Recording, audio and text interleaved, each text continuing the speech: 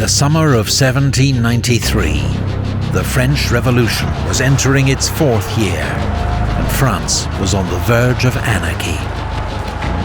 In Paris, political extremists had seized control of the revolution.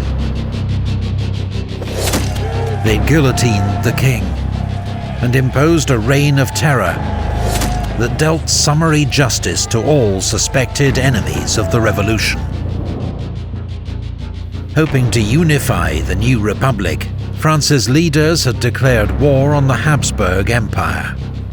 But the conflict quickly widened, and soon France was facing the combined might of Europe's leading powers, determined to stamp out her dangerous political experiment.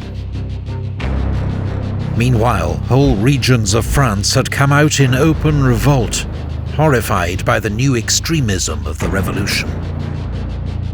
In August, the Republic suffered a further, potentially fatal blow, when the city of Toulon joined the revolt. Toulon was France's largest and most important naval base in the south, home to a third of the entire French Navy. But now, rebels welcomed their old enemy, the British Royal Navy, into the port, led by Admiral Lord Hood, aboard HMS Victory. It was an extraordinary coup. Without a shot being fired, the Allies had crippled French naval power in the Mediterranean and gained a vital toehold on the French coast. All French forces in the area were immediately diverted to face this new threat and lay siege to the rebel port. 19,000 troops in all. But since most French officers had been aristocrats who were now fleeing the revolution in large numbers, they were seriously short of professional leadership. Their commander, General Jean-François Carteau, was a loyal Republican, but a court painter by trade with no military training. To make matters worse, one of his few professional officers, his artillery commander, Colonel Dommartin, had been badly wounded on the approach to Toulon. Antoine Salicetti, a Corsican deputy of the National Convention in Paris, recommended as his replacement a fellow countryman, a 24-year-old artillery officer who was passing Toulon en route to the front, named Napoleone Buonaparte, or Bonaparte. Bonaparte was a professional soldier, but he'd seen almost no active service. Nevertheless, Salicetti was impressed by his manner, and most of all, his politics. Bonaparte had just written a political pamphlet, a short story about a young artillery officer who berates his fellow diners for their disloyalty to the Republic. General Carteau thought it wise to accept Deputy Salicetti's recommendation.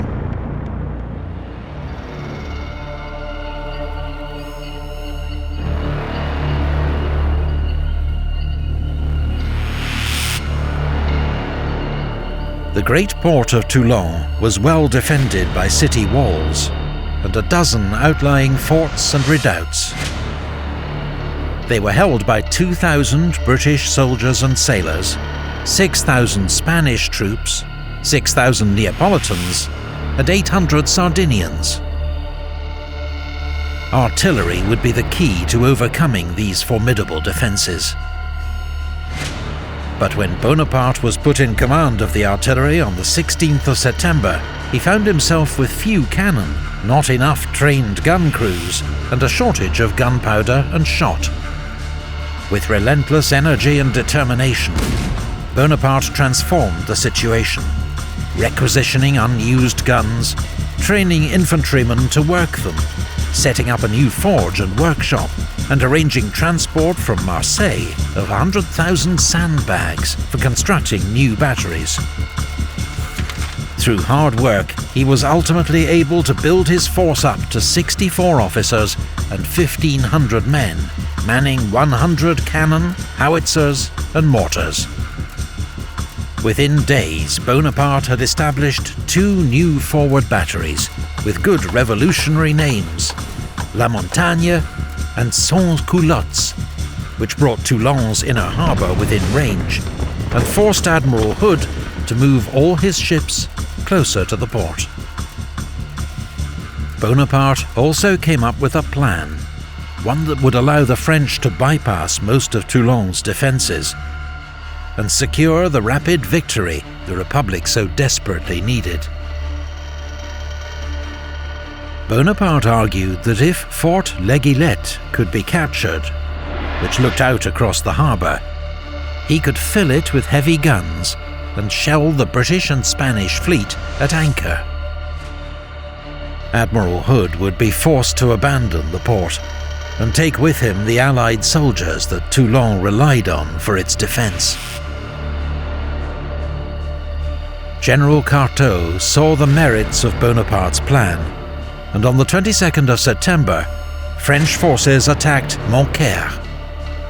But to Bonaparte's exasperation, while he'd argued for an attack by 3,000 men, the indecisive Cartaux committed only 400. Not only was the attack easily repulsed, but it alerted the Allies to the danger. Within 48 hours they'd reinforced Montcaire with thousands more troops, and built a new fort named Fort Mulgrave, bristling with 20 cannon. The position was now so strong, the French nicknamed it Little Gibraltar.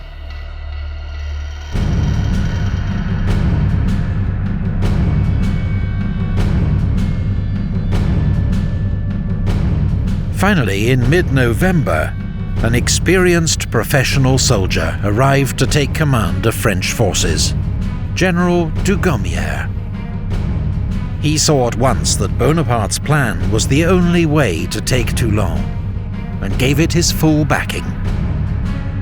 Bonaparte, promoted to major, got to work, overseeing construction of several more batteries in preparation for the decisive assault. One forward battery was so exposed to enemy fire that men refused to be sent there.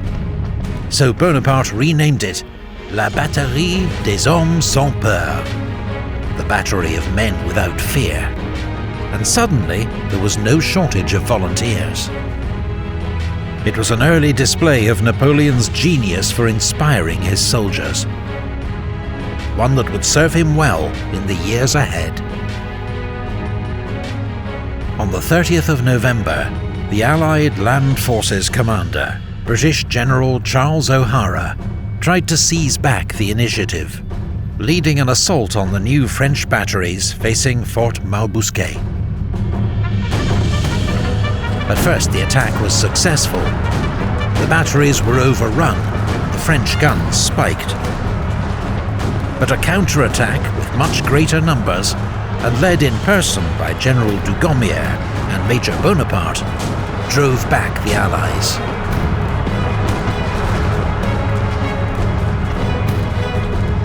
General O'Hara himself was shot through the hand and captured. 12 years before, he'd surrendered to George Washington at Yorktown during the American War of Independence. Now he got to surrender to Napoleon Bonaparte.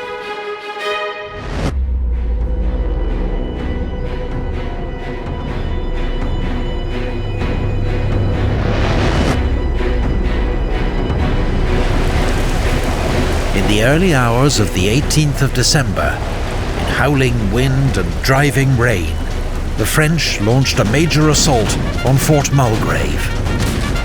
The wet conditions made muskets useless except as clubs or with bayonets. Bonaparte led the second wave in person. Amid fierce hand-to-hand fighting, his horse was killed under him, and he was bayoneted in the thigh by a British sergeant, a wound that came within inches of ending his life and radically changing the course of history. Finally, the Allied garrison was overwhelmed, and Mulgrave fell to the French. Fort L'Aiguillette and Tour de la Balaquière were soon also in French hands. By the following afternoon, the French had 10 heavy guns in Les Guillettes, placing the Allied ships within range. Admiral Hood could not expose his valuable ships of the line to such a threat. He had no option but to order an immediate evacuation of the fleet and garrison from Toulon. Small Spanish and British teams raced to destroy all the French ships and naval stores that they couldn't take with them. But amid the chaos of their departure, 18 ships of the line were allowed to fall back into French hands. A badly missed opportunity. Many French citizens of Toulon were desperate to escape aboard the Allied ships, knowing that the Republicans would inflict terrible reprisals on the city. British and Spanish ships took as many as they could, about 14,000 in all, but scores were drowned amid chaotic and desperate scenes. Others were left to face the wrath of the revolution. Republican troops entered the city the next morning, and executions and firing squads began almost immediately. For the next 2 weeks, about 200 were executed every day. Allied propaganda later blamed Bonaparte for the atrocities, but there's no evidence he was directly involved.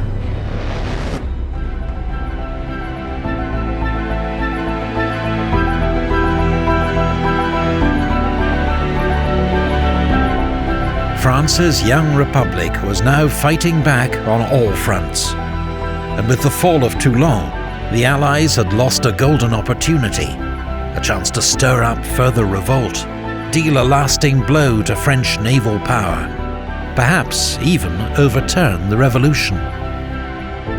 But instead, the French Republic had weathered one of its greatest storms, in no small part thanks to the remarkable judgment, energy and courage of one 24-year-old artillery officer, now promoted Brigadier General in recognition of his extraordinary service at Toulon. Napoleon Bonaparte had taken his first step on the path to greatness.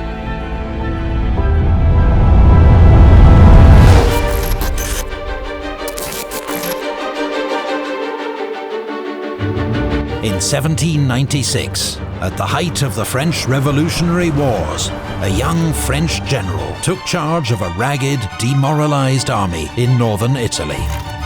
It was his first command. Many expected him to fail. Instead, in just 1 month, he won his first brilliant campaign. With astonishing self-confidence, boldness and energy, he led his army to victory after victory, transforming the war in Europe, winning praise from a grateful republic, and forging a legend. This is the story of Napoleon Bonaparte's first campaign, and the dawn of a new age.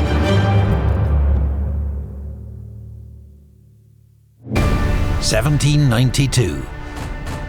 Europe is plunged into conflict by revolution in France. At first, it seems this infant republic will be quickly snuffed out by her neighbours. Incredibly, France clings on, thanks to mass mobilization, patriotic fervour, and her traditional military power. In 1795, France occupies the Low Countries, while Prussia and Spain withdraw from the war. But the French Republic still faces a powerful coalition of enemies, which includes the Austrian Empire and kingdoms of Piedmont, Sardinia, Naples, and Great Britain, as well as a counter-revolutionary revolt in the Vendée region of western France. In Paris, the most extreme revolutionaries had been toppled, sent to the guillotine, as they had sent so many before them. France is now governed by the Directory, a more moderate 5-man committee, which quickly wins a reputation for corruption and inefficiency. Nevertheless, in 1796, they plan a major military offensive to knock their most dangerous adversary, Austria, out of the war. The two main efforts will be made along the Rhine by powerful armies under General Jourdan and General Moreau. A third effort, of which much less is expected, will be made in northern Italy. The French Army of Italy is a poor cousin, starved of money and supplies, stripped of troops to reinforce French forces on the Rhine. But its fortunes are about to change. On the 2nd of March 1796, the Directory appoint a new commander to lead the army, one of France's youngest generals, Napoleon Bonaparte.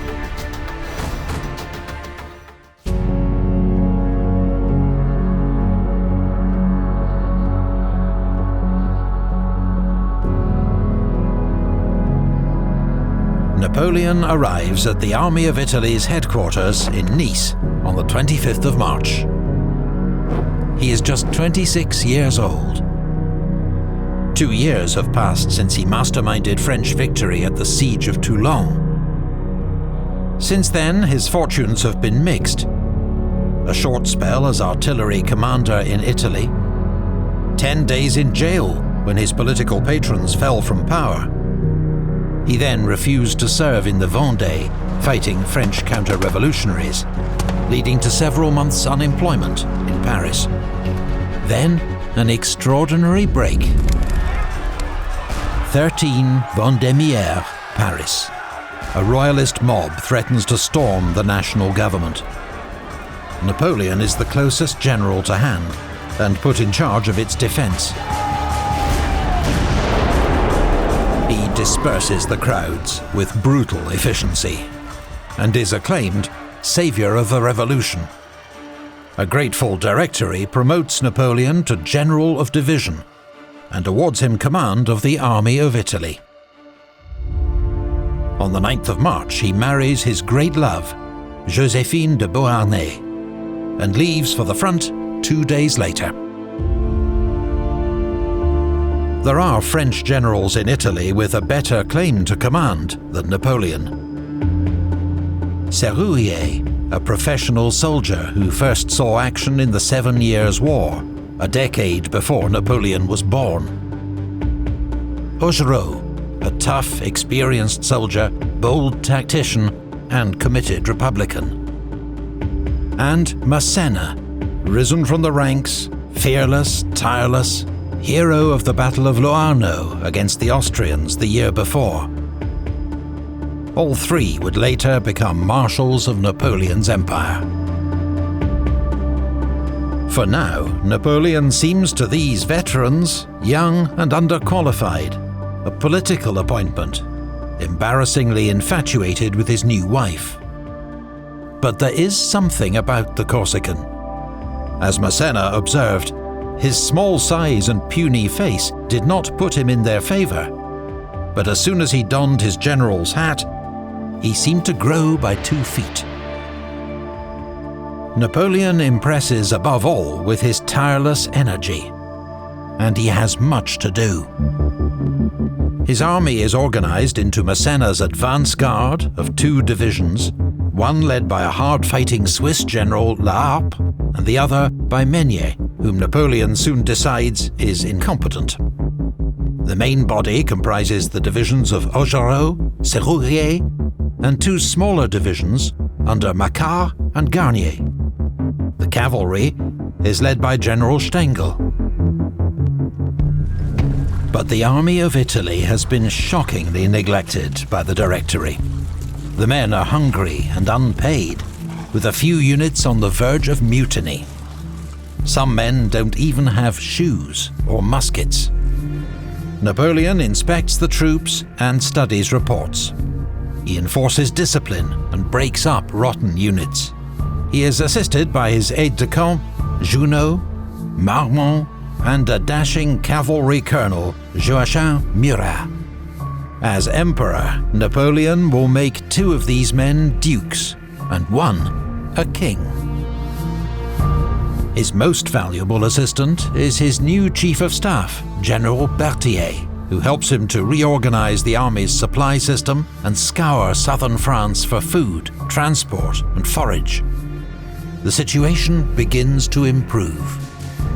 But Napoleon knows what will really rejuvenate his ragged divisions: victory in battle and the promise of plunder.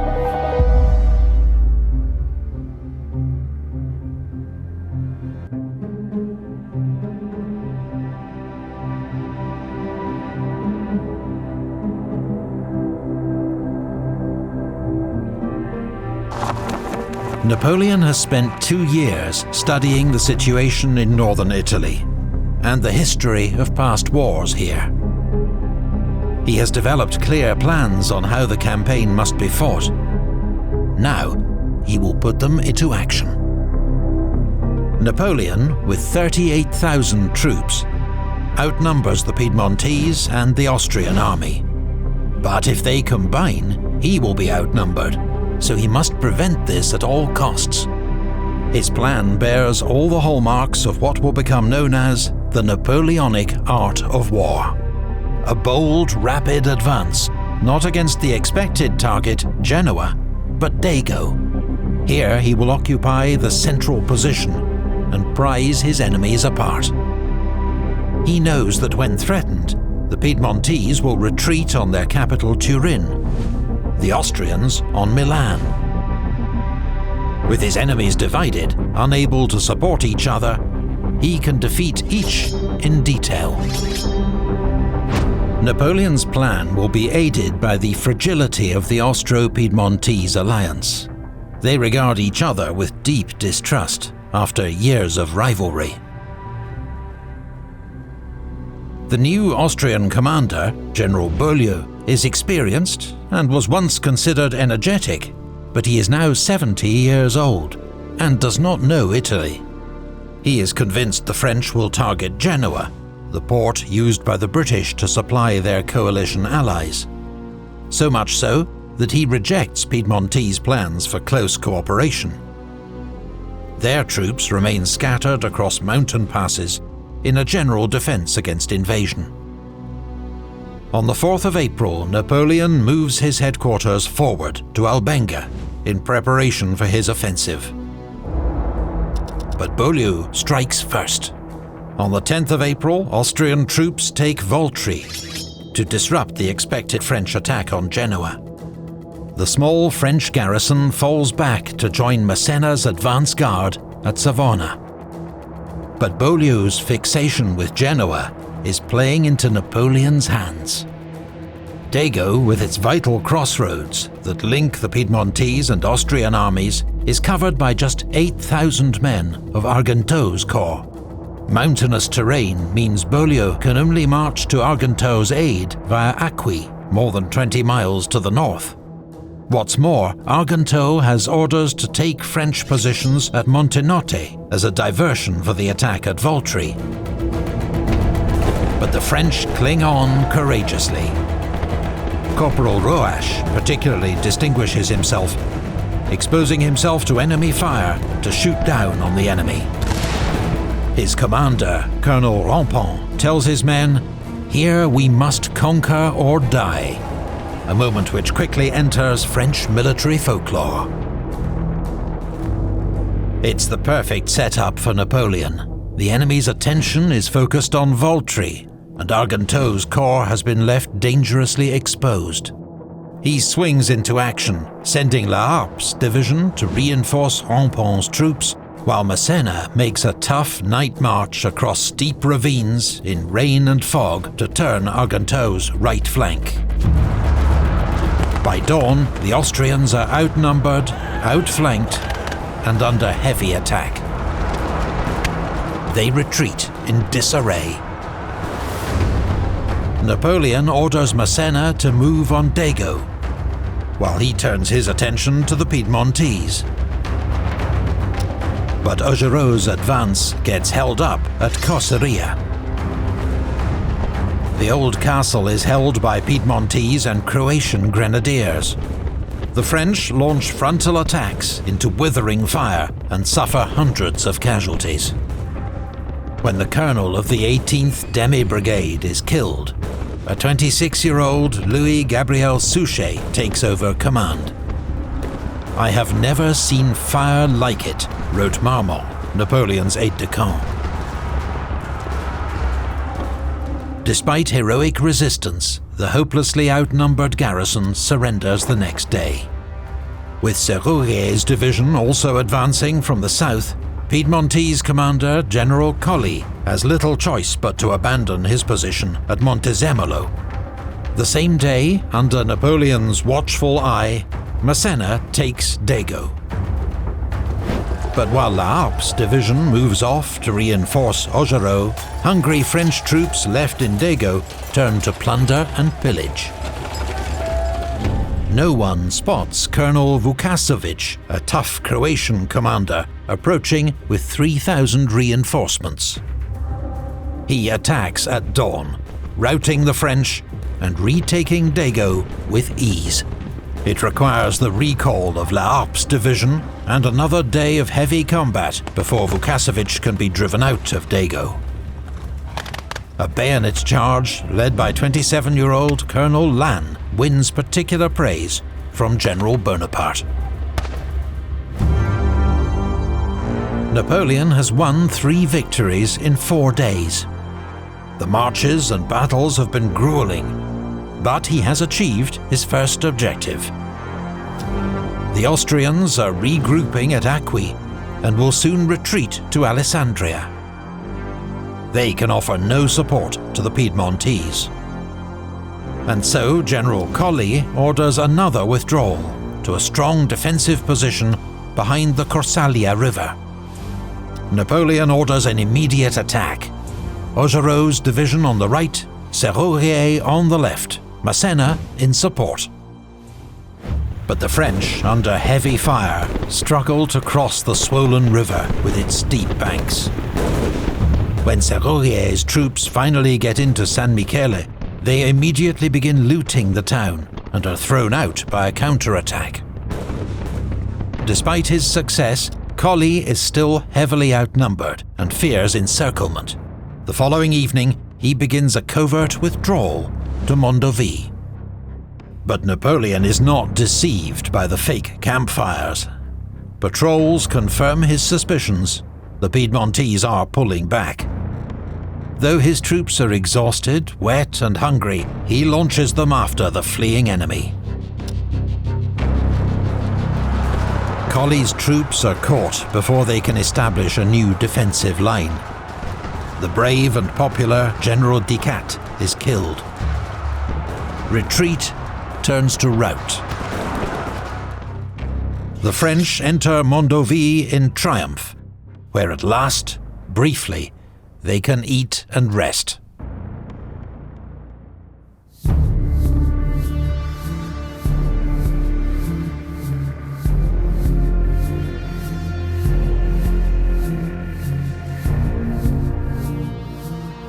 General Colli, his defeated troops scattered and demoralized, requests an armistice. Napoleon declines, as his troops descend from the mountains into the fertile plain of Piedmont. Destitute and starved, French soldiers now plunder the Italian countryside freely. Brigadier General Joubert is among those frustrated by the men's conduct. Everything would go very well if the soldiers did not abandon themselves to pillage. Not a day passes without some looters being shot. Despite this severity, the mania doesn't stop. The rural folk are arming themselves. Napoleon condemns such behavior, but his orders have limited impact, especially as everyone knows Generals Massena and Augereau to be 2 of the greatest offenders. On the 25th of April, French troops enter Carrasco, just 30 miles south of the Piedmontese capital, Turin. Meanwhile, General Beaulieu is at long last marching to Piedmont's aid. But he is a week late, and when he learns that Piedmont has opened negotiations with the enemy, he withdraws his troops in disgust, planning to take up new positions along the Po River. Austrian troops join in the plunder of Piedmontese villages as they go. Victor Amadeus III, King of Piedmont Sardinia, sees no option but to accept Bonaparte's terms for an armistice. Piedmont must give up the strategic fortresses at Cuneo and either Alessandria or Tortona, leaving the country virtually defenseless. The final peace treaty, signed 3 weeks later in Paris, cedes Nice and Savoie to France, and grants free passage to French armies. Napoleon has ended the 4-year war with Piedmont in less than 3 weeks.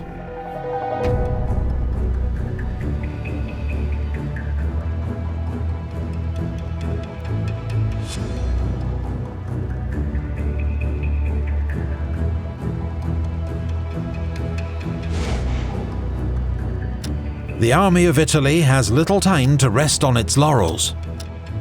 4 days later, having received 7,000 reinforcements and fresh supplies, it's on the move again.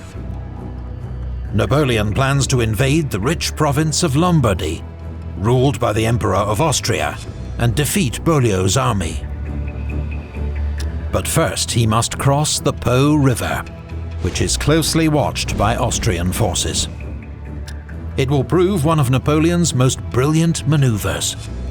Massena is ordered to make conspicuous preparations to cross the river near Sale, assembling boats and building gun batteries. Meanwhile, Napoleon has formed a new elite brigade, 5,000 grenadiers, carabiniers and chasseurs to act as the army's advance guard under the command of General d'Allemagne. This force is ordered to march rapidly east to Piacenza and cover 40 miles in just 36 hours.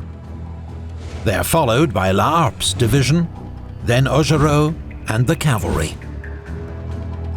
Beaulieu receives reports that French troops are moving east and begins to redeploy his forces, while remaining conscious that there are still French troops that might cross the Po as far west as Valença. This uncertainty makes it impossible for him to concentrate his forces.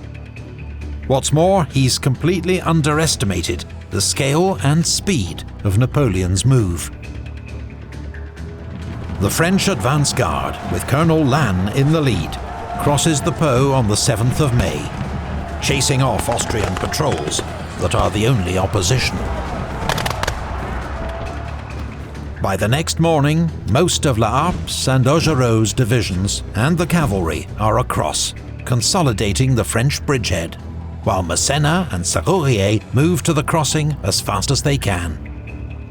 Men of General Liptay's division are the closest Austrian troops. They take up defensive positions at Fombio, but are overwhelmed by the French attack. That evening, Beaulieu's advance guard arrives, expecting to reinforce Liptay. Instead, they blunder into La Harpe's division. In confused night fighting, General La Harpe is shot dead, possibly by friendly fire.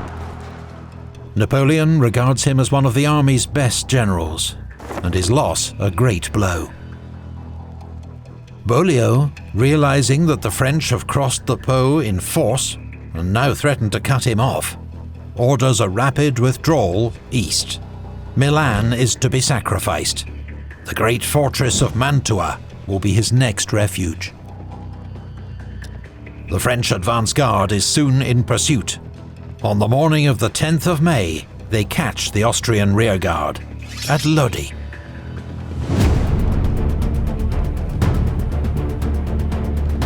French troops chase the Austrians across town and over the town's 200-yard bridge over the River Adda.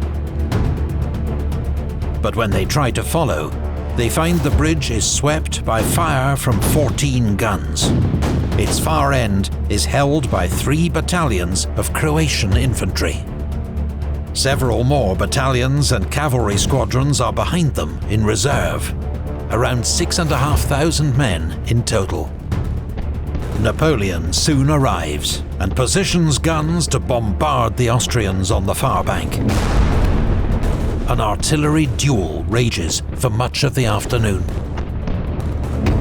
Napoleon sends Beaumont's cavalry brigade upstream to look for a ford so they can cross the river and flank the Austrian defences. But he grows impatient. Massena's division has begun to arrive from the south, bringing his strength up to 15,000 men and 30 guns. Napoleon makes a speech to the infantry, taunting them, daring them to take the bridge, then orders them forward. To cries of "Vive la République!" the hardened 2nd Carabiniers Battalion leads the charge. They come under torrential fire from the Austrian guns. But urged on by Napoleon, Berthier, Massena, Lannes and others, French infantry surge across, under and around the bridge. Faced with this irresistible onslaught, the Austrian front line crumbles. And with French cavalry across the river to the north, the rest of the Austrian rearguard begins an orderly withdrawal.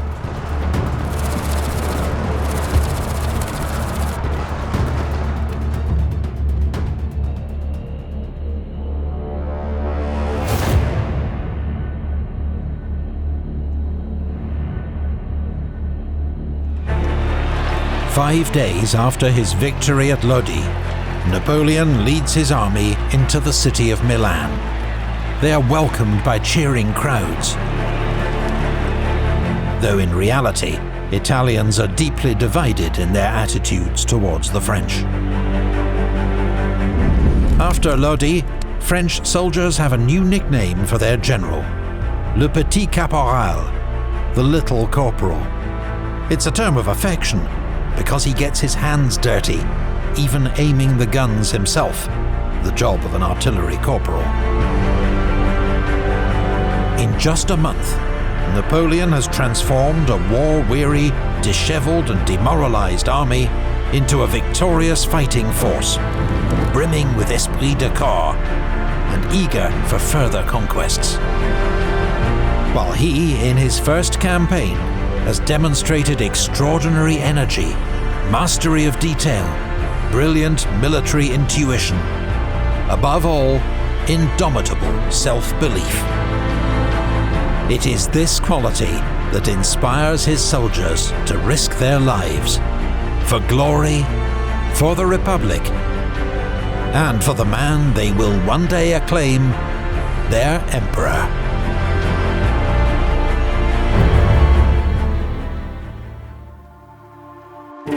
May 1796. The French Revolutionary Wars have entered their 5th year. And on what most consider to be a secondary front, there has been a stunning development. A 26-year-old general of the French Republic, Napoleon Bonaparte, has waged a lightning campaign across northern Italy, defeating the Kingdom of Piedmont-Sardinia and driving the Austrians across Lombardy. 2,000 Austrian troops remain holed up in Milan's citadel, but they cannot prevent his triumphal entry into the city on the 15th of May. Now the French general holds court at the Palazzo Serbelloni, issuing decrees on behalf of the Directory in Paris, while his troops enjoy several days' rest.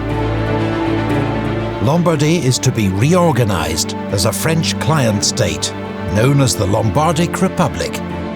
Political and economic reforms sweep away the old Austrian state, to the delight of Italian intellectuals in cities like Milan. But the French also demand 20 million francs to help pay for the war, while their troops requisition vast quantities of food, horses, cattle, and boots. Most inflammatory are their attacks on the property and dignity of the Catholic Church, which enrage Italian priests and peasants, and are a gift to anti-French propagandists. On the 23rd of May, as Napoleon's troops set off in pursuit of the Austrians, revolt breaks out in Pavia. The next day there are riots in Milan. Napoleon races back to the city, where order is soon restored.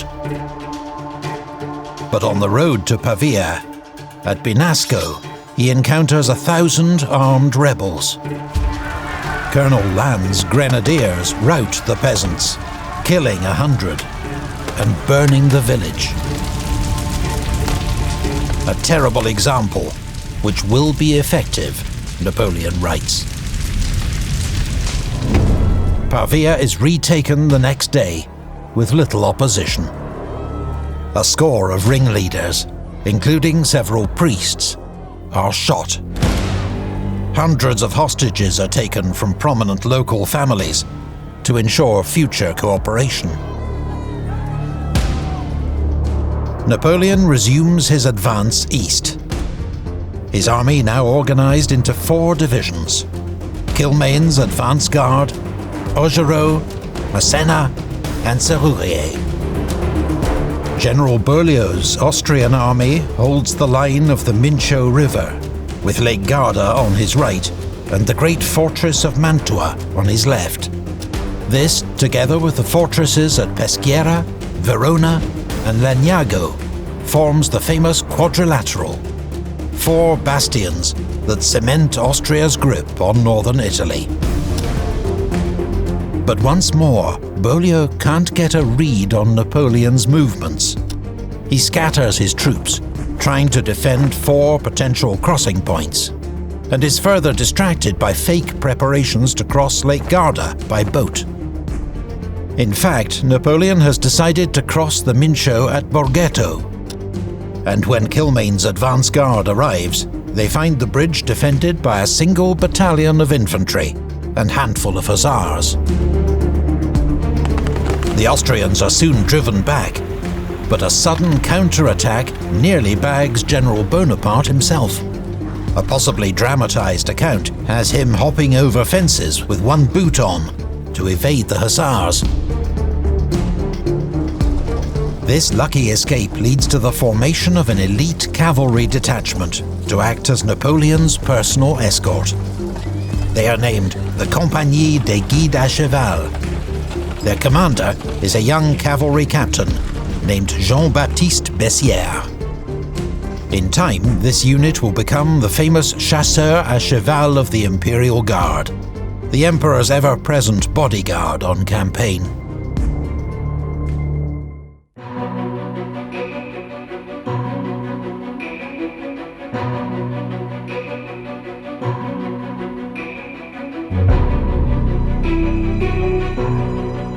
Taken by surprise by the crossing at Borghetto, Beaulieu begins a withdrawal to a new defensive line in the Adige Valley.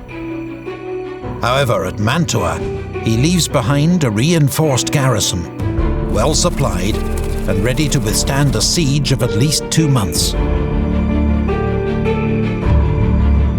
Napoleon cannot bypass Mantua, its garrison is too powerful. But the fortress city will be a tough nut to crack. Its old walls surrounded on 3 sides by a lake and on the other by malarial marshland. The most unhealthy place in Italy, Napoleon tells the Directory. His biggest problem is his lack of heavy siege artillery. Most of these guns are in Milan, bombarding the Austrians, still holed up in the citadel. More guns were supposed to arrive by sea, but have been intercepted by British warships, commanded by a certain Commodore Horatio Nelson. Since April, Napoleon has launched 3 successful offensives, marched more than 200 miles, and won 10 battles. But finally, outside the walls of Mantua, he is brought to a halt. And the demands on his limited force are growing. He must maintain the siege of Mantua, even though its guns outnumber his own and no direct assault can be made. He must protect his lines of communication back to France and guard against further revolt in Lombardy. And he must be ready to face the Austrians, who are receiving reinforcements from Germany and will soon counterattack.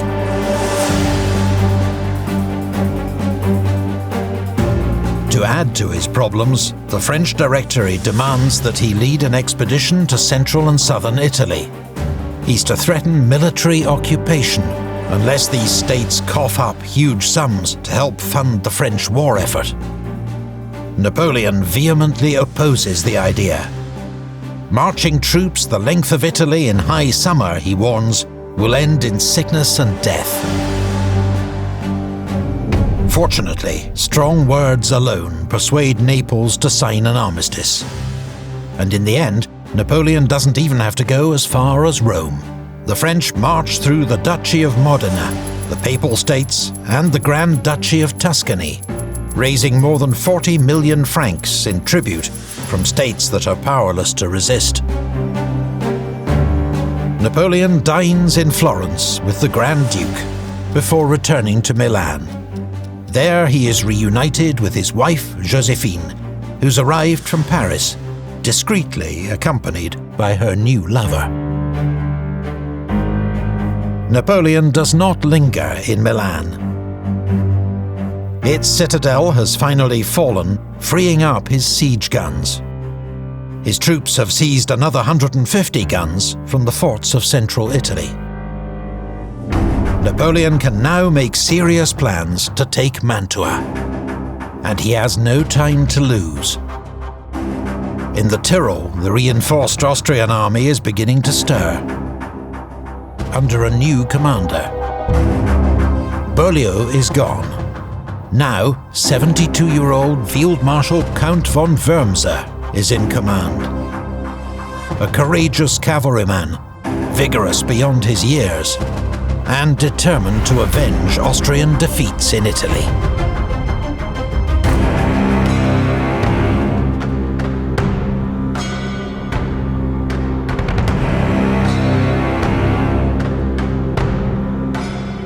Since crossing the Mincio, Napoleon has reorganized and redeployed his forces. General Massena's division is near Rivoli, watching the road to the Tyrol. Two of his brigades, under General Sorre, are at Salo, watching the western side of Lake Garda. General Despinois' division is in support at Peschiera. General Augereau's division is around Legnago, watching the eastern approaches, while Kilmain's cavalry mounts patrols. General Serrurier's division carries out the siege of Mantua itself.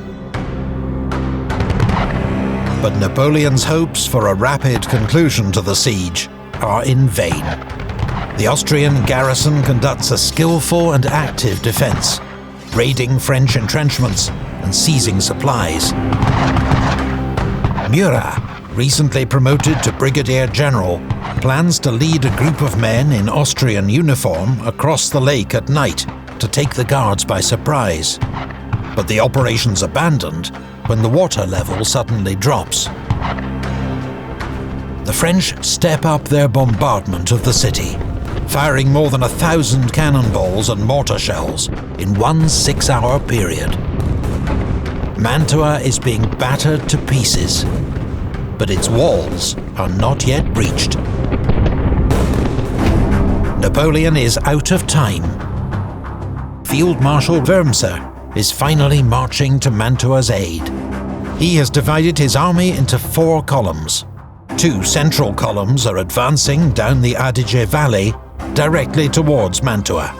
Another column to the east is making a wide flanking march, while a 4th column, under General Kozdanovic, advances down the western shore of Lake Garda, planning to seize Brescia and cut Napoleon's line of retreat. Massena comes under heavy attack and, severely outnumbered, abandons Rivoli and begins a fighting retreat. As soon as the news reaches Napoleon, he races to Castelnuovo, ordering Augereau, Despinois, and Kilmain to join him as fast as possible. But suddenly, it is Kostanovic's column that's emerging as the greatest threat. General Sorre's troops at Salo are heavily outnumbered. They put up a stiff resistance, but are forced to withdraw. The next day, Austrian troops surprise the French at Brescia. They take the town, as well as an army hospital containing 2,000 French sick and wounded. Even Napoleon's wife, Joséphine, en route to Brescia, is nearly captured in the chaos. Wurmser has wrong-footed Napoleon. Already outnumbered, he's lost 5,000 casualties. His left flank is in tatters, and there's a real possibility he may be encircled. It's the greatest crisis he has faced as an army commander, and will force him to make an agonizing decision.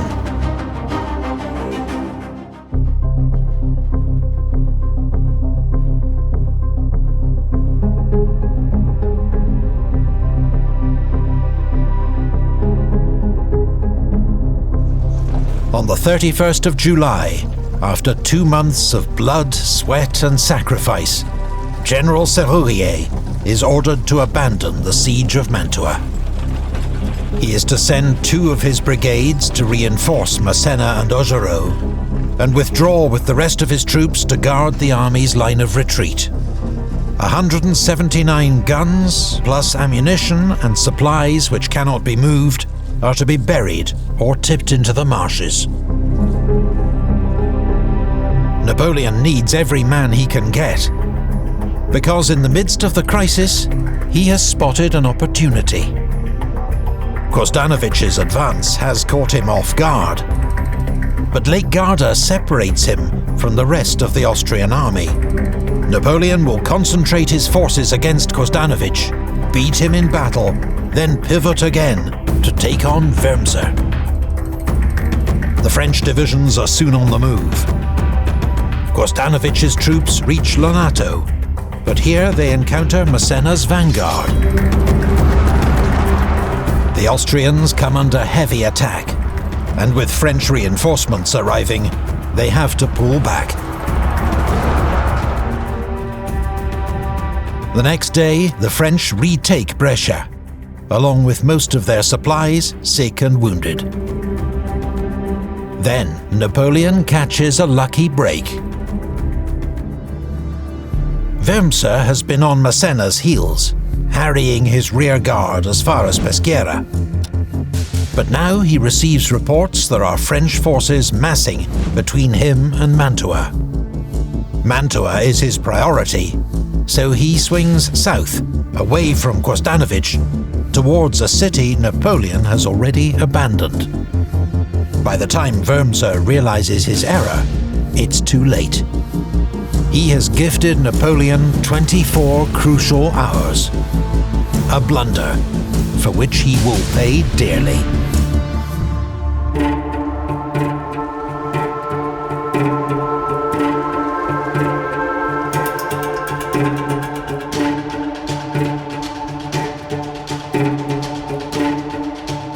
The 3rd of August sees confused fighting west of Lake Garda. One French brigade slips through the wooded ravines unnoticed, straight into Salo, causing havoc behind the Austrian lines. But the Austrians repel 3 attacks on Gavardo, and all seems to be going well, until their own advance meets Massena's division at Lonato. Massena's counterattack is led by the 32nd Demi Brigade, which is becoming known as one of the Army of Italy's most feared units. "Bayonets only," Napoleon calls out, "and you, 32nd, maintain your glorious reputation." The lead Austrian brigade is routed. Colonel Junot, though wounded 6 times, accepts their commander's surrender. Kozdanovich's force has been mauled. Fearing for the rest of his command, and with no word from Wurmser, he decides he must march back around Lake Garda to rejoin the army. The same day, 15 miles to the south, General Augereau's division fights an aggressive rearguard action near Castiglione, keeping Wurmser at bay while Napoleon deals with Kozdanovich. Augereau begins with a bold attack on General Liptay's vanguard, driving it back to high ground near Solferino. But here, Lipthay receives steady reinforcements as the rest of the Austrian army begins to arrive. Augereau keeps up the pressure, preventing an Austrian advance. And though there's a late scare when enemy cavalry sweep around his left flank, they are unsupported and soon pull back.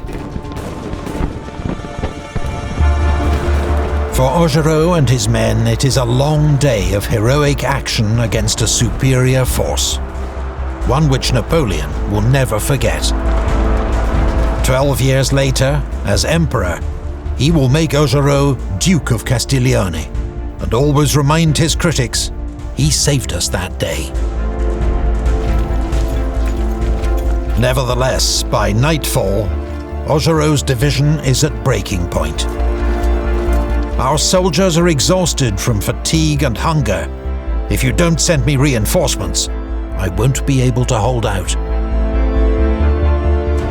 Next morning, French troops renew the attack on Kostanovic, and quickly discover he's beating a hasty retreat. A major disaster is narrowly avoided when 3 lost Austrian battalions stumble into Napoleon's headquarters at Lonato. They call on the general to surrender. Napoleon responds by loudly ordering his grenadiers and artillery into position, then demands that the Austrians surrender to him or be put to the sword. It's a bold bluff. Few of his troops are anywhere near. But the Austrians meekly lay down their arms. As Napoleon swings his army round to take on Wurmser, the Austrian must decide whether to stand his ground or fall back to a stronger line behind the Mincio River. He chooses to stay put. By engaging Napoleon, he hopes to buy time for Kostanovic to regroup and resume his advance, and for Mantua to be resupplied. His reasoning is sound, but his intelligence is out of date, and he's underestimated the speed at which Napoleon's forces will move.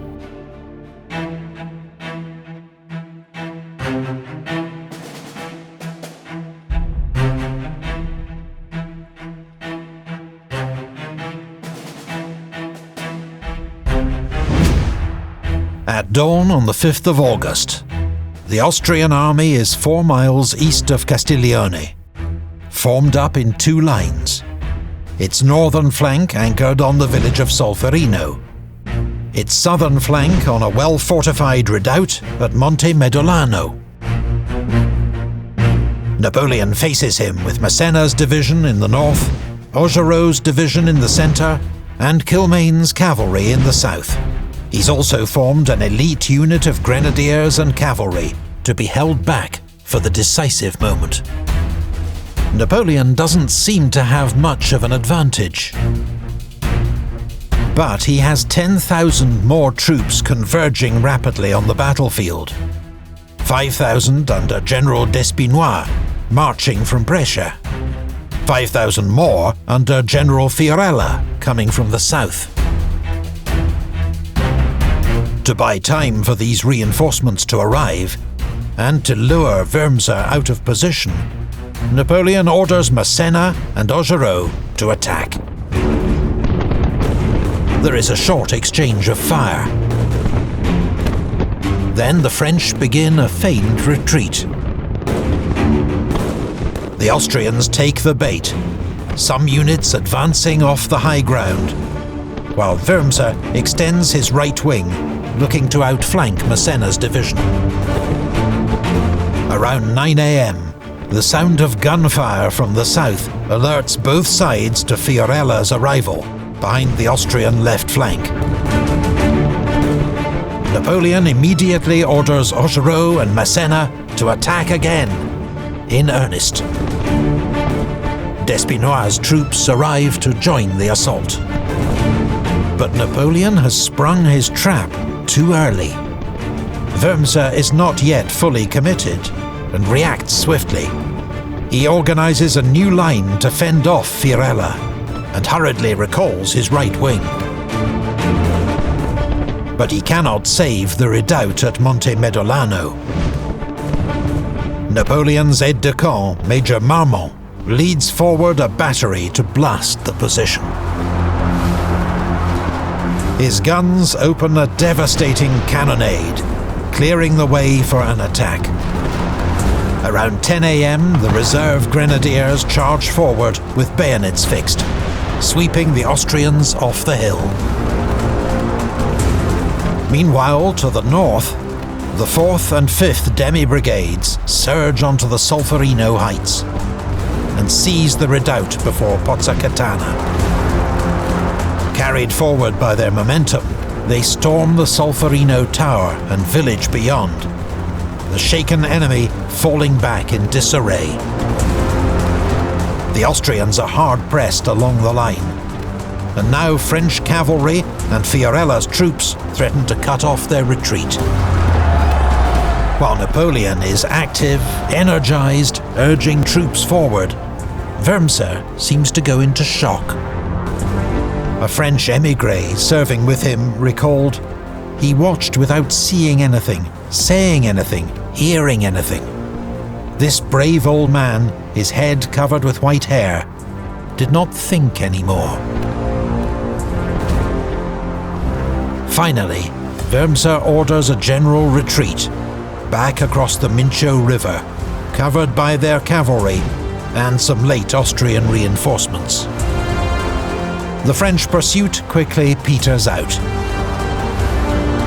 After a week of forced marches in stifling heat, with little to eat or drink, Napoleon's men are close to collapse. But their general is content with what they have achieved.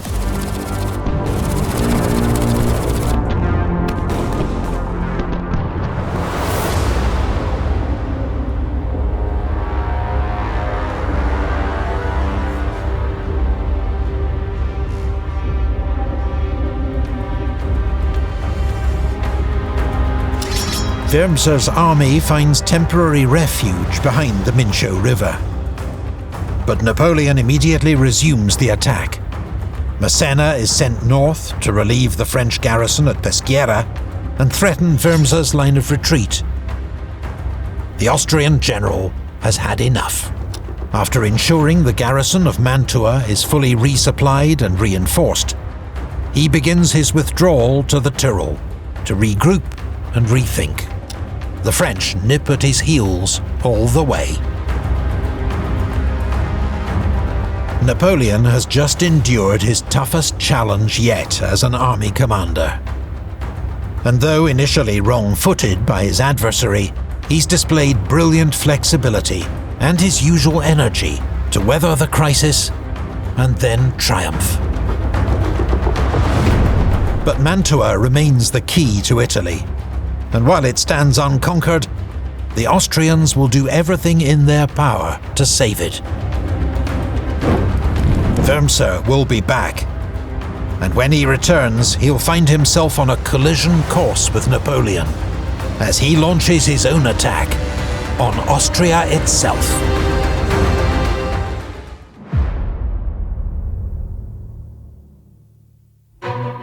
August 1796.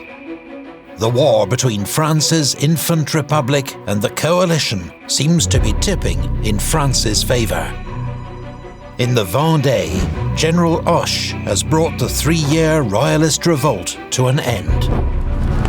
This appalling civil war has cost an estimated 165,000 lives and is the bloodiest chapter of the French Revolution. Bourbon Spain allies with France. They will combine forces against their common enemy, Great Britain. In Germany, the armies of General Jourdan and General Moreau have crossed the Rhine and are advancing on Vienna. While in Italy, Napoleon's stunning victory at Castiglione has sent the Austrians scurrying back to the Tyrol. Napoleon can now resume his siege of Mantua, the key to Italy. But he'll have to start over. The Austrians have used the interlude to drag away his heavy guns and demolish his siege works. In summer, the pestilential marshes that surround the city are lethal. The Austrian garrison has been decimated by disease, mostly malaria. General Serrurier, commanding the French siege, also contracts the disease. He returns to France to recover and is replaced by General Sauge. Sickness and a shortage of equipment once more plague the French army in Italy. Even the heroic General Massena asks to be replaced, citing ill health and exhaustion. Napoleon rejects his request. Despite these problems, the Directory in Paris orders Napoleon to attack as part of a grand strategic offensive against Austria. He is to break through to Innsbruck, join forces with Moreau's Army of the Rhine, then together invade Austria and force Emperor Francis to sue for peace. Napoleon faces an enemy of roughly equal size. So he plans to use speed and concentration of force to fall upon Austrian troops in the Adige Valley and clear the path northwards. His opponent, Austrian Field Marshal von Wurmser, is under immense pressure to relieve Mantua. His staff believe that recent fighting has left the French army shattered and incapable of offensive operations. So the Austrians plan to make their own advance. Rather than try to force his way past French troops in the Adige Valley, Wurmser will keep Davidovich in a defensive role, while he leads a wide outflanking march via the Brenta Valley and Bassano to reach Mantua from the east. There he will link up with its garrison. And when Napoleon comes south to face him, he will be caught between two Austrian armies.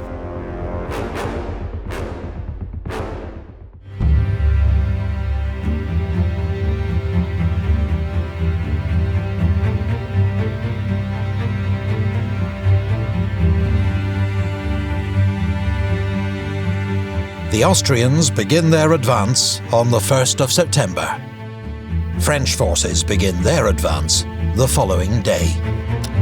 Massena pushes up the Adige Valley, with Augereau taking a tougher, mountainous route on his right. General Vaubois marches around Lake Garda to join them, with one brigade crossing by boat. The forward Austrian outposts are driven in, and by the 4th, 3 French divisions are converging on Davidovich's heavily outnumbered force, near Rovereto. General Victor leads the main attack straight up the road, driving back the enemy centre. Meanwhile, French light infantry swarm up the sides of the valley to outflank the enemy. It's a tactic the French will use again and again to force the Austrians out of strong positions in the narrow passes. The Austrians are driven up the valley towards Davidovich's main camp at Caliano. As Napoleon remarks, this position should have been impregnable. Sheer mountains either side of a valley floor that's just a few hundred yards wide. A small castle and wall add to the formidable natural defences. But its defence has been left to a single, shaken Austrian regiment, which is given no time to prepare. When the French hit them with speed and numbers, they give way. Massena's troops break through to the main Austrian camp, where soldiers, expecting a much longer respite, are preparing dinner. The arrival of the French sparks chaos and confusion. The Austrian escape route is immediately jammed with fleeing troops, wagons and guns.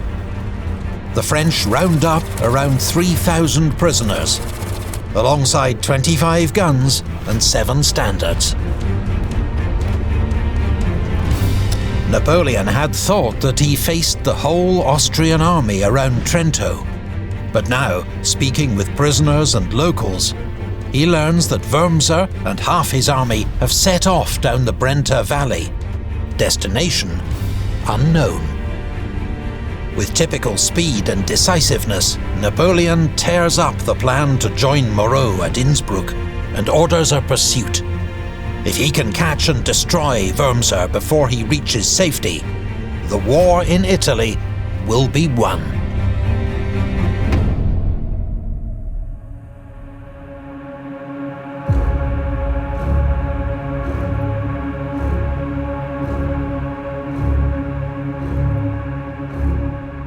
When Wurmser receives news of the fiasco at Caliano, his troops are already strung out along the Brenta Valley, with his vanguard approaching Vicenza.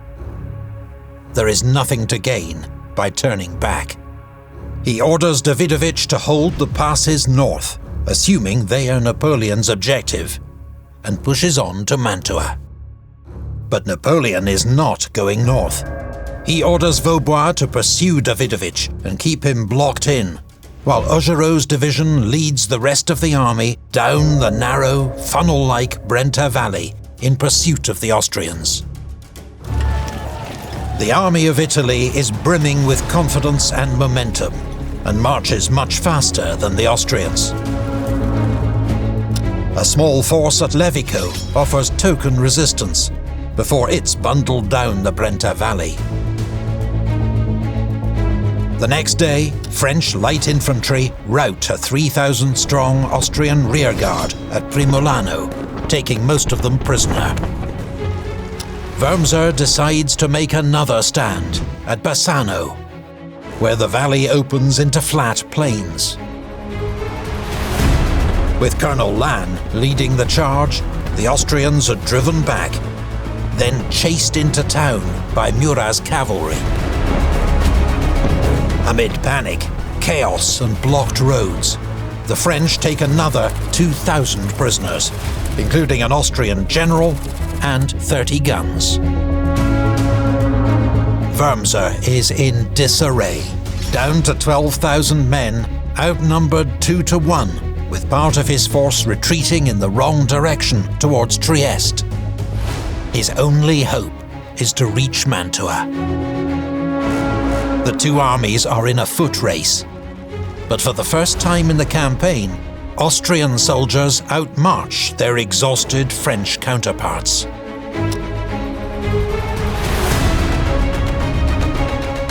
Wurmser leaves a small garrison at the fortress of Legnago to slow Augereau's pursuit. Forging ahead, Massena manages to block the Austrians' path at Cherea. But General Ott makes a determined attack and clears the road, taking 700 French prisoners and 7 guns. It is a rare defeat for Massena.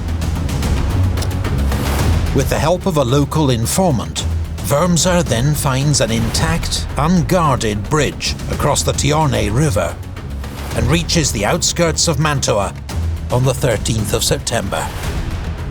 His army has been saved from destruction by the skin of its teeth.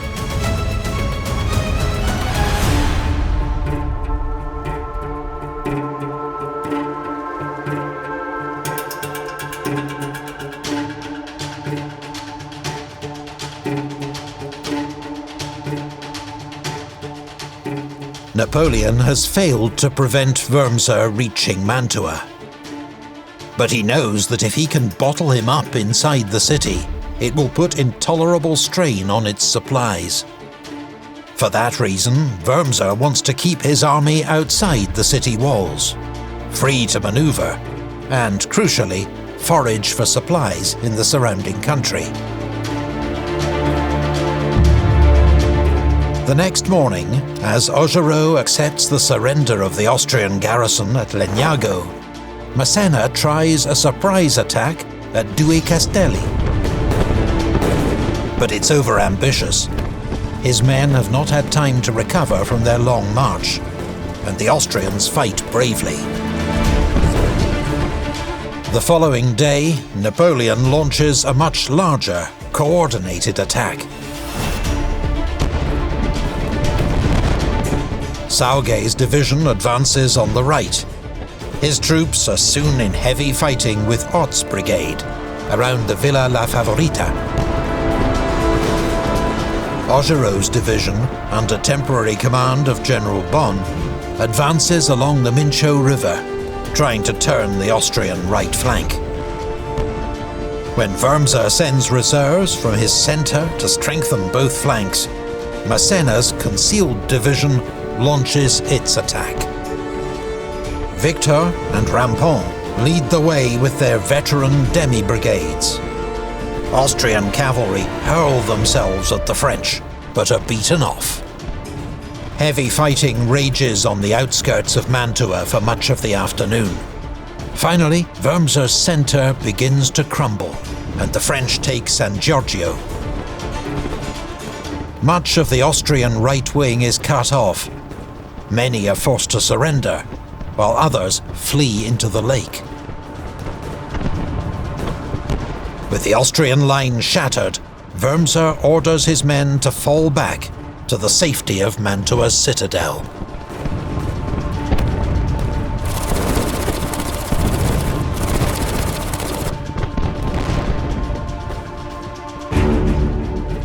The troops that were to have rescued Mantua are now trapped alongside its garrison. By early October, the French have cut off the city and resumed their siege. Conditions inside Mantua deteriorate rapidly. Disease, wounds and malnutrition kill on average nearly 100 Austrian soldiers every day for 6 weeks. Civilians are reduced to eating rats and horses. Napoleon, meanwhile, returns to Milan, sending his aide-de-camp, Major Marmont, to Paris to present 22 captured Austrian standards to the Directory. But elsewhere, the war has not been going so well for France. Archduke Charles, younger brother of the Emperor Francis, has defeated General Jourdan's army twice in 2 weeks. It and General Moreau's army of the Rhine are forced to retreat back to the frontier.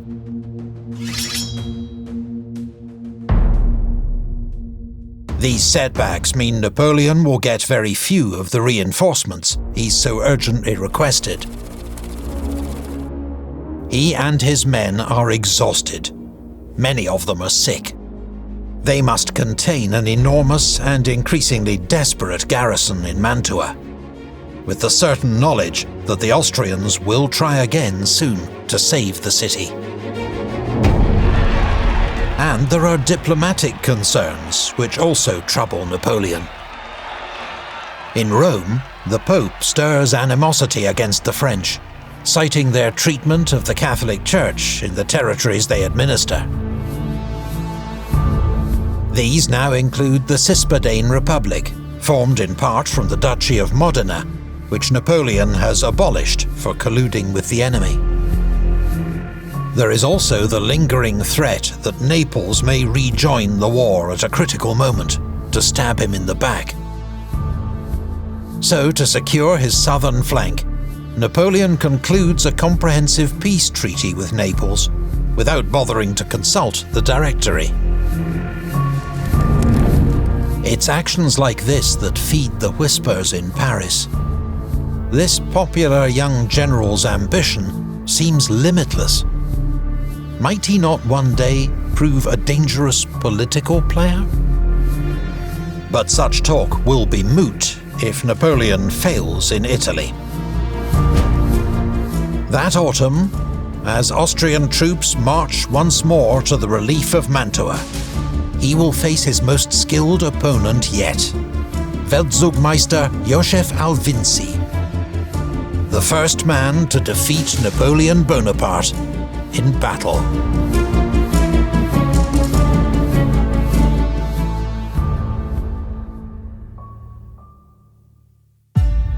October 1796. 6 months have passed since General Napoleon Bonaparte took command of the French army of Italy. In that time, he's led a series of brilliant operations against the Austrians and won a string of battles. Now he appears close to final victory.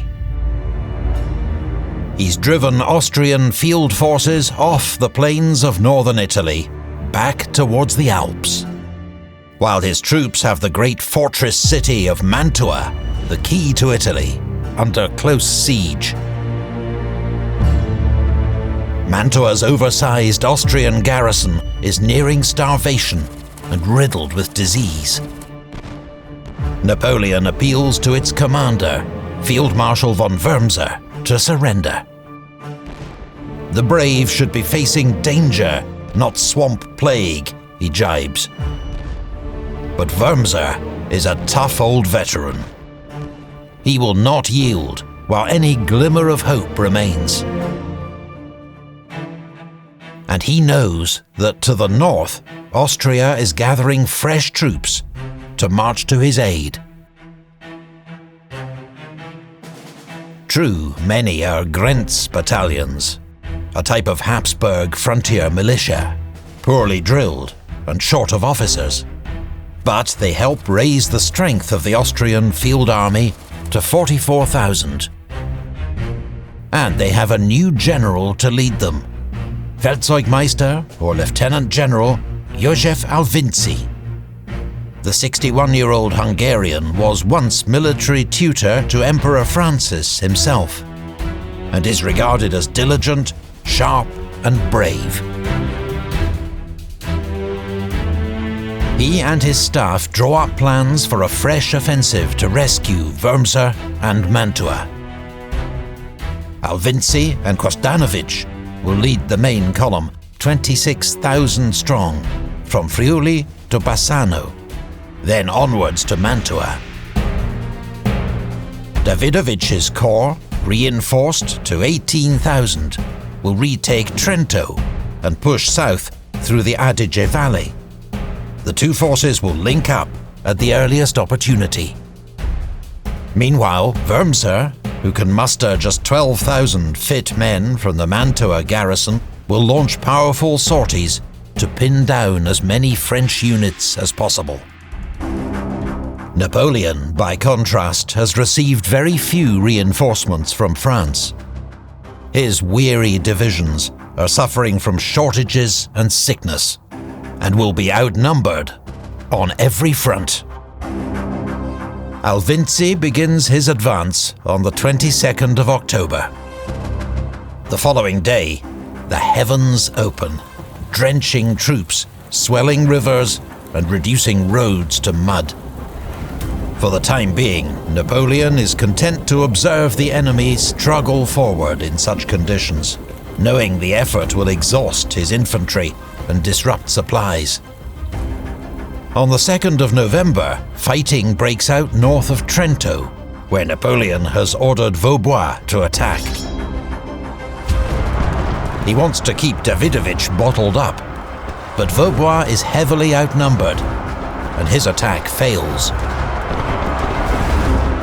Vaubois begins pulling back to Caliano, while Massena gives up Bassano and withdraws towards Vicenza. But now Alvincy's advance becomes strung out, slowed by the heavy rain and poor fitness of his recruits. And it is against Napoleon's nature to remain passive for so long. As the Austrians cross the Brenta, he orders Massena to attack General Liptay's division at Fontaniva, while Augereau attacks Hohenzollern at Bassano. The French launched dozens of separate assaults. But for all their poor march discipline, the Austrian recruits stand their ground and fight hard. With around 3,000 casualties on each side, the Second Battle of Bassano is the bloodiest day's fighting so far in the Italian campaign, and a failure for Napoleon. Hours later, he receives dire news from Vaubois. During heavy fighting at Caliano, some Croatian troops get behind the French line, triggering panic and a rout. Vaubois loses nearly half his division, killed, wounded or missing, before he can regroup at Rivoli. The French are falling back on all fronts, and unless Napoleon can conjure something remarkable, he seems destined to suffer a major strategic defeat.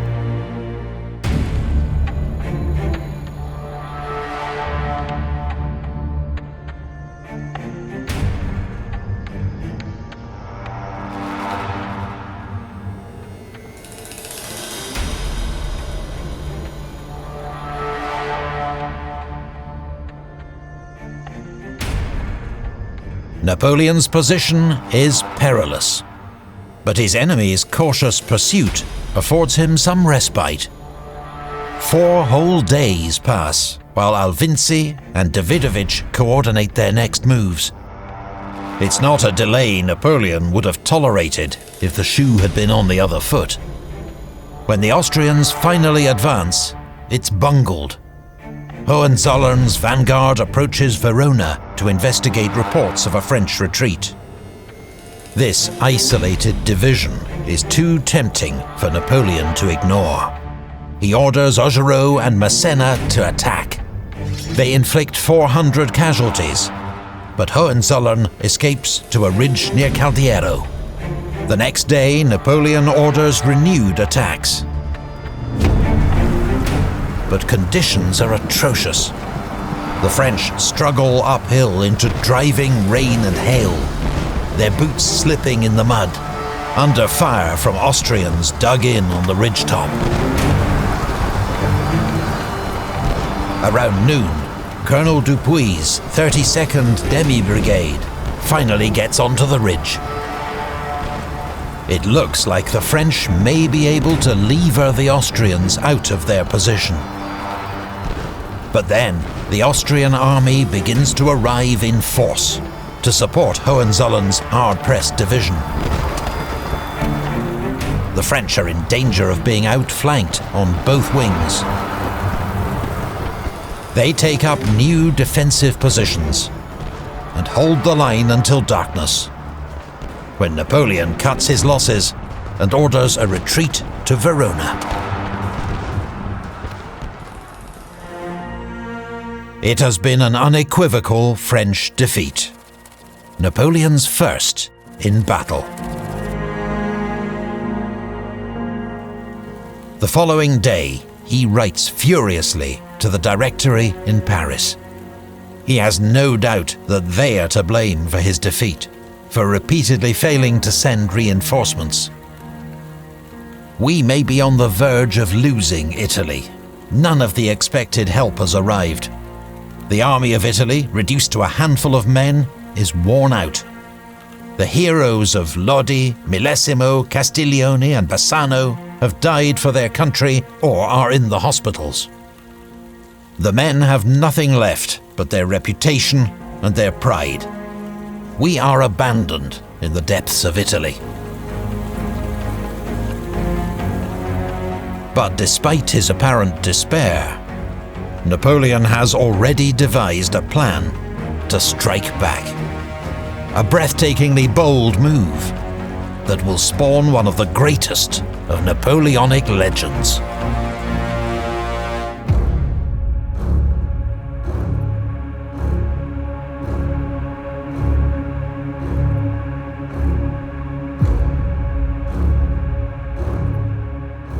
With the Austrians converging on Verona, Napoleon decides to risk everything on a daring surprise attack. Leaving Macquart to cover Verona, he will circle south with the rest of the army, cross the Adige River and swing north, threatening to cut Alvinci's lines of communication and capture his artillery, baggage and supplies. Such losses will force Alvinci to abandon his advance. Marching overnight, Augereau and Massena arrive undetected at Ronco. Augereau's men cross the Adige on a pontoon bridge and begin moving north. But with marshland on all sides, they have to stick to the narrow, raised causeway, just 20 yards wide. And when they reach Arcole, where they must cross the bridge to continue north, they find it held by 2 Croatian battalions. Horribly exposed on the causeway, and under heavy fire, the French troops take cover behind its reverse slope. Reinforcements are sent up, but they too are pinned down by the weight of fire from the far bank. Colonel Lannes had discharged himself from hospital that morning in order not to miss the battle. He now attempts to lead a charge, but is hit in the leg. The fiery Augereau refuses to accept defeat and orders another attack, but his men are exhausted and demoralized, with 3 generals wounded. The attack at Arcole has stalled. When Alvinzi hears gunfire from the south, he assumes the French are making a feint to divert him from his own planned attack on Verona. But then comes alarming news that the French have crossed the Adige in force and are behind his left flank. He sends 2 brigades to attack the French bridgehead and diverts Mitrovsky to reinforce Arcole. Massena's division, moving northwest to protect the flank of the advance, runs straight into the Austrians at Bionde. At first, the Austrians have the better of it. But a disastrous friendly fire incident triggers panic, and Massena drives the Austrians back up the causeway. Napoleon is increasingly concerned by the hold-up at Arcole. If they cannot break through, Alvinzi will have ample time to redeploy and prevent any advance. He now orders General Gueux to take 2 regiments, cross the Adige at Albaredo, and lead them up the eastern bank of the Alpone River to hit Arcole from the south. He himself rides to the bridge to try to get the attack moving. He finds hundreds of French troops sheltering behind the causeway, unwilling to face the Austrian fire. General Augereau grabs a standard and begins to advance. This highly romanticized depiction was painted 2 years later. "Grenadiers," he cries, "come and seek your color." In reality, none had the courage to follow him. Then, the commander of the Army of Italy himself draws his saber, picks up a standard, and runs forward. There is withering fire all around. Several men fall wounded. His aide-de-camp, Colonel Murat, is killed. Another aide-de-camp, a Polish officer named Sulkowski, recalls, "The soldiers saw him, and none of them imitated him. I was witness to this extraordinary cowardice, and I cannot conceive it." With the French infantry refusing to follow their officers, the assault on the bridge ends in abject failure. A well-timed Austrian counterattack drives them back down the causeway. In the rout, Napoleon's horse loses its footing. He tumbles into the swamp and has to be hauled out by his aides. That evening, General Gueux launches his attack on Arcole from the south. The defences are less formidable on this side, and his men fight their way into the village. Arcole, at last, has fallen. But that night, Gueux's men are ordered to pull back. Napoleon is preparing to retreat.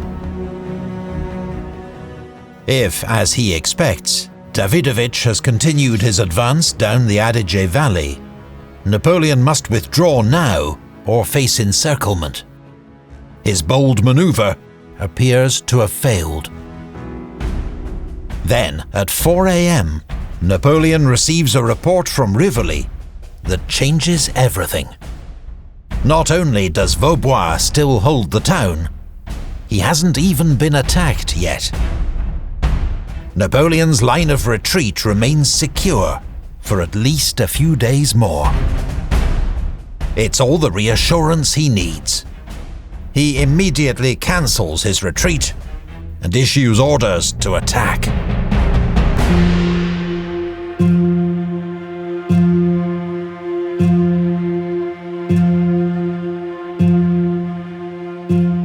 Napoleon has lost the element of surprise, and Alvinzi is now planning his own counterattack. Overnight, his troops edge forward. Provera to Belfiore di Porcile, Mitrovsky back into Arcole. Both armies are on the move before dawn. Massena sends skirmishers into the marshland. When the Austrians arrive, bunched up on the causeway, they make easy targets. After a sharp fight in which an Austrian general is killed, Massena's men are driving the enemy before them. Augereau, however, cannot get close to Arcole. The causeway is still swept by Austrian musket fire and canister from across the Alpone. Napoleon orders troops to cross downstream at Albaredo, but the Austrians now have 2 battalions guarding the crossing point. French attempts to float or swim across the river come to naught. Day 2 of the battle ends in stalemate. Many soldiers have to camp amid the marshes and get what food and rest they can. Napoleon will try once more to break through, but he is running out of time.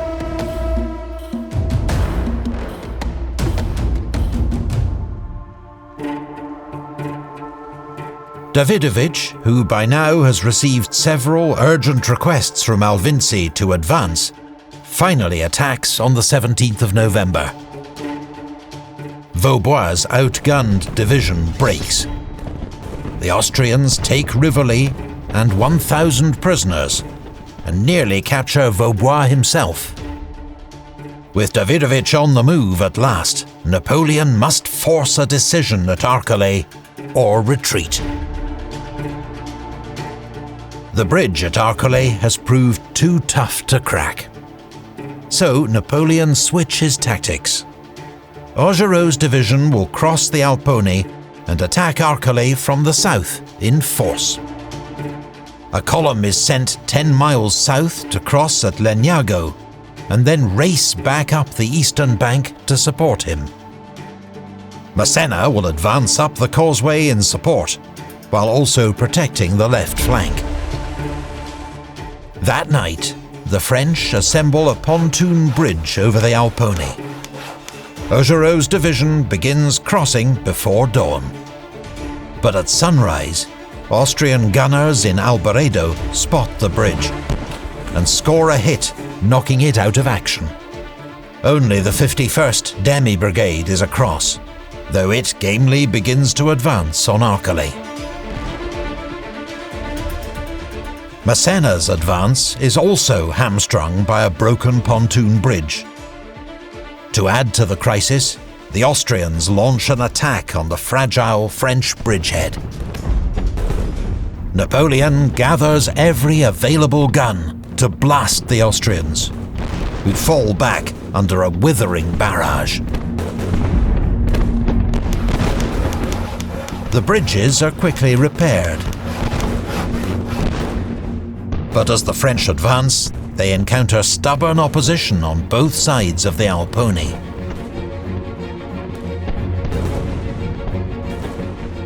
A bloody seesaw battle surges back and forth along the causeways.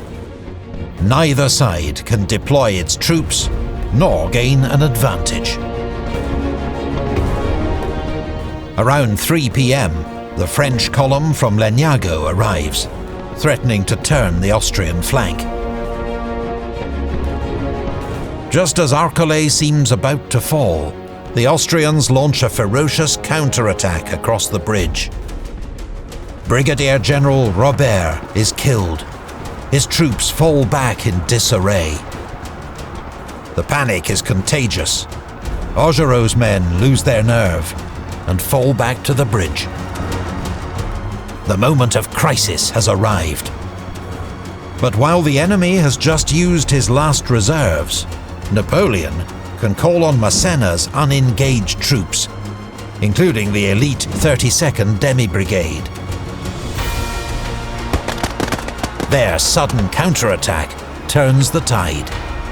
Massena's men sweep up the causeway, taking scores of prisoners, as Augereau's division resumes its advance. As they approach Arcole, Napoleon arranges a small ruse de guerre. 25 of his elite escort sweep in from the east, blowing bugles to feign a mass cavalry charge. In the evening light, it's enough to scare the remaining garrison into abandoning the village.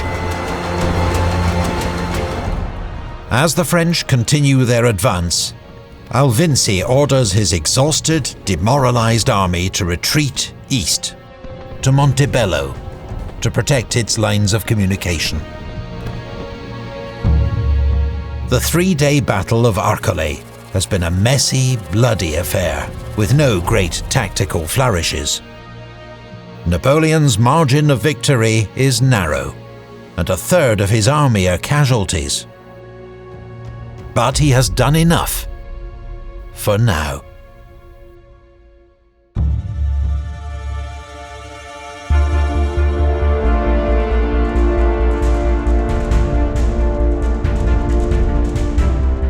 Alvinci may be withdrawing, but Davidovich remains a threat.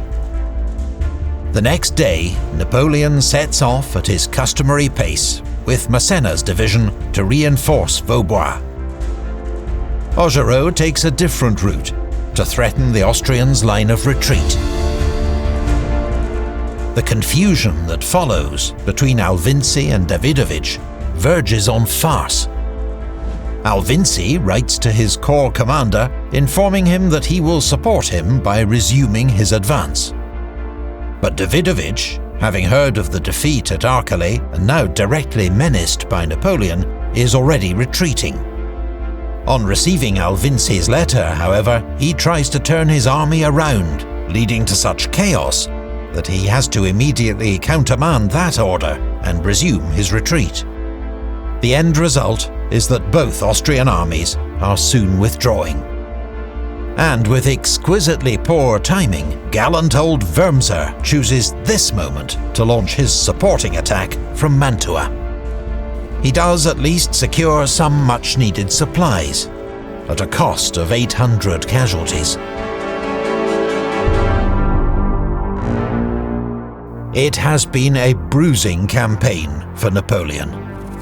By some estimates, he has lost more men than the Austrians. He has suffered his first defeat in battle, and won a costly, messy victory at Arcole. But he has beaten the odds and thrown back the enemy. What's more, his heroic conduct at the bridge at Arcole will soon take on a life of its own. Artists and pamphleteers turn a slightly embellished version of events into a sensational piece of personal PR that captivates France. With Napoleon's active encouragement, the world is witnessing the birth of the Napoleonic legend. A powerful force that will inspire loyalty and devotion for many years to come.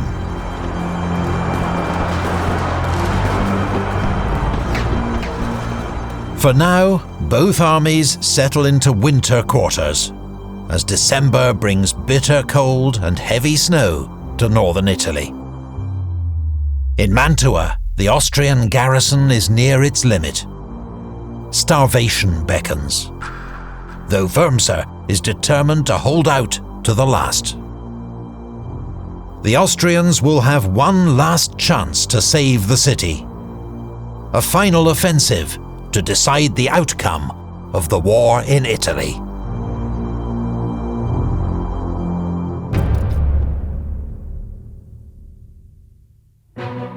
January 1797. A new year, but familiar problems for 27-year-old General Bonaparte, waging war against the Austrians in northern Italy. He has the great fortress city of Mantua under siege, and after a narrow victory at Arcole, he's once again driven back the Austrian armies trying to march to its aid. But the French army of Italy is in a ragged state. Troops have not been paid for weeks. Their uniforms are disintegrating, their shoes are broken, and above all, they're hungry. One of Napoleon's major concerns is the wretched state of medical care for his men. The hospitals lack everything. Our wounded are lying on the floors and in the most horrible state of destitution. It's not just a question of saving lives and getting wounded men back to their units. Medical care affects morale, as troops going into combat want to know that if the worst happens, they'll be looked after.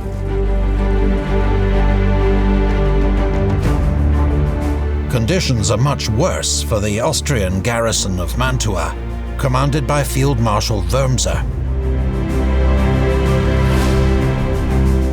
In 4 months of siege, 9,000 soldiers have died from disease, wounds, or the effects of malnutrition. Survivors live off horse meat, civilians off rats and dogs. Even these miserable rations will run out by the 27th of January, just a few weeks away. The clock is ticking. The Austrians must relieve Mantua by that date, or lose the city, and with it, the war in Italy.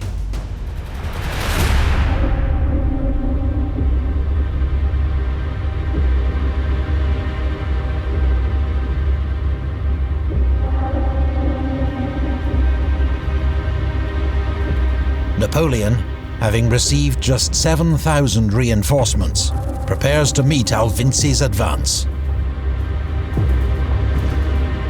He will not only be outnumbered, he doesn't know where his enemy will strike. And Napoleon must hold one division back to cover Wurmser's garrison. It's commanded once more by General Serrurier, recovered from his long illness. Augereau's division watches the Adige, while Massena guards Verona. The Northern Division has a new commander. Napoleon has sacked Vaubois for his poor performance and put in his place General Barthélemy Joubert. He is a hard-working, brave, and exceptionally modest commander, and, like Napoleon, just 27 years old. General Ray is in reserve south of Lake Garda. General Alvinci has received 14,000 reinforcements and orders to relieve Mantua as soon as possible. He is eager to march, but heavy snow and the late arrival of equipment and supplies delays his advance until the 7th of January. The first columns on the move are Provera and Berlich, but their offensive is merely a diversion intended to draw Napoleon's attention away from the main threat, which will be coming down the Adige Valley. Alvinci has divided this force into 6 columns. Their mission is to envelop and destroy Joubert's division at Rivoli and clear the path to Mantua. But Rivoli is a strong defensive position. They must hit it hard and fast before the French can respond. Napoleon, assuming any Austrian advance is still weeks away, has travelled to the Papal States with a column of troops commanded by Colonel Lannes. They intend to put a little pressure on the Pope, who continues to stir opposition to France. However, as soon as he receives reports of enemy movement, Napoleon races back to his headquarters at Rovabella. By now, Alvinci's forces have also begun to advance, but serious planning failures quickly emerge. Lusignan's first column, on the right flank of the advance, has orders to cross the slopes of Monte Baldo and attack Joubert from the rear. It's soon clear that these orders are wildly optimistic, dreamed up by staff officers who'd not seen the terrain. The peak of Monte Baldo is more than 7,000 feet high. Its slopes are covered in deep snow and ice. The paths are treacherous, even more so after dark, and there is no firewood for making camp. Only by taking a wide detour can Lusignan make any progress at all, whilst losing 200 men to exhaustion and exposure. Meanwhile, the 2nd and 3rd Austrian columns reach the French outpost at Ferrara. An initial attack is repulsed, and following their orders, they wait for Lusignan's column to appear before launching a second attack. However, Lusignan's column is not yet in sight. Alvinci's plan relies on swift, bold action, but just 48 hours in, it's falling apart.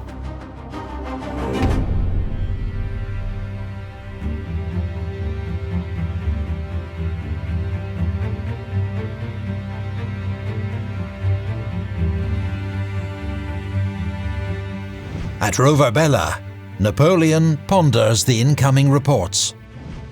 He knows that Joubert's forward outpost is under attack at Ferrara, that Massena has repulsed an Austrian attack on Verona, and Augereau faces a sizable Austrian force near Legnago, poised to cross the Adige. Is Alvinci using the same tactics as before, making his attack from the east? Then, a second report arrives from Joubert. His scouts have detected an enemy column marching around his flank. He has no doubt that he faces a major Austrian attack and has begun withdrawing his forces to Rivoli. "The report I have given you is exact," he tells his chief. "Be assured, the enemy will make every effort to throw me onto the blockade of Mantua."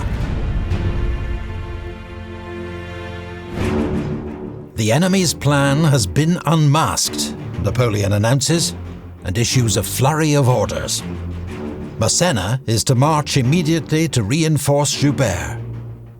Augereau is to send him cavalry and guns, while the rest of his division keeps watch on Provera. Rey is to move up to Castelnuovo. Serrurier is to be on high alert for an attempted breakout by the Mantua garrison.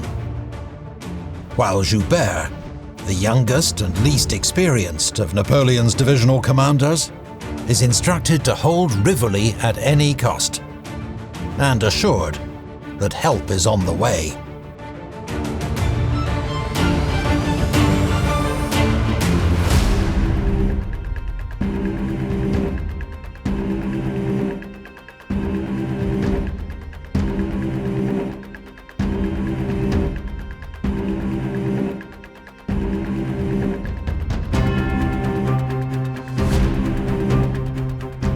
After giving the Austrians a bloody nose at Ferrara, Joubert has extricated his troops overnight and taken up a defensive position around Rivoli.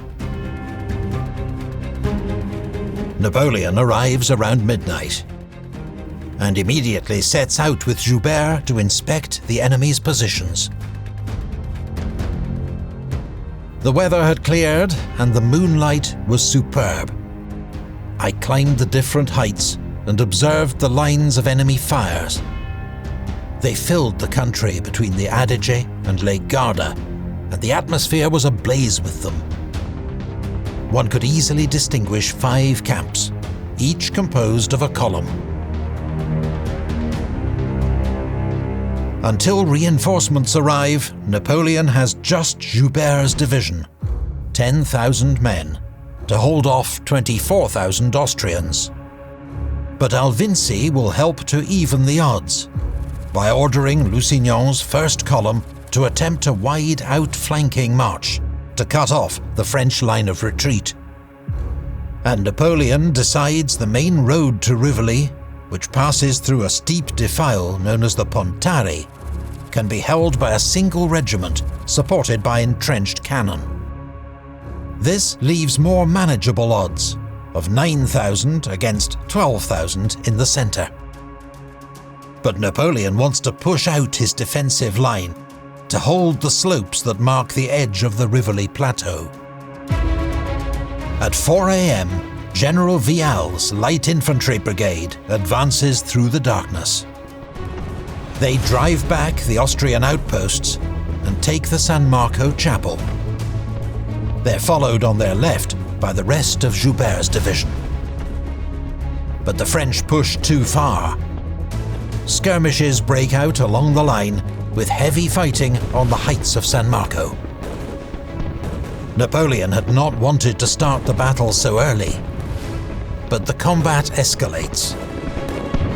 At dawn, the Austrians attack the plateau in force. The French 85th Demi-Brigade is outflanked and routed by Liptay's second column. The 29th Light, on its right, is forced to retreat, and it looks like the French line is crumbling. But the 14th, on their right, fights tenaciously.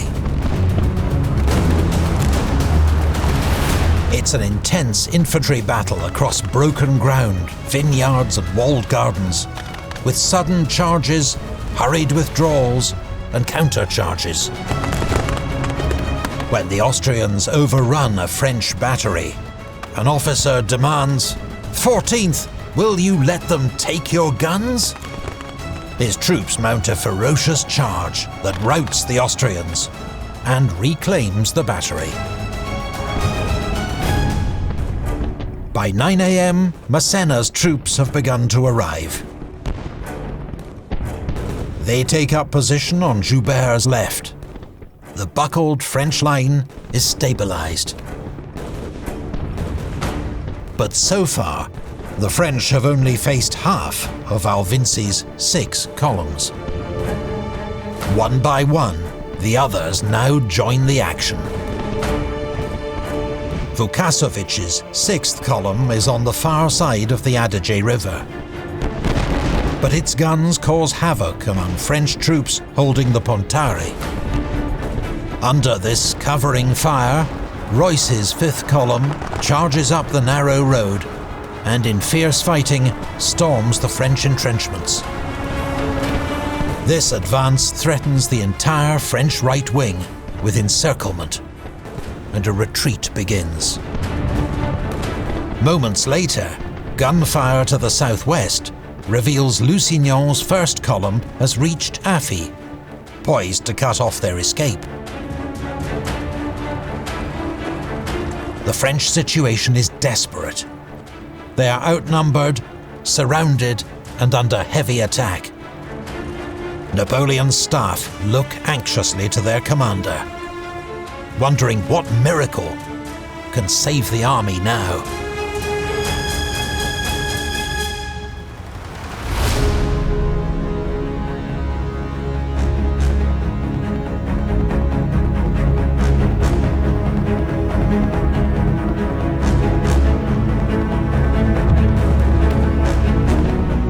Sensing victory, General Alvinci and his staff ride forward to urge his infantry on. Napoleon remains calm. He knows Alvinci's centre columns are near exhaustion and that they have no cavalry and little artillery support. He identifies Reuss's column as the most immediate threat and orders Joubert to send every man and gun he can spare for a counterattack.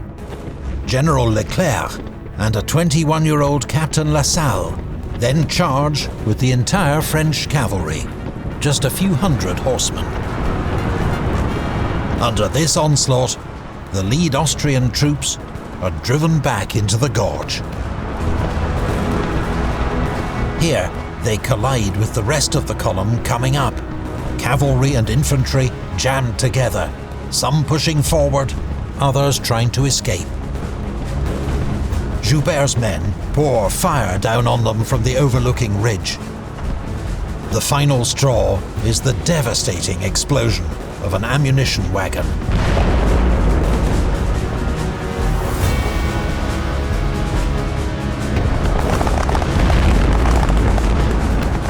Austrian morale breaks. The survivors flood back down the road to safety. Napoleon now turns his full attention to the centre, where the exhausted Austrian columns have become spread out and disordered. The sudden appearance of French cavalry, supported by infantry and guns, sparks panic and a mass rout. Alvinzi, who must have thought himself on the cusp of victory moments before, must join in an undignified race to the rear, spreading further alarm among his men. By 1 p.m, the bulk of the Austrian army is in headlong retreat, leaving Lusignan's first column in an awkward position. Completely isolated, he begins a fighting withdrawal. But the arrival of General Rey's brigade in his rear triggers a rout. Fewer than half of his 4,000 men escape.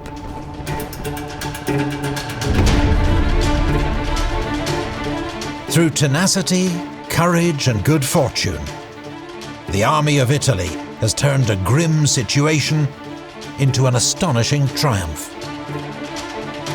French casualties are modest. Austrian losses are devastating. Over the next few days, 5,000 more Austrians are captured as they struggle back through the mountain passes. Napoleon will not be there to see it. He's received news that Provera has crossed the Adige and is marching on Mantua. It is a chance for him to strike one more blow against the enemy and to seal the fate of Mantua.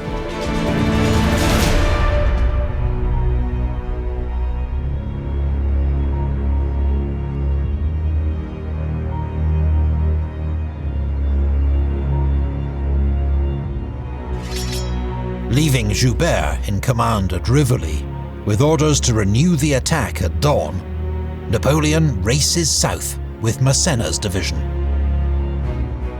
Provera has no clue of the disaster that's engulfed Alvinzi's army, nor that the wolves now gather for him. He pushes on to Mantua, shadowed by Augereau, who snaps up his rearguard, 2,000 men taken prisoner. With just 7,000 left, Provera's only hope is to break through the French siege lines. First, he tries to attack San Giorgio. Formidable French defences and a powerful cannonade stop him cold.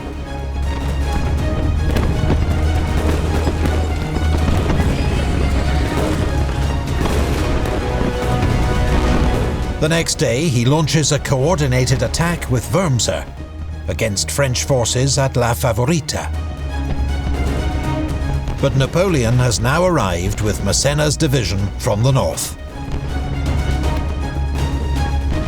Wurmser's weak, starving men are forced back into the citadel, while a determined charge by the 57th Demi Brigade smashes into Provera's flank. With Augereau approaching from the east, Provera faces impossible odds, and surrenders with his entire force.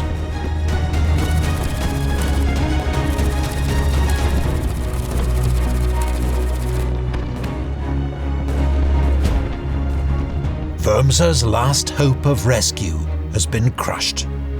He puts off the inevitable for 2 agonizing weeks, until, with all food exhausted, he finally accepts terms for Mantua's surrender on the 2nd of February. He and an escort will return to Austria. His 16,000 remaining troops become prisoners. Austrian losses in the campaign reach a staggering 44,000 men. After 8 months, the siege of Mantua is over. A victory that will soon be celebrated on the streets of Paris. But it is General Serrurier, not Napoleon, who takes the formal Austrian surrender. His commander-in-chief has already departed to take on his next opponent, the Pope.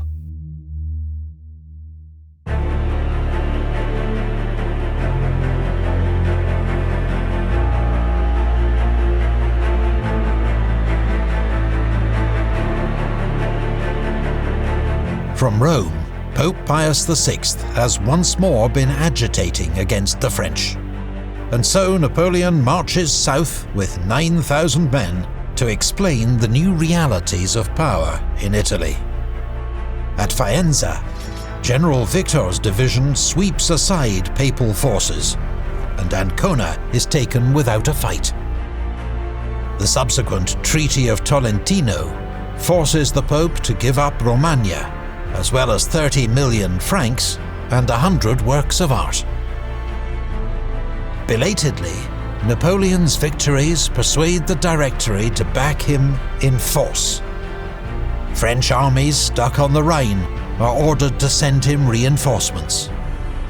Their 34-year-old commander, another rising star of the French army, is congratulated on his brilliant winter crossing of the Alps.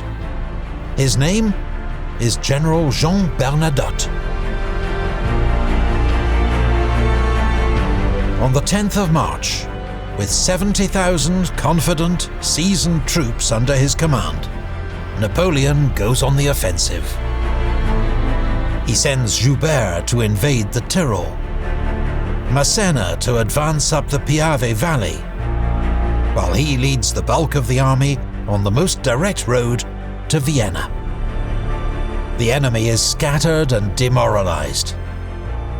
Even the appointment of a new commander, the Emperor's own brother, Archduke Charles, fails to restore morale.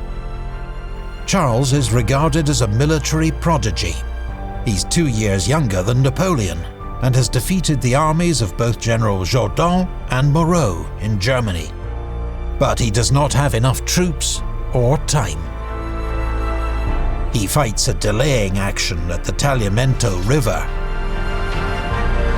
but it ends in disaster when Bernadotte surrounds and captures 2,000 Austrians, 10 guns and 8 standards.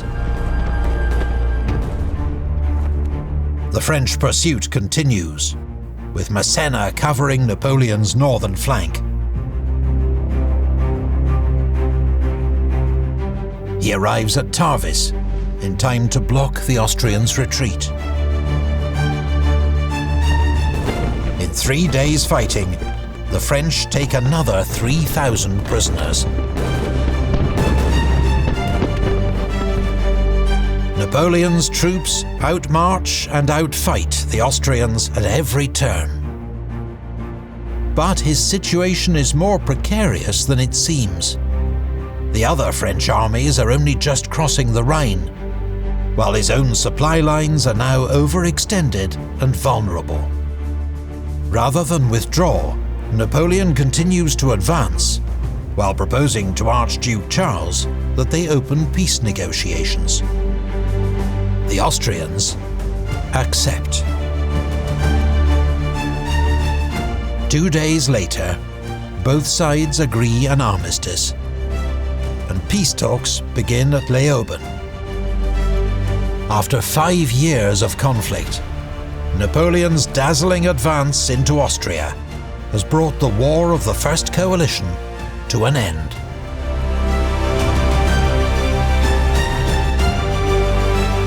So ends Napoleon's first campaign, almost exactly a year after it began, 380 miles away on the shores of the Mediterranean.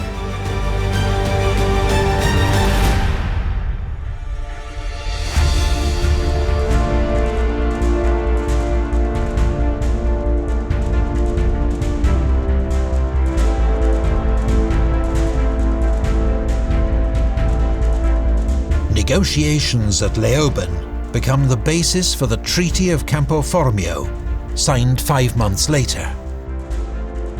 The Austrian Netherlands, roughly modern Belgium, formally passed to France.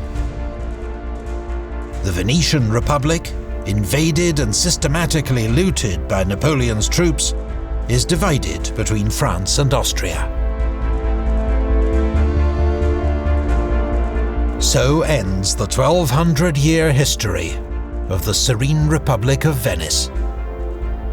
The famous horses of St. Mark are among its many treasures dispatched to the Louvre in Paris, to join its rapidly expanding Italian collection. The French part of Venice joins its other Italian client states to form a new Cisalpine Republic. The author of its constitution, Napoleon Bonaparte.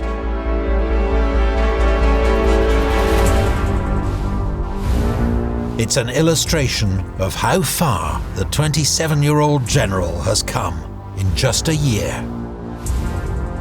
Having waged one of the most brilliant military campaigns in history, many would say his best, he now dictates terms to kings and popes, summons new states into being, and nurtures his status as the most celebrated military commander in Europe.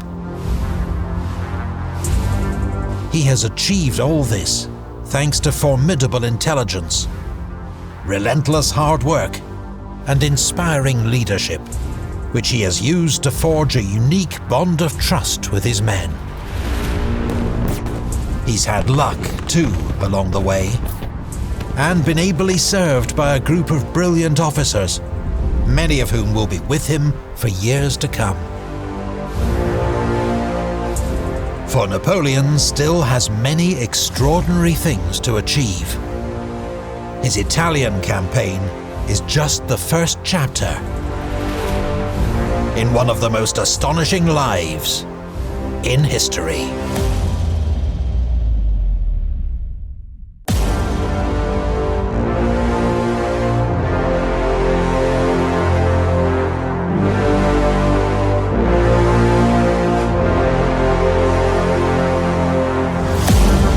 May 1798. A massive French invasion force sails across the Mediterranean. 55,000 men, aboard more than 300 ships, escorted by 13 ships of the line.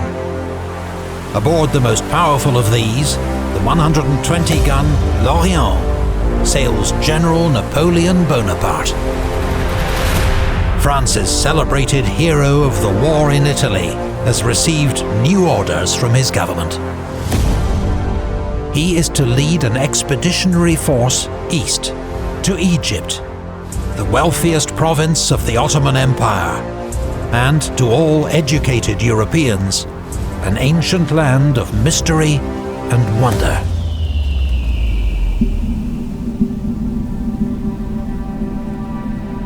After 6 years of war in Europe, the French Republic faces one last remaining enemy: Great Britain.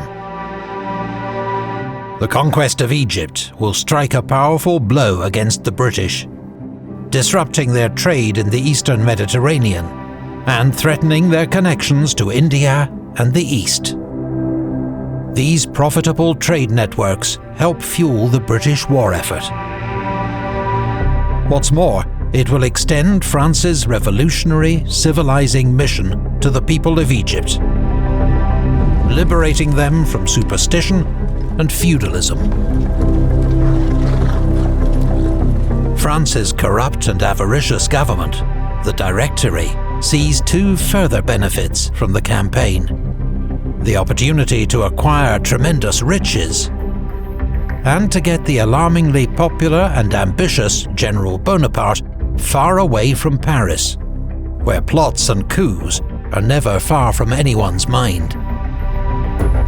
Napoleon is thrilled by the expedition, which he has done much to promote and organize himself. It is a chance to win fresh glory and to walk in the footsteps of his heroes, Julius Caesar and Alexander the Great. Like Alexander, Napoleon even has fanciful notions of marching on to India to attack the British there. Europe is a molehill, he had told his secretary, Bourrienne. We must set off for the Orient. That is where all the greatest glory has been achieved. But the Mediterranean is dangerous water for the French. While the Republic's armies have won great victories on land, Britain has cemented its status as the dominant naval power of the age, with decisive victories over French allies, the Spanish at Cape St. Vincent and the Dutch at Camperdown. Rear Admiral Sir Horatio Nelson and his squadron of 14 ships of the line now prowl the Mediterranean. Nelson knows a large French fleet has just left Toulon, but does not know its destination, which remains a closely guarded secret. Undetected, the French expedition sails south along the Italian coast. On the 9th of June, it arrives off Malta. The island is ruled by the Knights of St. John, a religious military order dating back to the Crusades. But the French have decided that they want it for a naval base, and a thorn in the side of the British. In 1565, the Knights had famously held out against a vast Ottoman army for 3 months. Now, despised by the locals, divided amongst themselves, the Knights surrender to Napoleon in just 2 days. During his 6 days in Malta, Napoleon overhauls its archaic government, establishes schools, abolishes slavery, and requisitions money and supplies. Then he sails for Egypt, leaving General Vaubois and a 5,000-strong garrison to hold the island. But where is the Royal Navy? Back in May, Nelson's squadron had been dispersed by gales. He has now regrouped, correctly guessed Napoleon's destination, and is racing to intercept. If he can catch the French, British seamanship and gunnery all but guarantee the destruction of Napoleon's fleet. Then, a lucky break for the French. On the night of the 22nd, Nelson's squadron passes within a few miles of the French fleet. But thanks to heavy fog and darkness, neither side is even aware of the other's presence. The British squadron sails on to Alexandria, where they find no sign of the French. An exasperated Nelson waits 24 hours before heading north to continue his search. Just hours later, the first of Napoleon's ships arrive off Alexandria.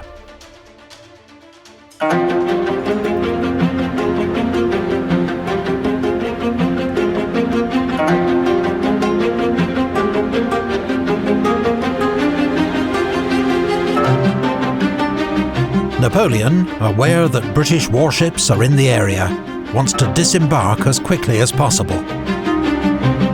5,000 French infantry go ashore at night, storm Alexandria the next morning, and quickly overpower its garrison. The rest of the French army lands safely. Napoleon has brought 38,000 troops to Egypt, mostly veterans of the Army of Italy. The 5 infantry divisions are commanded by Generals Bon, Desaix, Kleber, Menou, and Renier. The single cavalry division is led by the towering figure of Thomas Alexandre Dumas. He is France's first black general, born in what's now Haiti, to a French aristocrat and enslaved African woman. He has already won fame for his actions in Italy, where the Austrians had nicknamed him the Black Devil. There are more familiar faces from Italy: Napoleon's chief of staff, the indefatigable General Berthier, and brigade commanders Generals Murat, Lannes, and Marmont. The army is also accompanied by 167 scientists, scholars, artists, and assorted experts, even a hot air balloonist. Collectively, they are known as the Savants, and have come to study Egypt's historical and natural wonders. But they and Napoleon find Alexandria a bitter disappointment. The fabled city of antiquity, founded by Alexander himself, has been reduced by centuries of earthquakes and neglect to a ramshackle town of 6,000 inhabitants. Egypt is nominally ruled by the Ottoman Empire. In reality, power lies with local Mamluk warlords. 2 in particular, Murad Bey and Ibrahim Bey. Mamluks were originally slave soldiers who once served the Islamic Caliphate. Superb horsemen and fearless warriors, they now rule Egypt with an iron fist, expropriating its wealth and leaving its peasants in poverty. To most Egyptians, they are despised foreign overlords, a situation that Napoleon hopes to exploit with clever propaganda. To the people of Egypt, he proclaims, "I am come to restore your rights and punish usurpers. I reverence God, His Prophet, and the Quran." Meanwhile, Murad and Ibrahim summon Mamluk warlords to the Al-Azhar Mosque in Cairo. Here, they agree to gather an army to crush the invaders.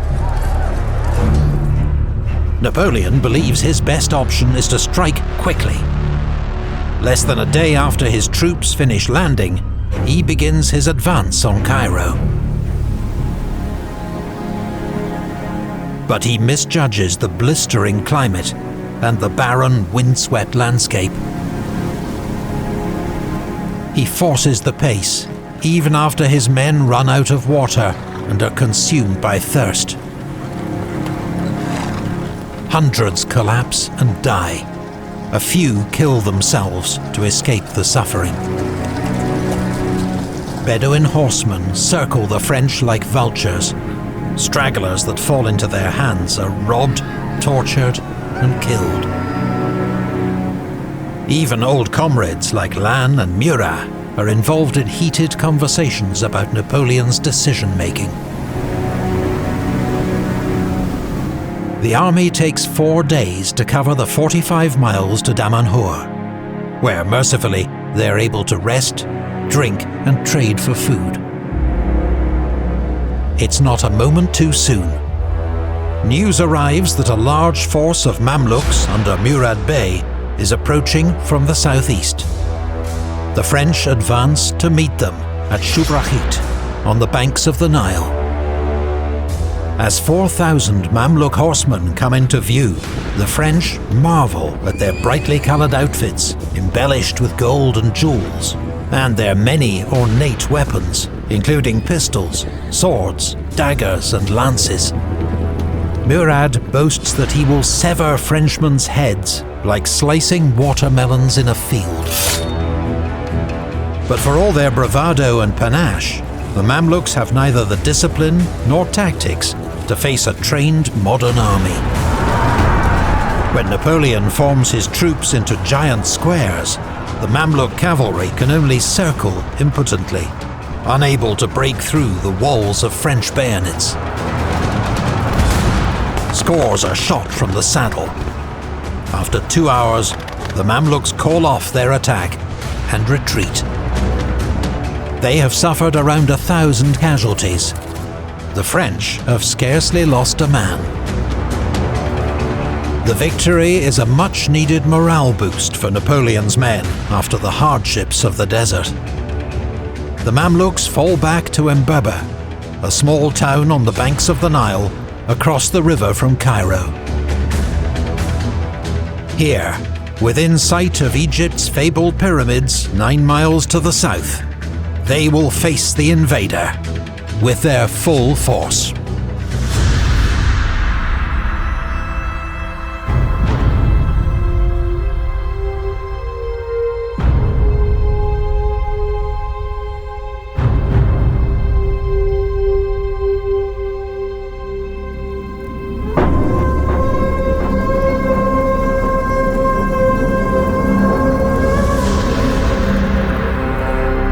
On the sweltering afternoon of the 21st of July, Napoleon's forces approach Embeba.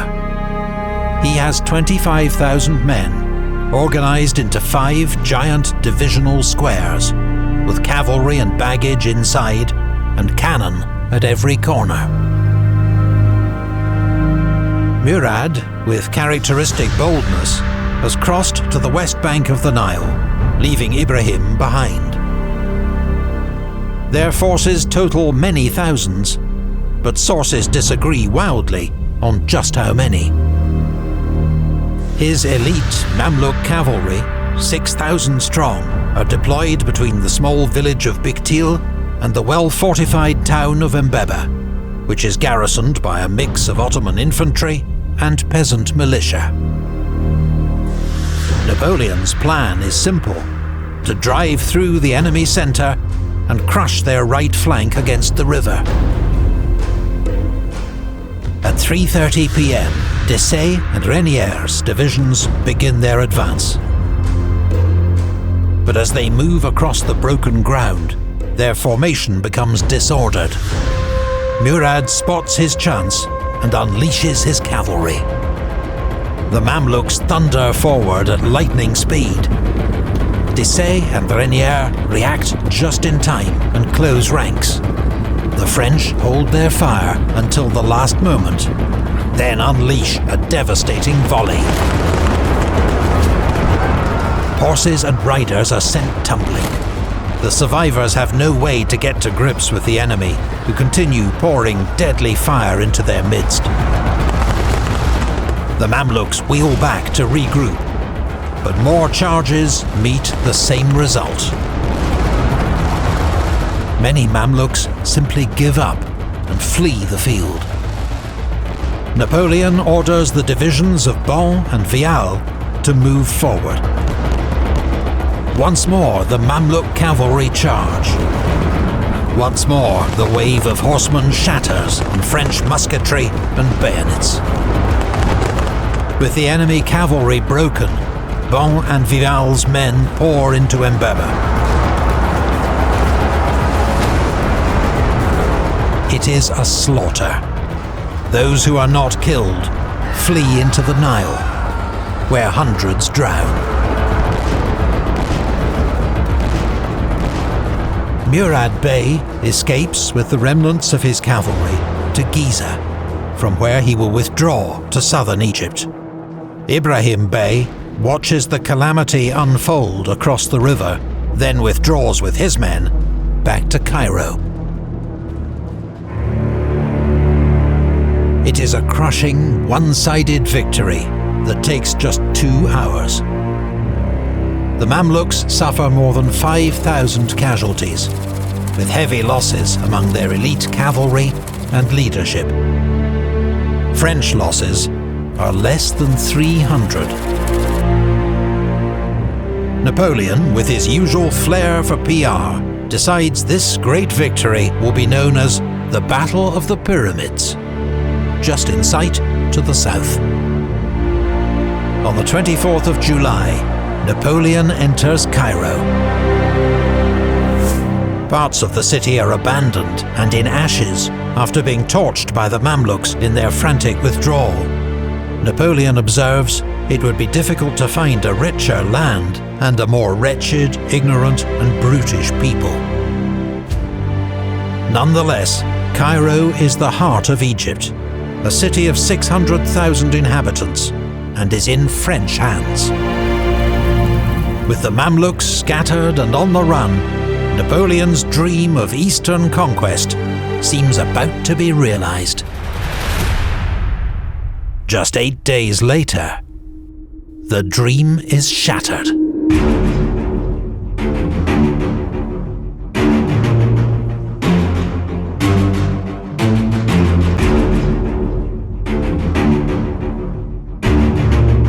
At sea, Nelson and the British Mediterranean Squadron have not given up their hunt for the French fleet. Finally, on the afternoon of the 1st of August, Nelson finds the French sheltering in Aboukir Bay. With 14 ships of the line against 13, he decides to attack that evening. The British win a complete and stunning victory. The giant French flagship L'Orient is destroyed in a massive explosion.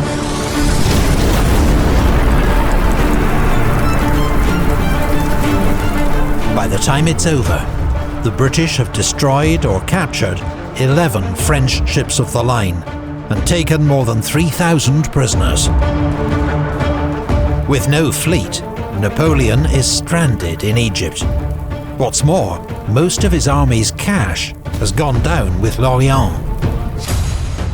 But Napoleon does not despair. If anything, he is invigorated by the crisis. His options are now simple. He and his army must support themselves in this foreign land, or perish. While General Desaix is sent south in pursuit of Murad Bey, Napoleon sets about reforming the administration of Egypt. The old feudal system is abolished. A postal service and hospitals are set up, and a new tax system introduced. Napoleon establishes the Institute of Egypt for scientific and scholarly research. He shows great interest in and respect for Islam, funding the construction of mosques and encouraging the observance of religious festivals. Such engagement later leads to rumours that Napoleon actually converted to Islam, but it is merely a tactic to curry local favour. Napoleon also grapples with news that his wife Josephine has resumed her affair with an ex-lover. It is, he's told, common knowledge amongst Paris society. He consoles himself with affairs of his own, including one with an officer's wife. All the while, French efforts to win over the local population are failing.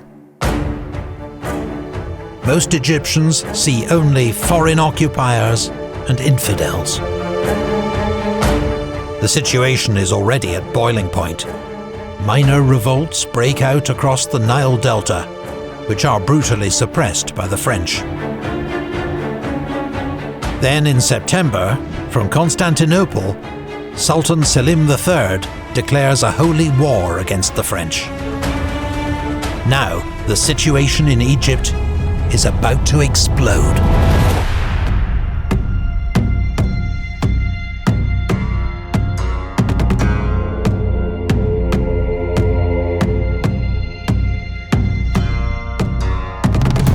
Cairo, the 21st of October, 1798.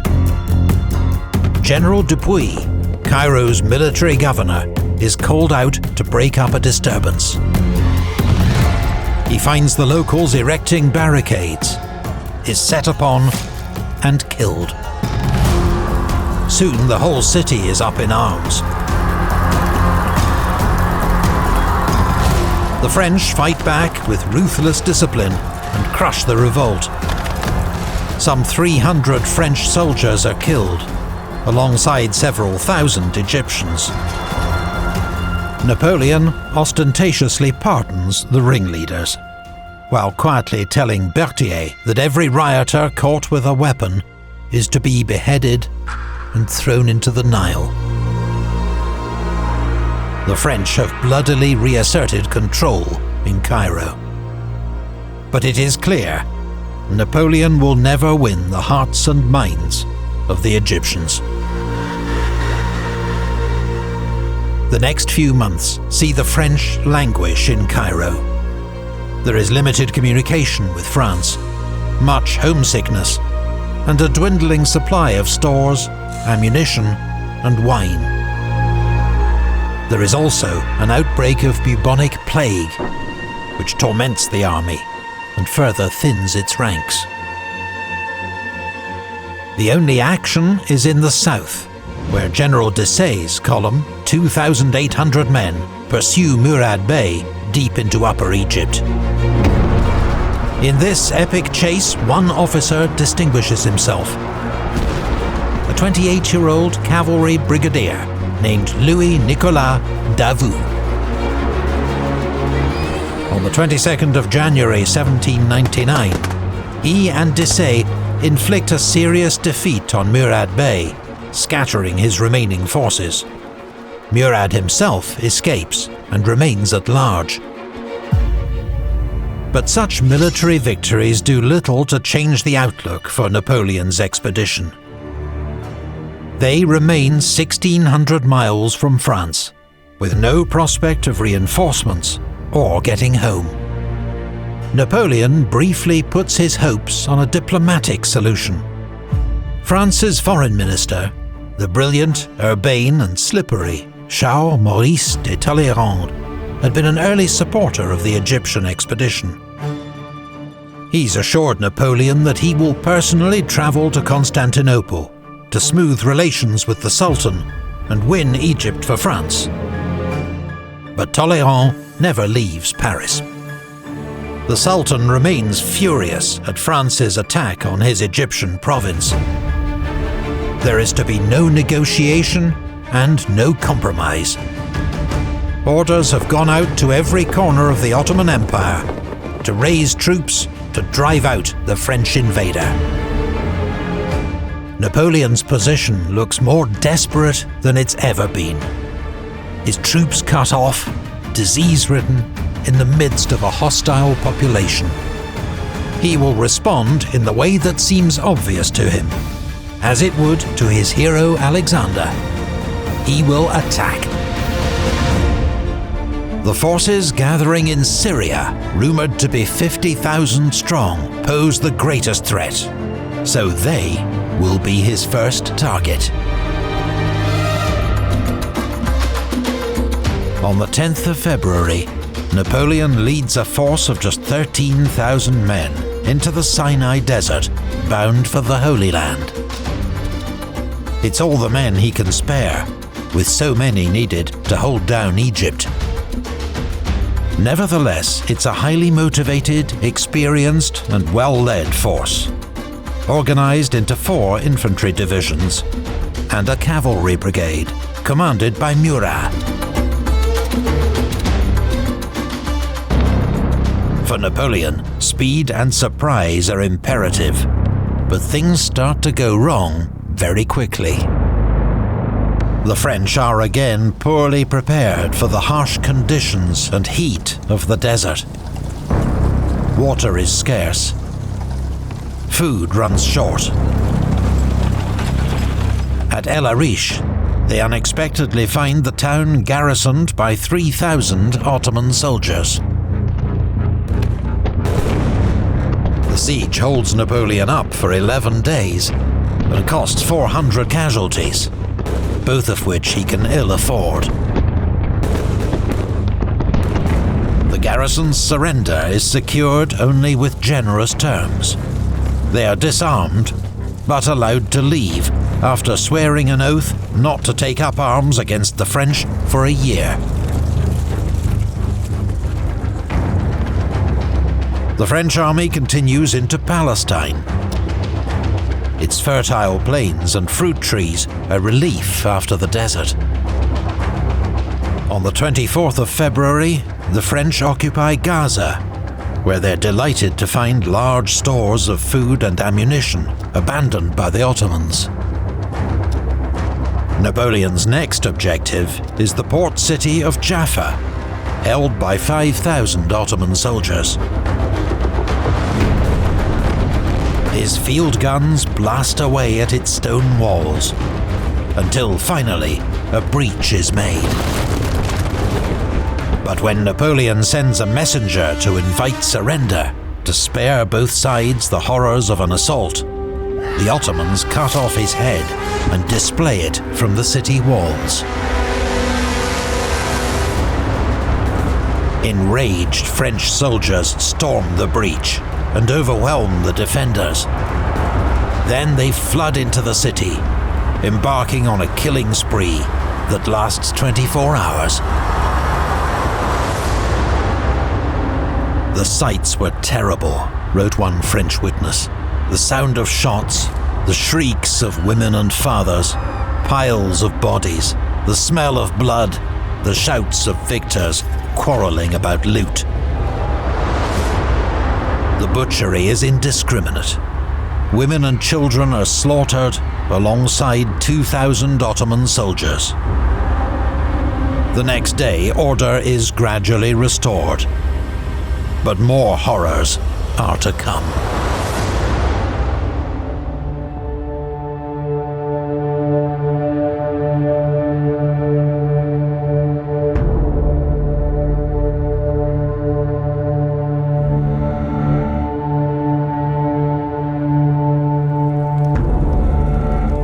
In the aftermath of the sack of Jaffa, Napoleon finds himself with 3,000 Ottoman prisoners, who have been promised their lives.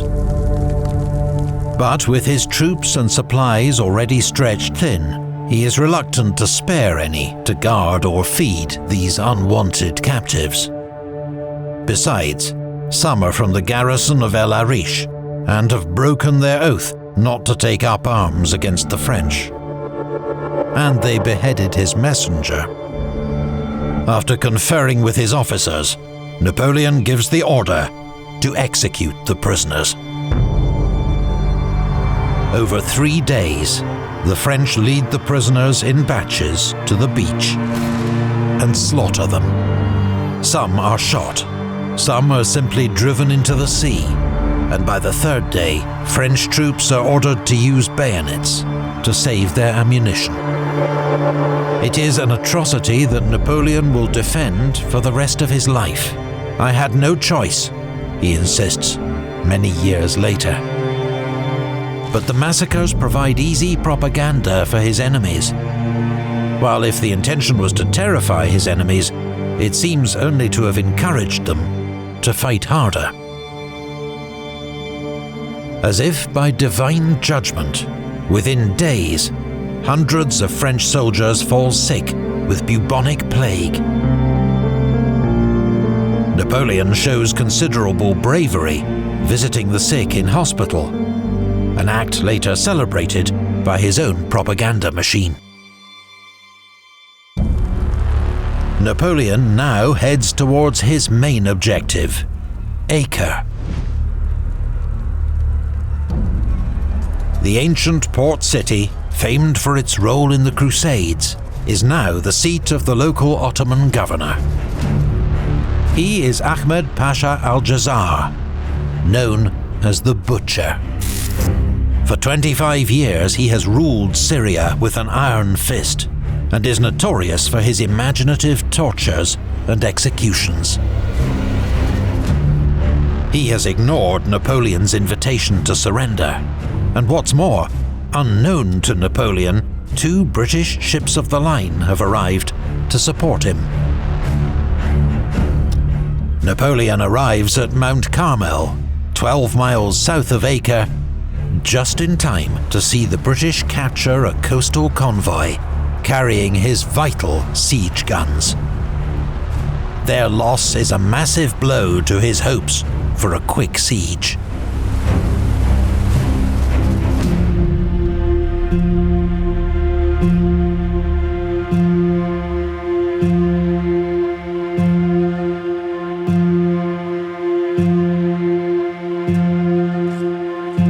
18th of March, the French arrive outside Acre's walls and start to dig in. Without their siege guns, the city's defences are a major challenge. Acre bristles with 250 guns, is surrounded on 3 sides by the sea, and on the other by walls that are 8 feet thick. The British control the sea, ensuring easy resupply, and have landed Marines, naval gun crews, and now Napoleon's own siege guns to bolster the defences. The British commander, Commodore Sir Sidney Smith, is energetic and full of ideas, while a French émigré, Antoine de Philippot, a former classmate of Napoleon's, provides expert siege advice. 10 days after their arrival, the French bombardment begins. Napoleon's field guns smash a small breach in the walls, but are then overwhelmed by counter-fire. 40 gunners are killed, and all but 3 guns disabled. Napoleon sends in his infantry with scaling ladders. A hidden moat breaks up their assault, while defenders blast them with muskets and hurl down rocks. The French hurriedly fall back in disorder. Any man left behind is likely to be decapitated. The butcher has offered a reward for every French head he has brought. The French then repel an Ottoman sortie, inflicting heavy losses. The siege of Acre enters a stalemate. Napoleon will wait for heavier guns to arrive from Alexandria before he risks another assault.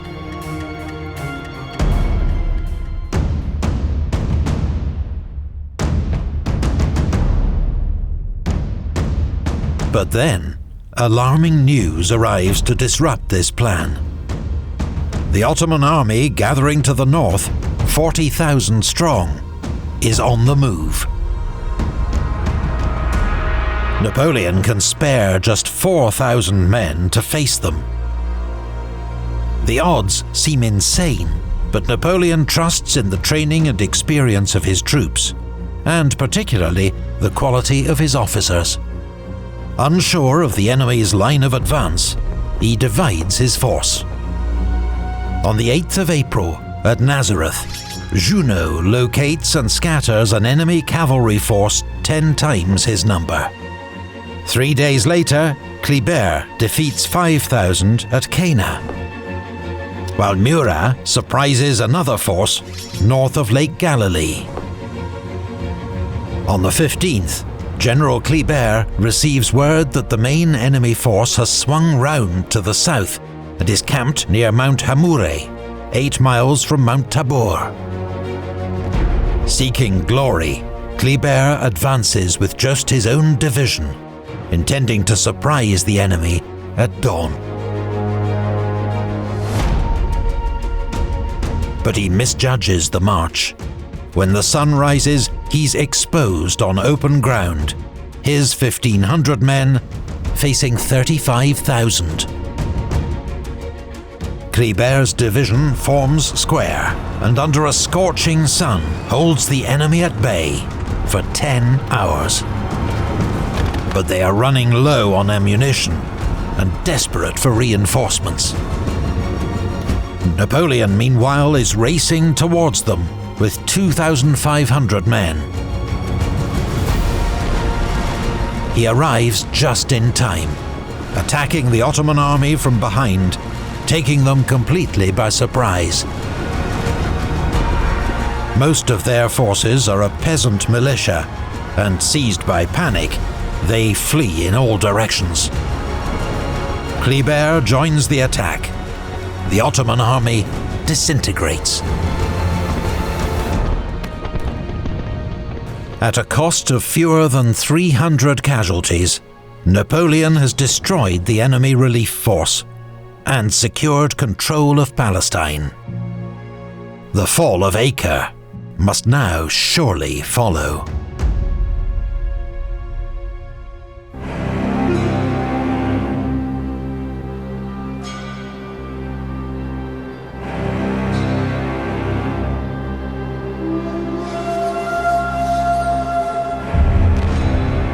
But at Acre, the situation is deteriorating for the French.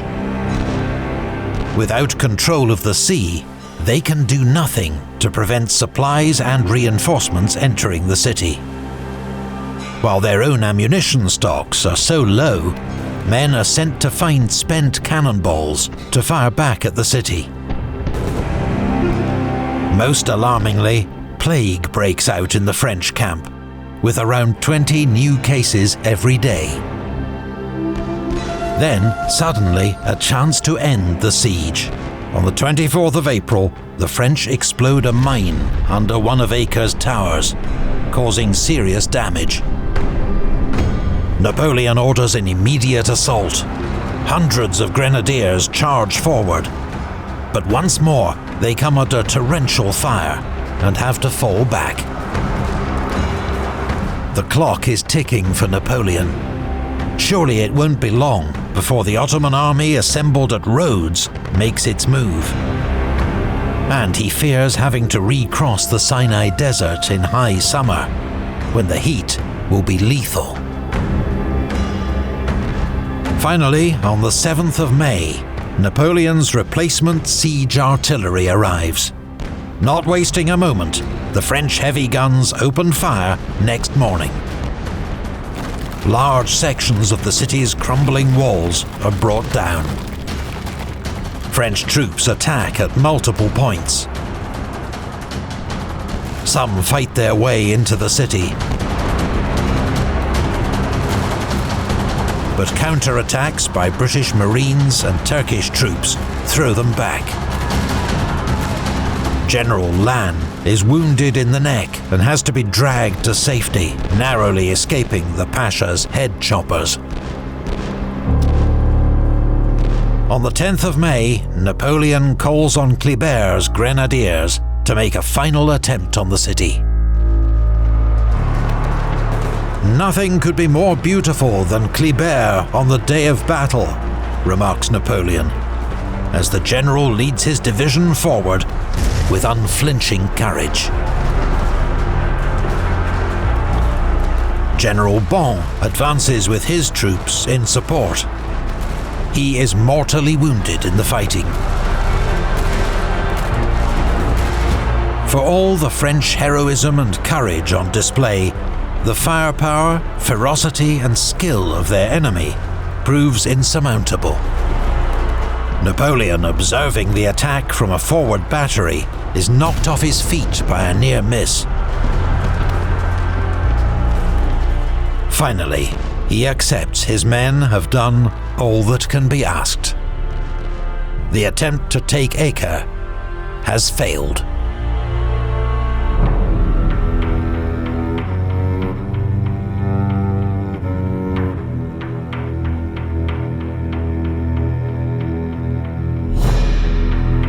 Acre is Napoleon's first major military defeat.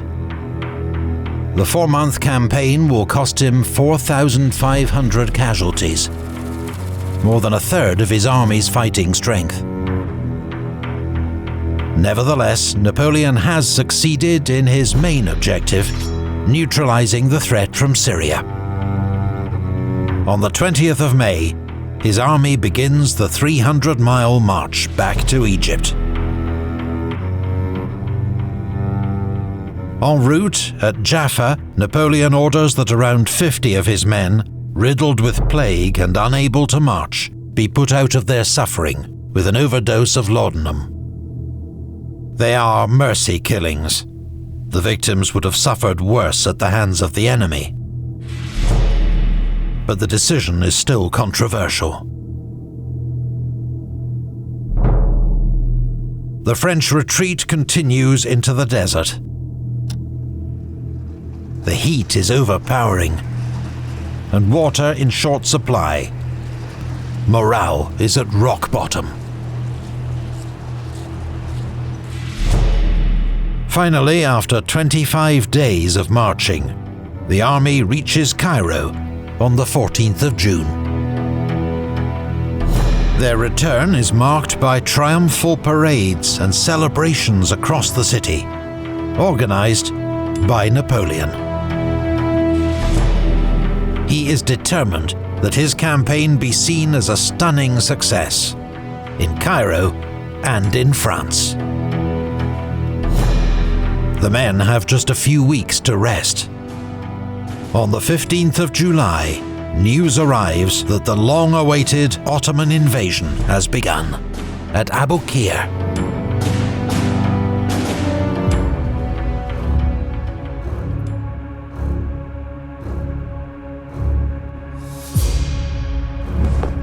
There is no time to lose. Napoleon must hit the enemy immediately, before he can break out into the Nile Delta. With most of the Cairo garrison, Murat's cavalry, and Kleber's division, 10,000 men in all, he races towards Abu Qir. The experienced Ottoman commander, Said Mustafa Pasha, has 9,000 men entrenched in 2 defensive lines guarding the fortress of Abu Qir. His plan is to force the French to attack his strong defences. Napoleon is thrilled to learn this. The enemy has nowhere to run. At dawn on the 25th of July, he orders an all-out attack. The first Ottoman defensive line had not been completed and is overrun in minutes.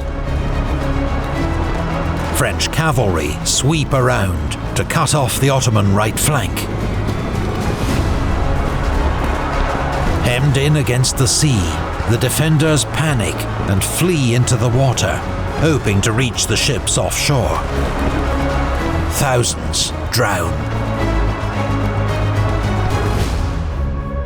With D'Estaing's division advancing on the left, Lannes in the centre, and Murat's cavalry on the right, the French now advance against the second Ottoman line. Anchored by several redoubts, it resists the first assault. But when the French fall back, over-eager Turkish soldiers leave their entrenchments to pursue them. Murat seizes the moment and charges forward with his cavalry. The second line is overrun. Murat pushes on to the Ottoman camp, and despite a gunshot wound to the face, captures Mustafa Pasha at the point of his sword. By 1 p.m, the Turkish army has ceased to exist. Just 5,000 survivors remain, holed up in the fortress. They surrender 8 days later, on the 2nd of August, 1 year to the day after the destruction of Napoleon's fleet.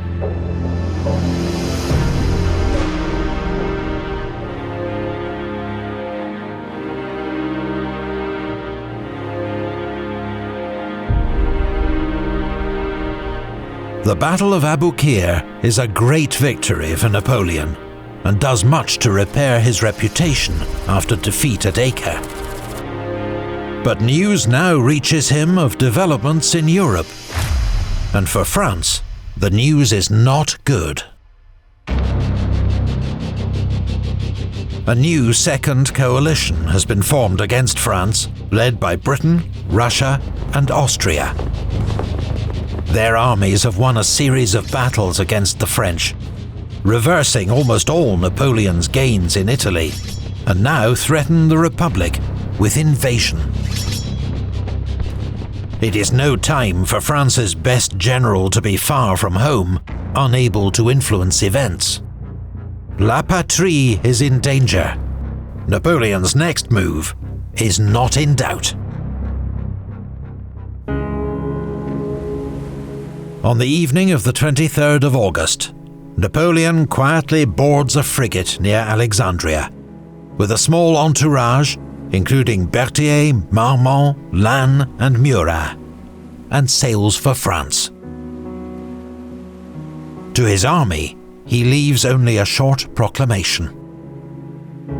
The news from Europe had determined me to proceed to France. I leave the command of the army to General Kleber. The army shall hear from me forthwith. At present, I can say no more. It costs me much pain to quit troops to whom I am so strongly attached. General Kléber is not amused by his sudden promotion. He's deserted us with his breeches full of merde, he declares. When we get back to Europe, we'll rub his face in it. But Kléber will never return to Europe. The following summer, he is stabbed to death in Cairo by a young Muslim radical. The remnants of the French army in Egypt surrender to the British in 1801, following defeat at the Battle of Alexandria. They are later repatriated by the British Navy under the terms of a peace treaty.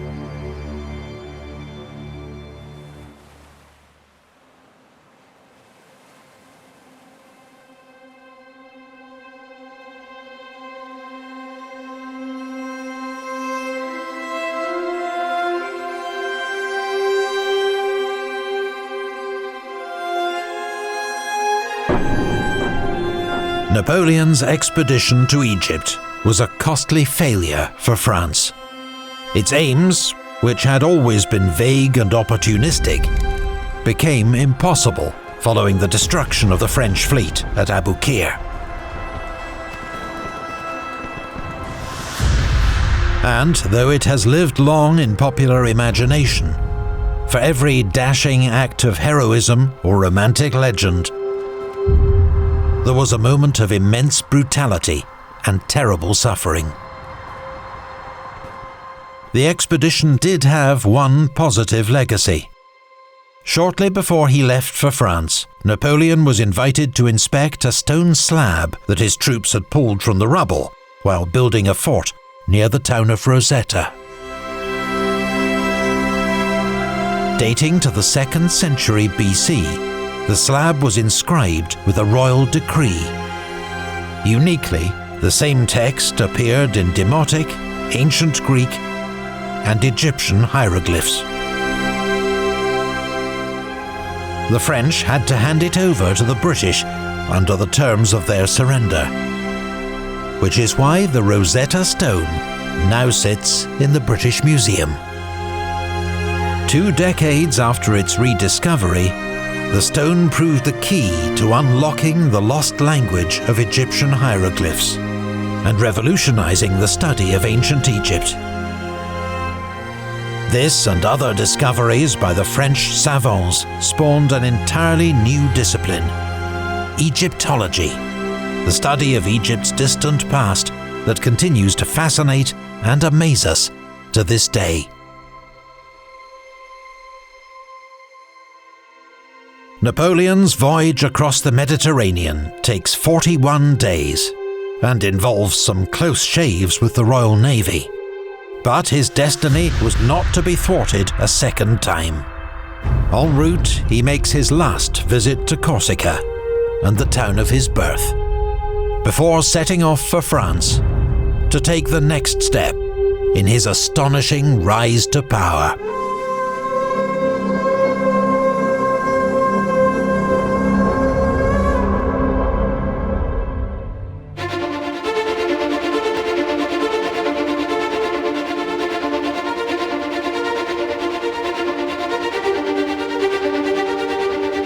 October 1799. After 500 days campaigning in Egypt and Syria, Napoleon has returned to France. And with a small entourage, he travels north to Paris.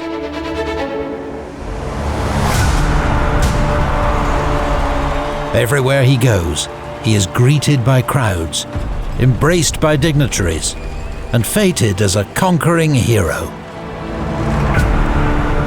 But such celebrations cannot hide that France is a country in crisis and despair. Banditry is so rife that Napoleon's own luggage is stolen en route. Prices are soaring. So too are taxes.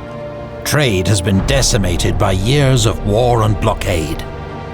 There is conscription, censorship, and corruption.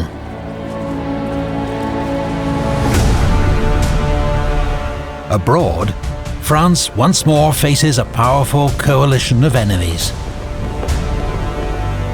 And though General Massena's brilliant victory at Zurich has won respite, France is not safe yet.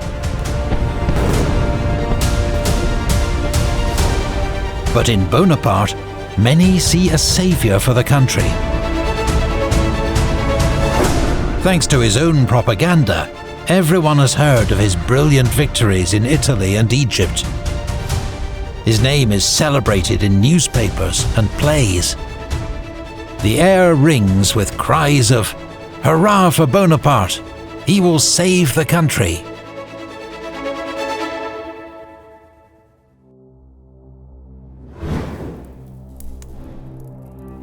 Not everyone is thrilled by the general's return.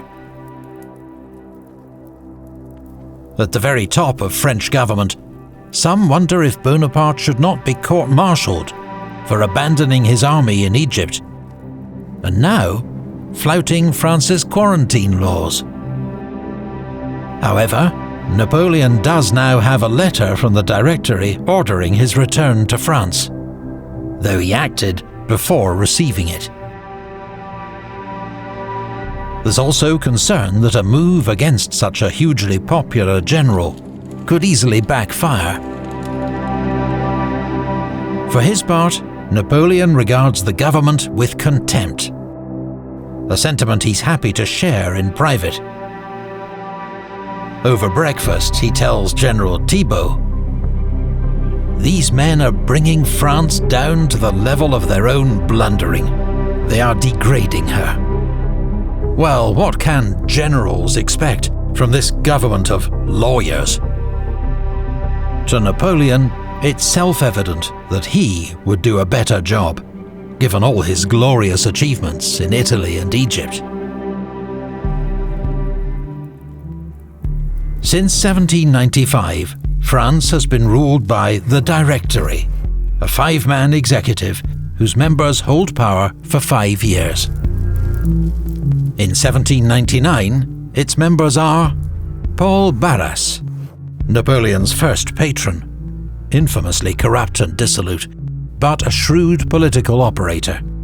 He has been a permanent member of the Directory since its formation. Emmanuel Joseph Sieyès, a former priest who wrote the Revolution's most famous political pamphlet, now regarded as the leading political thinker in France.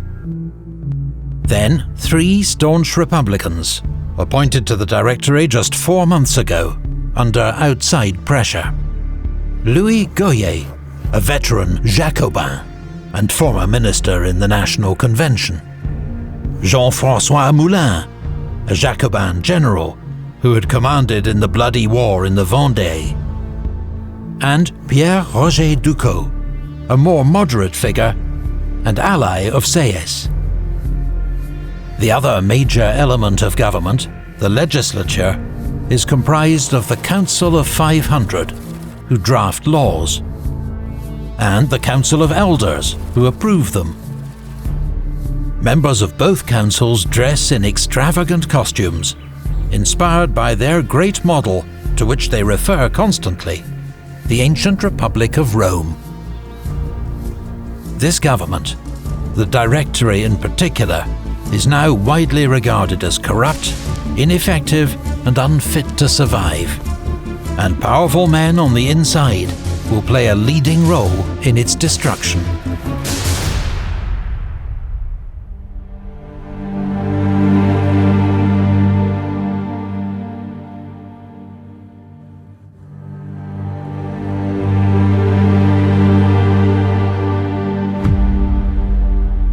On his return to Paris, Napoleon takes up residence in the home of the Beauharnais family on Rue de la Victoire, which has been renamed in his own honour.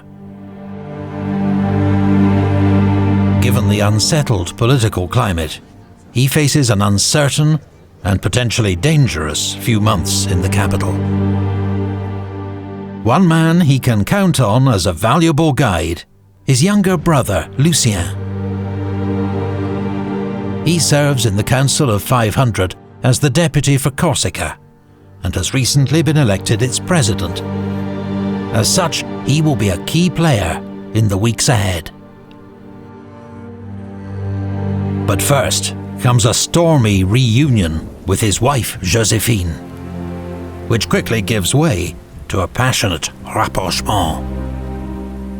Both have been guilty of infidelities, but Napoleon is clearly still in love, and his earlier talk of divorce is quietly forgotten. Henceforth, Joséphine will prove a faithful wife, and through her social connections, an important political ally.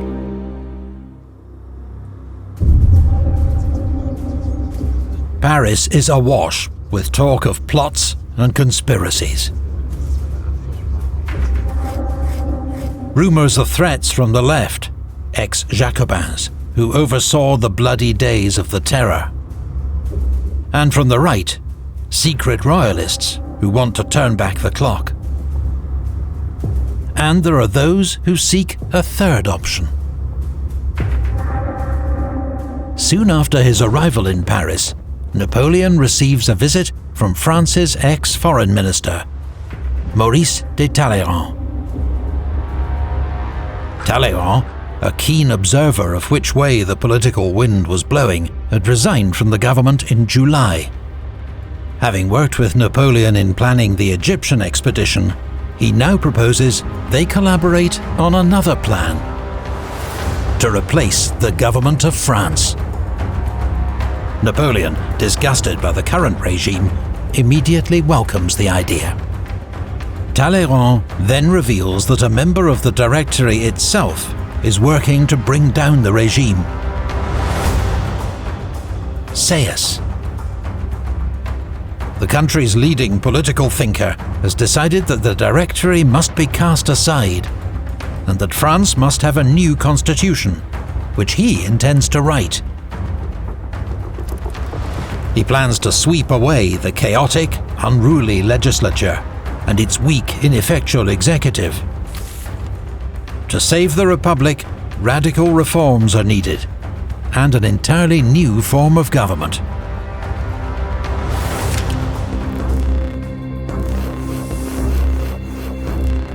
Sieyès already has the support of another director, Roger Ducos, and the president of the Council of Elders, Louis-Nicolas Lemercier.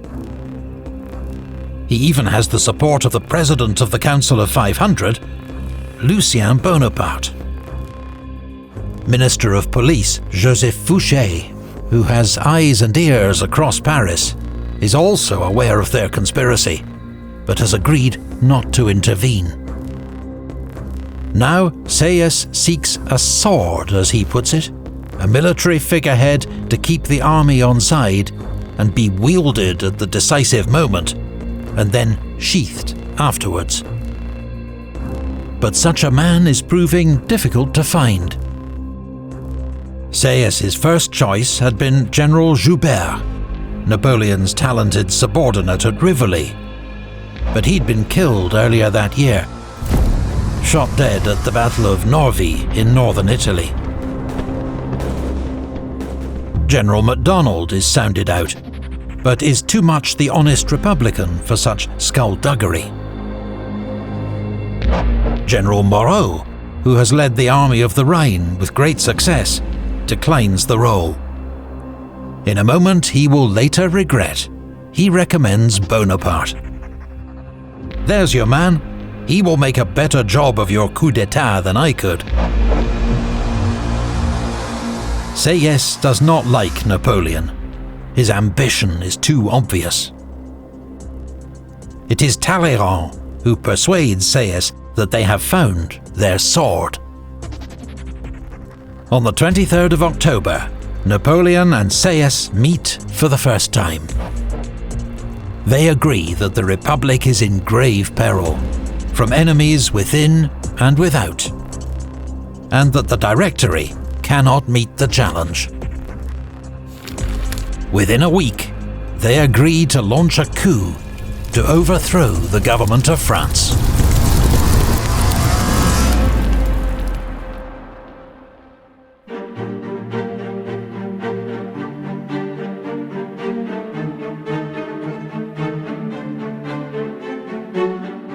The conspirators plan their coup for the 7th of November, 16th Brumaire, according to France's revolutionary calendar, the month of fog.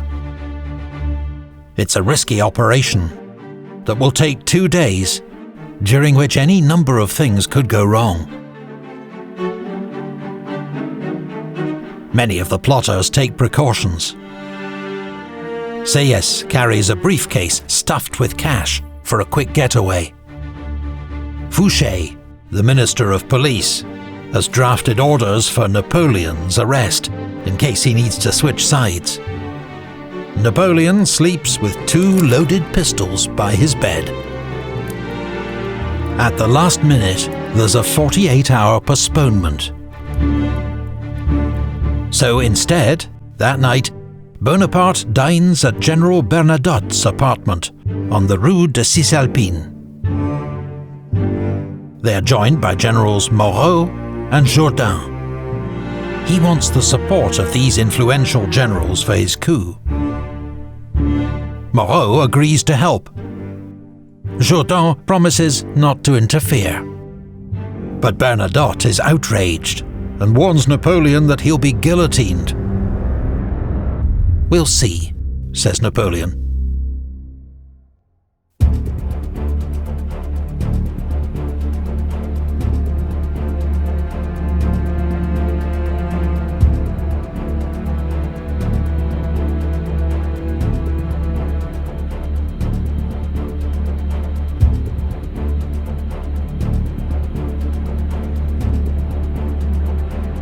The 9th of November, Paris.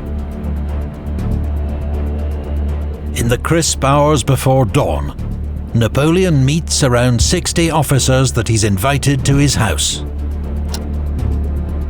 He informs them that he's decided he must act to save the Republic and asks for their support. They affirm their loyalty with oaths of allegiance. The most important man to convince is General Lefebvre, the no-nonsense military commander of Paris. But Napoleon knows his man. He presents Lefebvre with the sword he wore at the Battle of the Pyramids as a mark of his great esteem, and the general is won over. "Let's go throw those bloody lawyers in the river," he growls. At 7 a.m, the Council of Elders meets in an unscheduled early session at the Tuileries Palace. Only Sieyès' allies have been invited, so without opposition, they quickly passed 2 measures. First, Napoleon is to be given immediate command of the Paris military district, using the pretext of a non-existent Jacobin plot. Second, tomorrow the legislature will move from its usual meeting place in the centre of Paris to the Château de Saint-Cloud, 5 miles west outside the city. This, the plotters tell the council, is for their own safety. The Paris mob is famed for its unpredictable and violent political interventions. The move is, of course, to protect the conspirators themselves from such an event.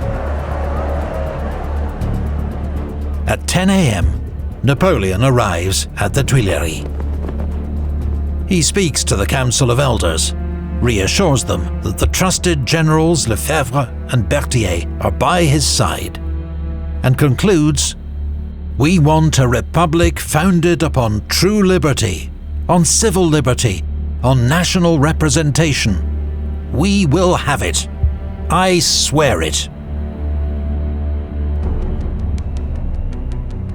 Meanwhile, that morning at the Luxembourg Palace, where the 5 directors reside, Sieyès and Roger Ducos announce their resignation and urge Barras, Goyer and Moulin to follow suit.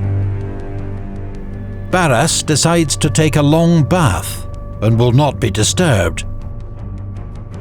Perhaps he is mulling his options, or waiting for an offer. When it comes, it is from Talleyrand, the man who perhaps understands him best. With the help of an enormous bribe, and the reassurance that he will keep all his estates, Barras agrees to resign. France's longest-serving director, and once formidable power broker, quietly leaves the stage. He is driven to his country house that evening, under military escort.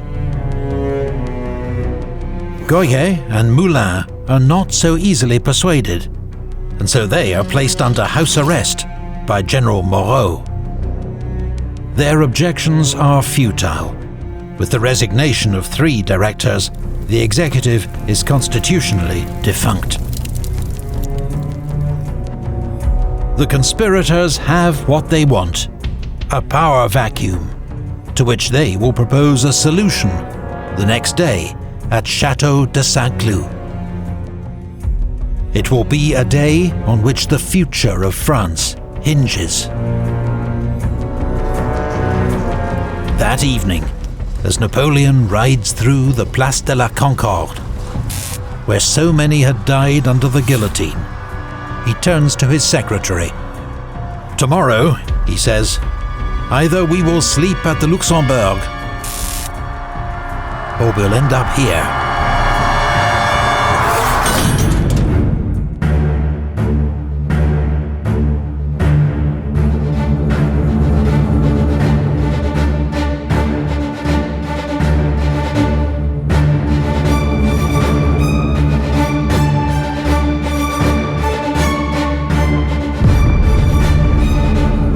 Napoleon rises at 4 a.m.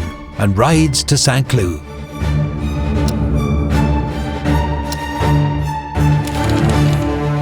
There he meets Murat, newly promoted to General of Division, whose 6,000 troops surround the chateau. Officially, they're there to guard the council members. But as deputies arrive for the day's session, the heavy military presence is impossible to miss. There are long delays. Benches have to be found for the chambers. Council members have time to mingle and discuss the many swirling rumours.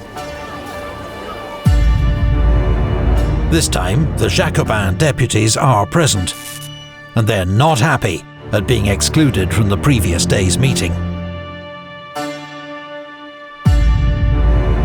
When the councils finally begin their sessions at 1 p.m, the mood is raucous. The sudden resignation of the directors, the presence of so many troops, the claims of a Jacobin plot. There is much to discuss.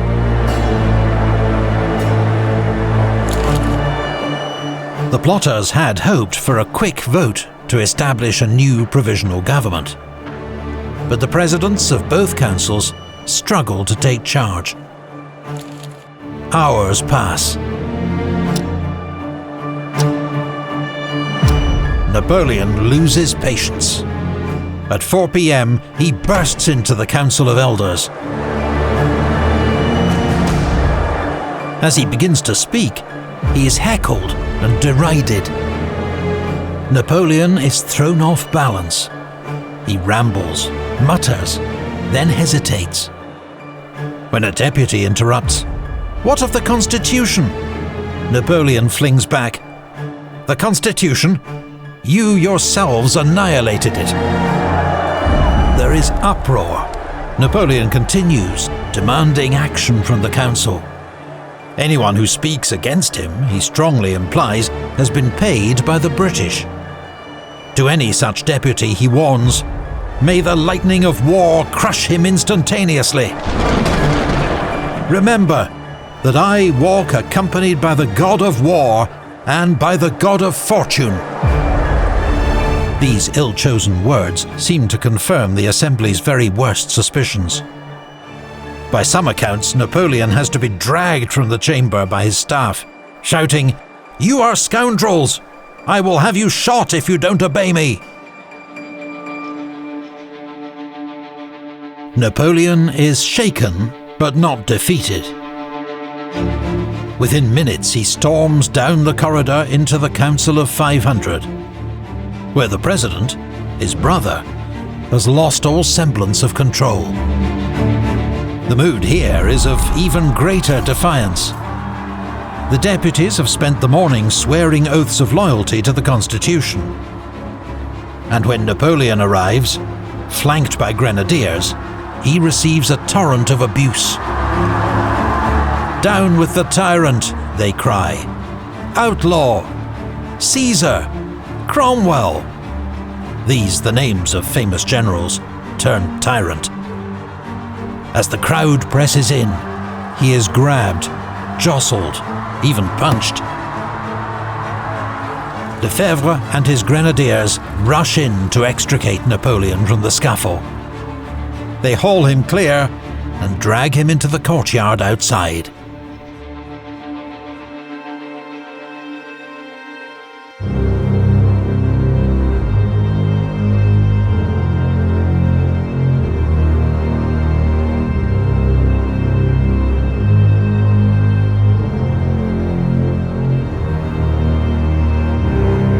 Napoleon is rattled and bloodied.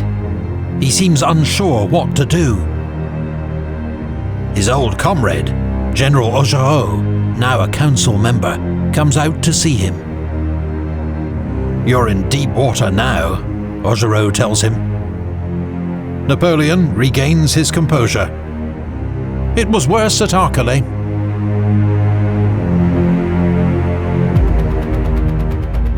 Nevertheless, the coup totters on the brink of disaster. If the council declares Napoleon an outlaw, it could mean a firing squad or a swift trip to the guillotine.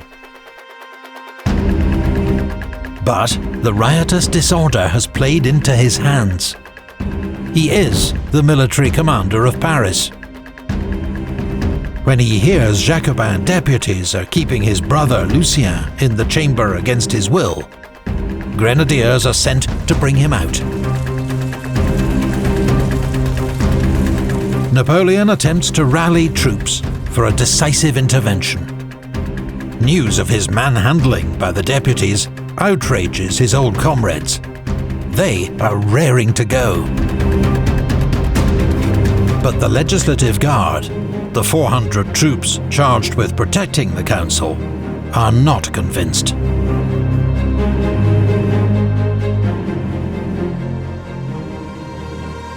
It is Lucien who seizes the moment. He mounts a horse and announces, "Citizens, soldiers, the great majority of the council is at this moment being terrorized by a handful of deputies armed with daggers.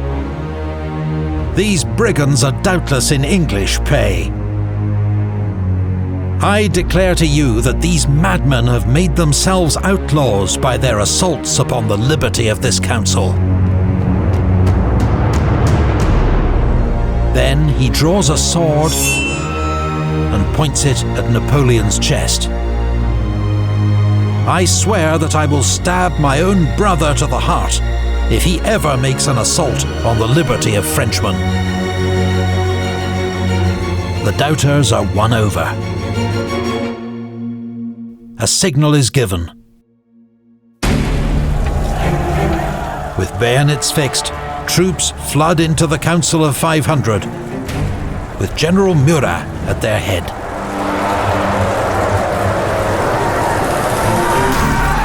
"Citizens, you are dissolved," he shouts. And then to his men, "Get this damn rabble out of here." The deputies scatter. By some accounts, they jump out of windows, leaving their robes and hats strewn across the gardens.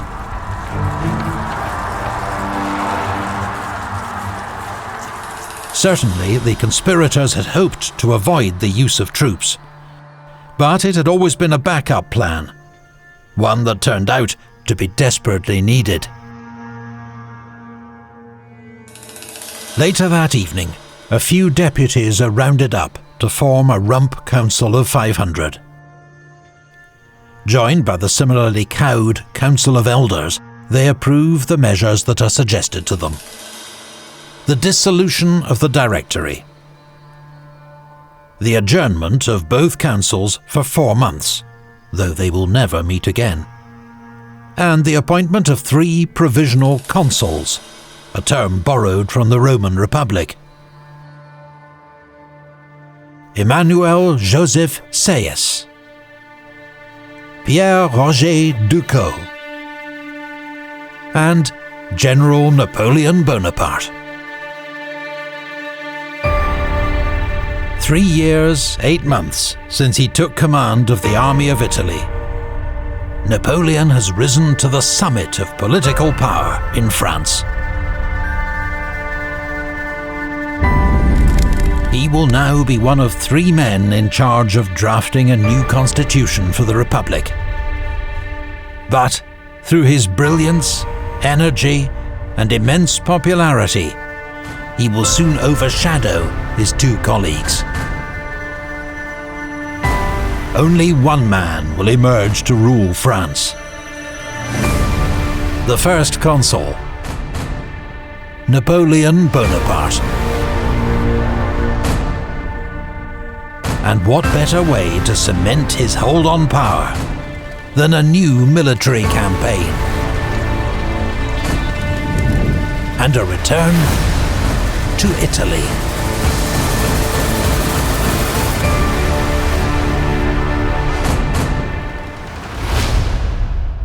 (1800) and France has a new leader, 30-year-old First Consul Napoleon Bonaparte. 5 months have passed since the Brumaire coup cast France's Directory into the dustbin of history. In its aftermath, Napoleon has skillfully outmaneuvered his co-conspirators. And in a new constitution, confirmed by a massively rigged referendum, he's been confirmed as First Consul. Alongside new consuls Cambacérès and Lebrun. Napoleon wields enormous executive power and is eager to use it.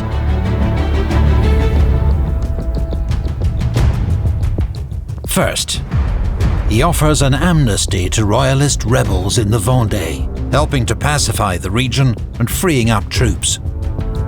Then he creates a new national bank to restore confidence and growth to France's dysfunctional economy.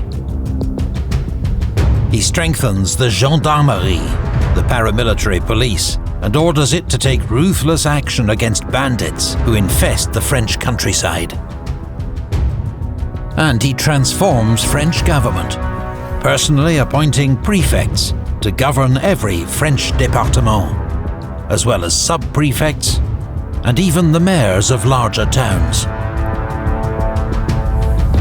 Each achievement is trumpeted by the few newspapers still allowed to print, and which are now entirely under state control. But there is no reason to doubt Napoleon's immense popularity, and that his remarkable energy has begun to drag France out of chaos and torpor. However, his reputation has been forged in war, and with France facing another military crisis, he must quickly turn the situation around, or his rule could end as suddenly as it began.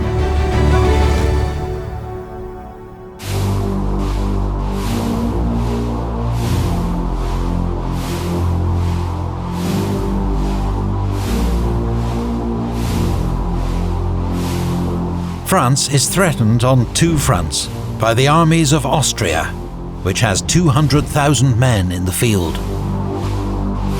In Germany, France's most powerful force, General Moreau's Army of the Rhine, is poised to launch a counterattack.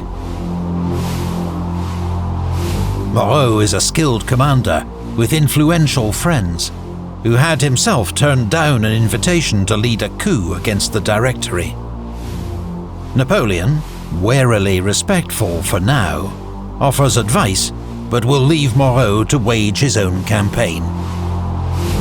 It is in Italy that Napoleon identifies the greatest threat and the greatest opportunity.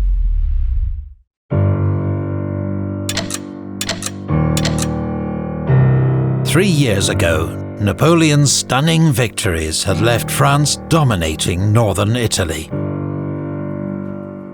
But in 1799, forces of the Second Coalition, led by the great Russian general Alexander Suvorov, had won a series of crushing victories over the French. He had then been ordered to Switzerland. But before he could get there, General Massena's victory at Zurich thwarted coalition plans to unite their armies and staved off disaster for France. The unpredictable Emperor Paul, incensed by British provocations, had then withdrawn Russia from the Second Coalition.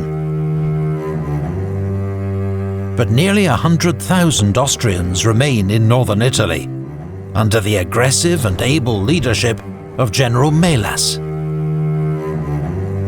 French forces, on the other hand, are scattered, outnumbered, and desperately short of supplies. It's nothing new for France's Army of Italy. But even the arrival of the great General Massena to take charge barely lifts morale.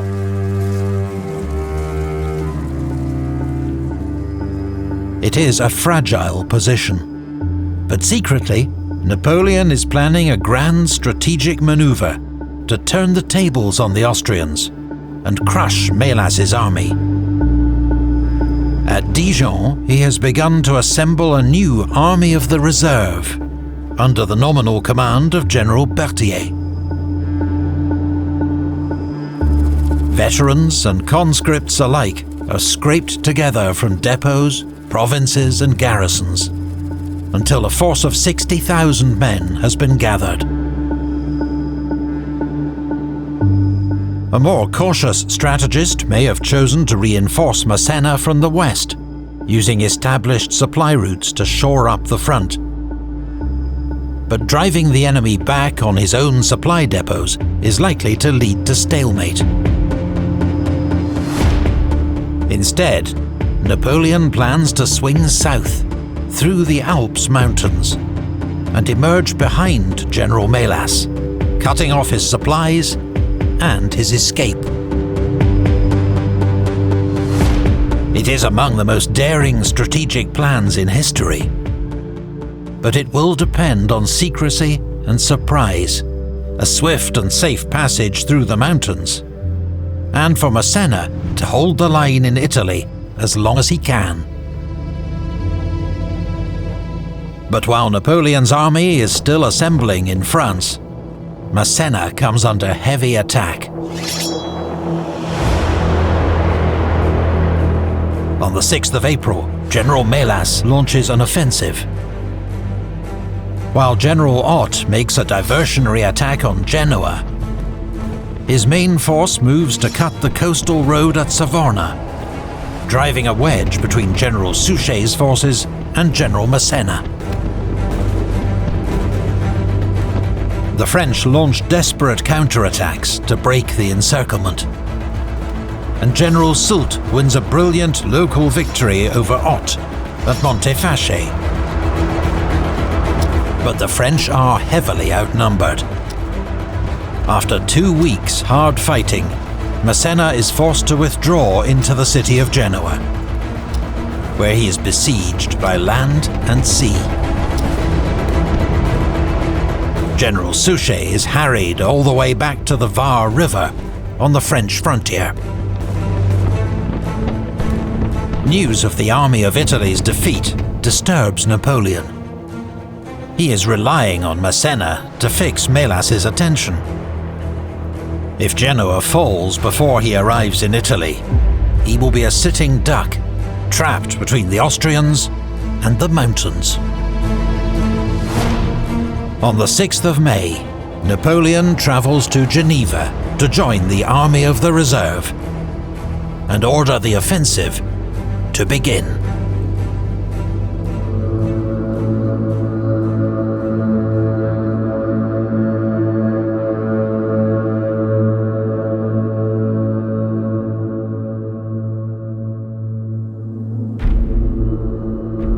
The Alps.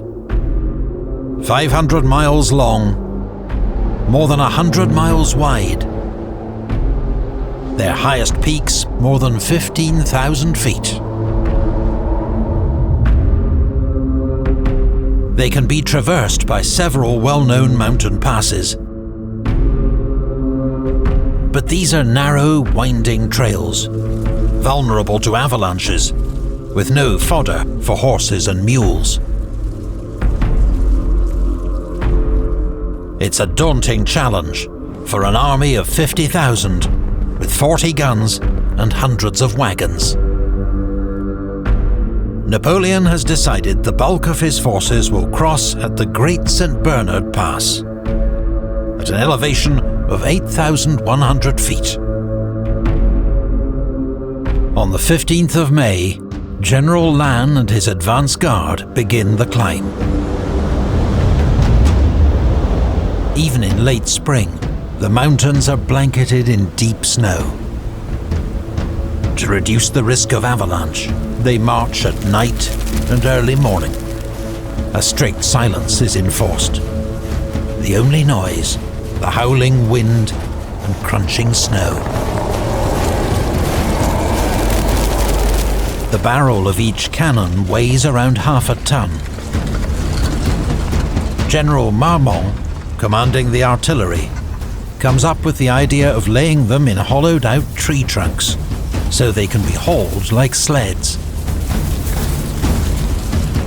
Lannes' advance guard snakes up the 8-mile trail. It's 5 hours of grueling uphill marching, and at several points the men are close to mutiny. But they make it. At 8,100 feet, they reach the summit of the pass and the St. Bernard Hospice, where food and rest has been prepared. The rest of the army completes the crossing over the next 10 days.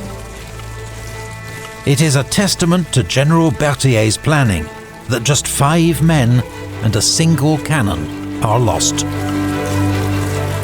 Contrary to Napoleonic propaganda, the first consul made the crossing on a sure-footed mule, trailing the army, rather than leading it on a charger.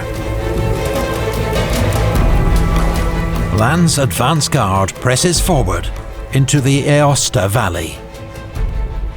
They sweep aside small Austrian outposts, then surprise and scatter a whole battalion at Châtillon. But a nasty surprise awaits at Fort Bard. The fort, held by the indomitable Captain Bernkopf and 400 troops, dominates the pass with its heavy artillery. Infantry and cavalry can skirt around it by means of a goat path, but artillery and wagons will be seriously delayed until Fort Bard is taken. A first assault by French grenadiers fails, with 200 casualties. The fort remains defiant, and for Napoleon, the clock is ticking. In Italy, the French position is increasingly desperate. On the 15th of May, the garrison of Savorna surrenders. In Genoa, Massena conducts a brave and active defence, though in one sortie, General Soult is badly wounded and captured. But now, starvation looms. There are already reports of cannibalism. Napoleon cannot wait for Fort Bard to fall. The army must push on without its guns and baggage, and hoped to capture supplies from the Austrians. On the 23rd of May, Lannes attacks the enemy at Ivrea, taking the town and citadel. 3 days later, he defeats General Hadig near the village of Romano. The Austrians fall back on Turin. With 30,000 French troops now pouring into Lombardy, Napoleon has done it. He has completed one of the most famous marches in history. Italy is wide open, and the Austrians are scrambling to respond.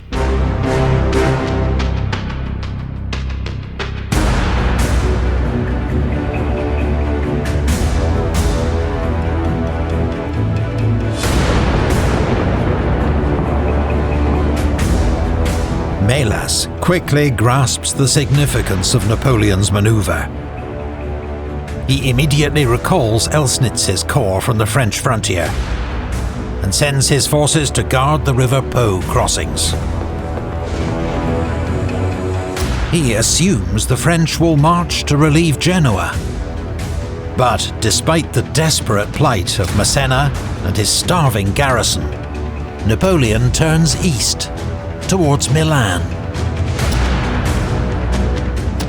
General Vukasovic holds the city, but heavily outnumbered, he retreats towards Mantua.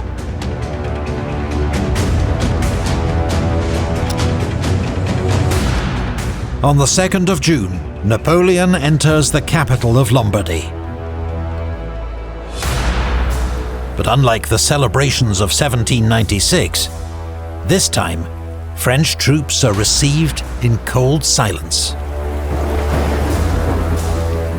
Locals have not forgotten Napoleon's brutal crackdowns of the past. Regardless, in Milan his army can finally rest and requisition much-needed supplies. 3 days later, reinforcements arrive from the Army of the Rhine, General Moncey's division, which has made its own arduous alpine crossing through the Gotthard Pass. The first consul is on the cusp of achieving his grand encirclement. Back in the mountains, Fort Bard finally surrenders.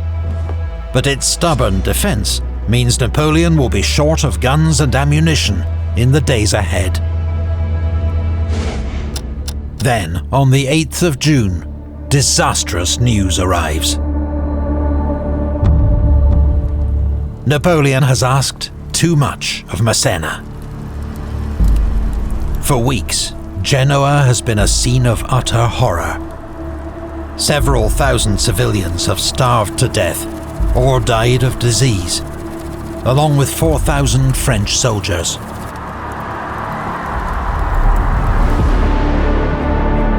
General Massena, his own health broken, and furious at Napoleon's failure to relieve him, negotiates an honourable surrender, which will allow his surviving troops to return to France. The fall of Genoa frees Ott and 12,000 soldiers to march north to join Mélas. Napoleon is determined that the Austrians will not now slip past him and escape his trap. And so he divides his army to cover all possible routes east. For once, it is Napoleon's forces that are overextended. And it is Lannes' advance guard that will pay the price. With 7,000 men, Lannes has secured a bridgehead across the River Po, near Belgioioso. On the 8th of June, he presses forward, intending to drive the enemy from the Stradella defile. But unknown to Lannes, he is on a collision course with General Ott's division, marching north from Genoa. He is about to stumble into a battle, outnumbered 2-1.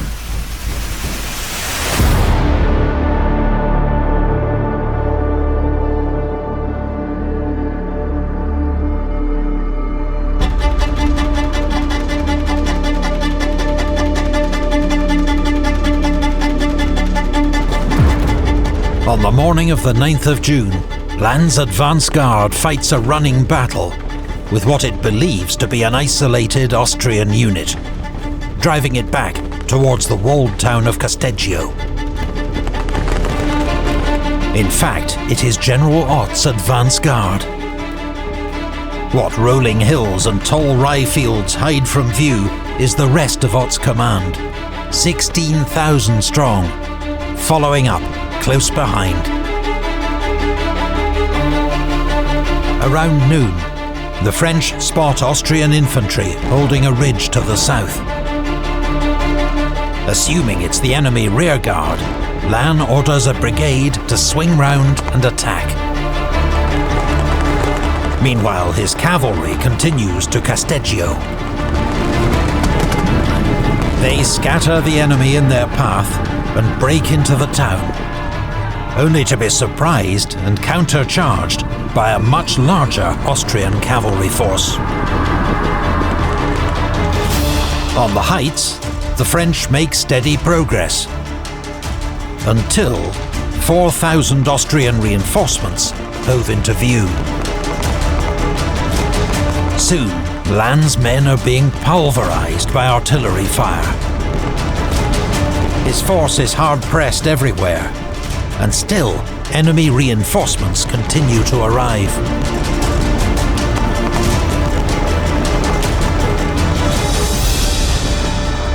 But Ott is cautious and holds back a large reserve. The broken ground leaves him unsure of enemy strength, and he has orders not to be drawn into a major battle. At 2 p.m, Lannes receives his own reinforcements, 6,000 men of General Victor's division.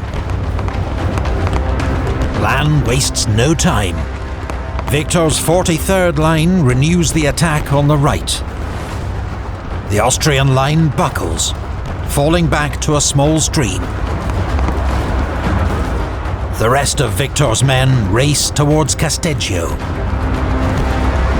Under a hail of cannon fire, their advance stalls. But the 6th Light Infantry is able to cross the Coppa River to the north. Around the same time, French infantry take Casa il Giardiana, splitting the Austrians in two. Fearing he will be outflanked, General Schellenberg, commanding the Austrian centre, orders a slow withdrawal.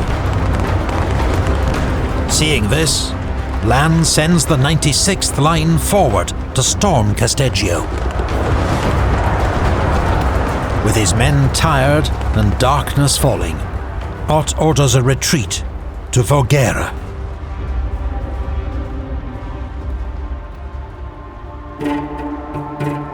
The Battle of Montebello, as it becomes known, was a hard-fought soldiers' battle, in which French determination triumphed in the face of Austrian numbers and artillery. As Napoleon inspects the battlefield, he is greeted by an old friend, General Louis Desaix, who has escaped from Egypt during a temporary armistice. Just a year older than Napoleon, Desaix is another of France's brilliant young generals, who will play a crucial role in the days ahead. He is immediately given command of 2 divisions. Montebello is a glorious victory for Lannes. Napoleon will one day reward him with the title Duke of Montebello. But the larger picture is unchanged. Napoleon still desperately seeks his decisive battle, the victory that may end the war with Austria, and will surely make his position as First Consul unassailable. Now, Napoleon spreads his forces in a wide cordon to prevent the escape of General Melas's Austrian army. General Chabran and 3,400 men guard the River Po. General Lapointe, with 3,500 men, is sent to reinforce him. General Desaix, with 5,000 men, moves south to block the road to Genoa. This leaves Napoleon with just 22,000 men, advancing west onto the plains of Scrivia. But the first consul has been misled by the over-optimistic reports of scouts and spies. Mélas is not planning to retreat. He has concentrated 30,000 veteran troops around the fortress city of Alessandria. They are well rested, supplied, and have a great superiority in cavalry and artillery. And they are preparing to attack.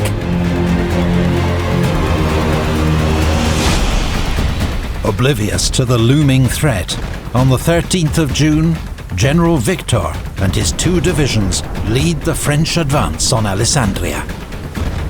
In heavy rain, his men drive a small Austrian rearguard from the village of Marengo back towards a fortified bridgehead on the Bormida River. But the French find the crossing heavily defended. And so, soaked and exhausted, with darkness falling, they halt the pursuit. Weeks ago, Napoleon had predicted that the decisive battle of the campaign would be fought on this very ground, the plain east of Alessandria. But now, he is convinced that Mélas will not risk battle. What he and his men cannot see beyond the Bormida, because they have lit no campfires, are 30,000 Austrians, assembled for an assault. Within hours, Napoleon will discover that his army is fighting for its life.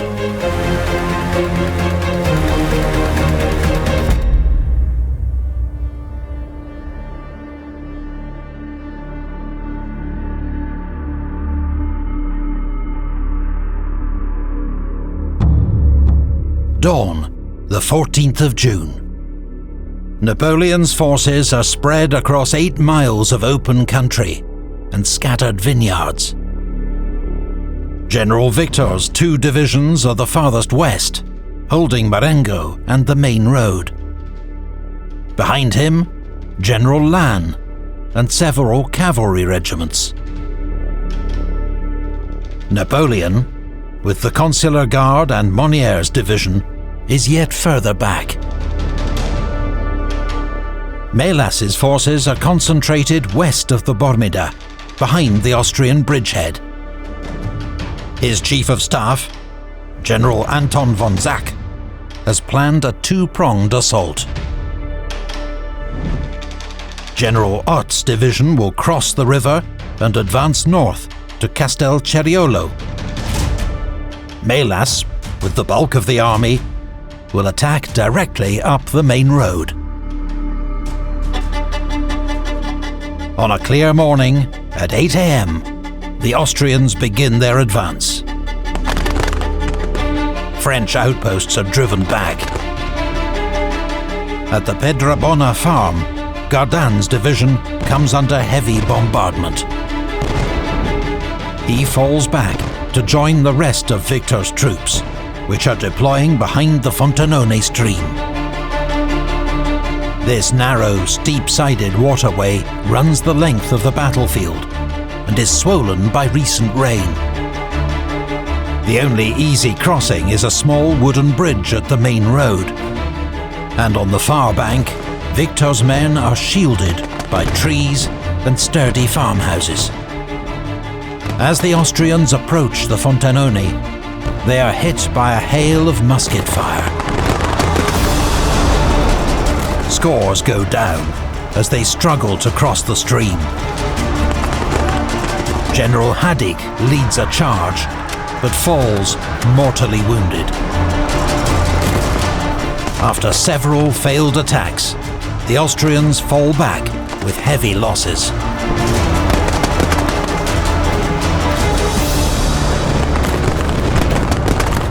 North of Victor's position, General Bellegarde's brigade crosses the Fontenone around 11 a.m.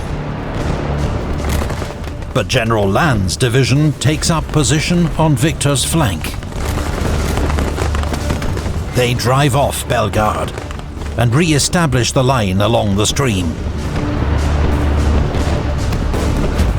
It is now a hot, humid summer's day, as Austrian attacks continue and fighting rages along the Fontenone. More and more Austrian cannon are pulled up and begin to pulverize the French line.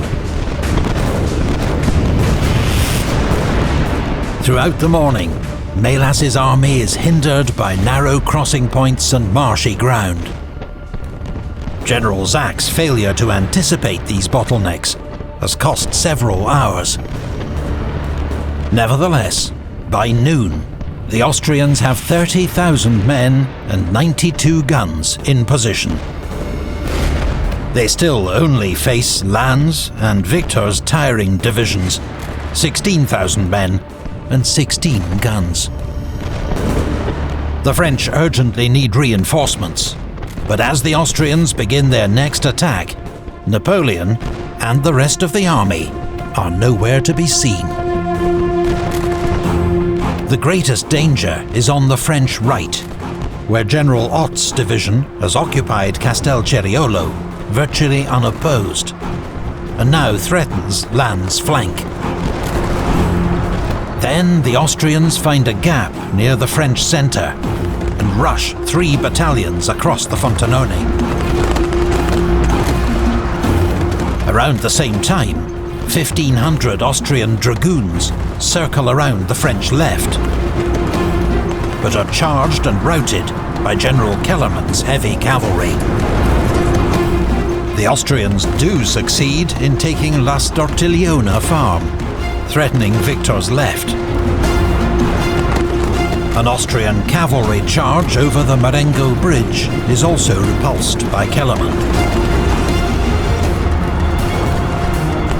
But the odds are too great. Some French units are completely out of ammunition.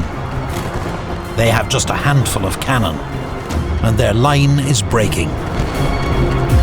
Facing encirclement, Victor's divisions are the first to give way, losing 400 men captured in Marengo. Another 300 French soldiers are left behind in Casabianca, where they hold out stubbornly for several hours. Covered by the 96th Demi Brigade and Kellermann's watchful cavalry, Victor's division retreats half a mile to Spinetta and its surrounding vineyards.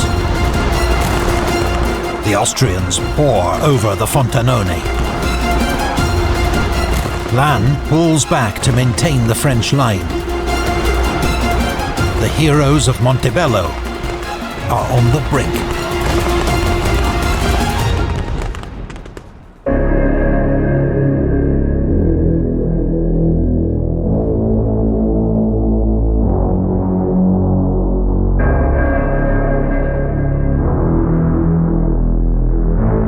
When the Austrian attack began, Napoleon was 7 miles away, at his headquarters in Torre Garofoli. Although he could hear the distant thunder of cannon, he did not grasp its full significance and remained focused on blocking the Austrians' escape. Only at 11 a.m. did reports arrive to reveal the gravity of the situation. Napoleon knows there is not a moment to lose. He scrawls an order to Desaix, who he sent to cut off the Austrian retreat and is now 4 miles away. I had thought to attack the enemy. They have attacked me. Come in the name of God, if you still can. He sends the same order to General Lapointe. Then he races to the front with his only reserves, Monniere's division and the Consular Guard.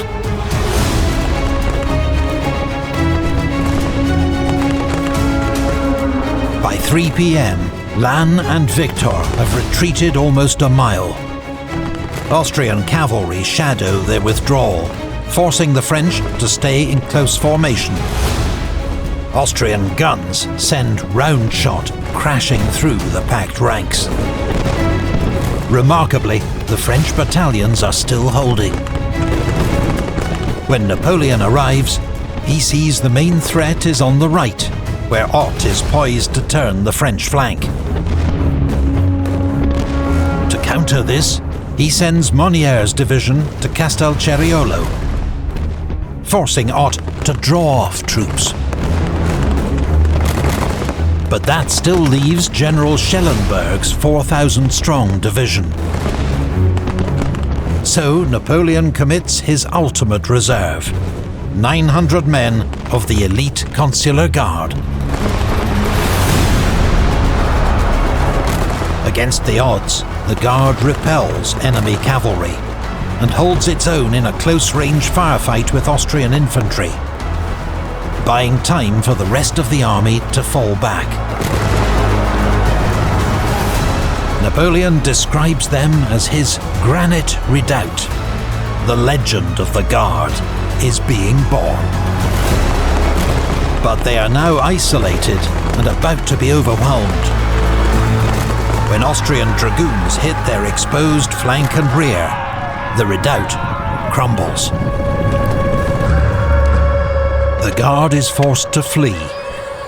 Some surrender, many are cut down. By the end of the day, the Guard has suffered more than 50% casualties. With the retreat of the Guard, Napoleon has no more cards left to play. The French army retreats steadily through the vineyards, battered by constant Austrian artillery fire. Casualties and stragglers mean there are just 6,000 men left holding the French line. General Mélas is satisfied that the French have been beaten. Having been injured in a fall from his horse, he now hands over command to his Chief of Staff, General Zach. Then he returns to Alessandria to draft a report describing his great victory. But he has underestimated French resilience and the fickle fortunes of war.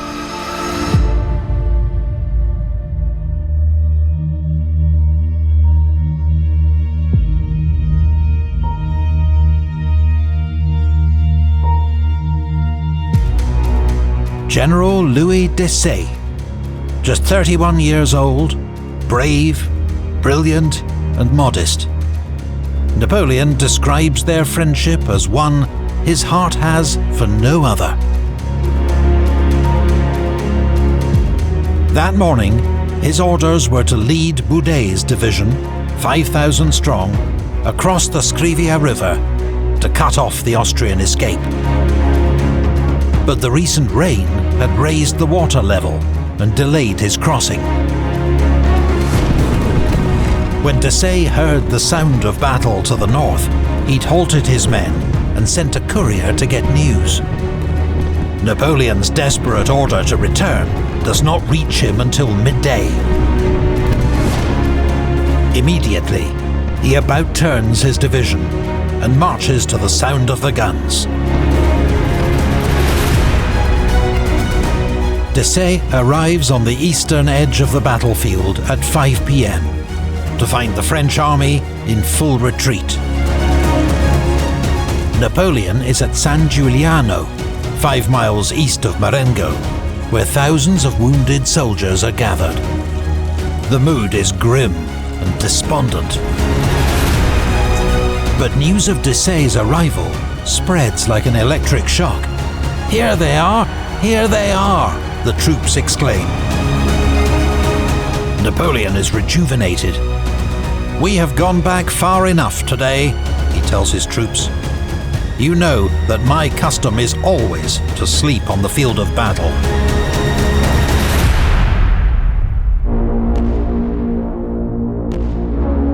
The Austrian army is advancing on all fronts, but they are now scattered and disordered, and they have diverted forces north and south in an attempt to encircle the enemy.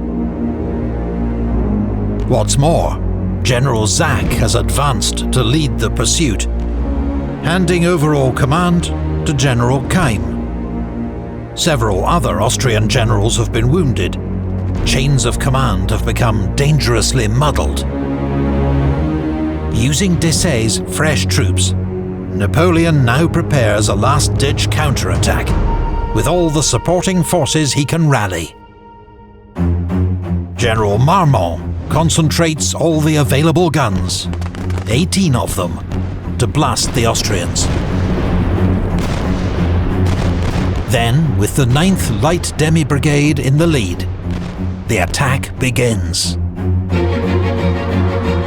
The rapid fire of these experienced skirmishers staggers the Austrian advance. General Zach orders up more artillery and sends forward his elite grenadiers. The 9th Light falls back. To the Austrians, it seems the French are retreating once more. Suddenly, they are blindsided by the rest of Desaix's fresh troops, emerging without warning through the vineyards. Desaix joins the 9th Light and leads them forward in a bayonet charge. At this moment, he is shot through the heart and killed instantly. Seeing their commander fall, the 9th Light cries, "Vengeance!" and surges forward. General Kellerman thunders in with 400 heavy cavalry. They crash into the Austrian left flank. To add to the chaos, an Austrian ammunition wagon is hit and detonates in a tremendous explosion. The combined effect is devastating. Panic spreads, morale collapses. In just a few minutes, hundreds of Austrians lay down their arms and surrender. Thousands more flee, spreading terror among troops in the rear. General Zach, trapped in the rout, is among the 2,000 Austrian prisoners.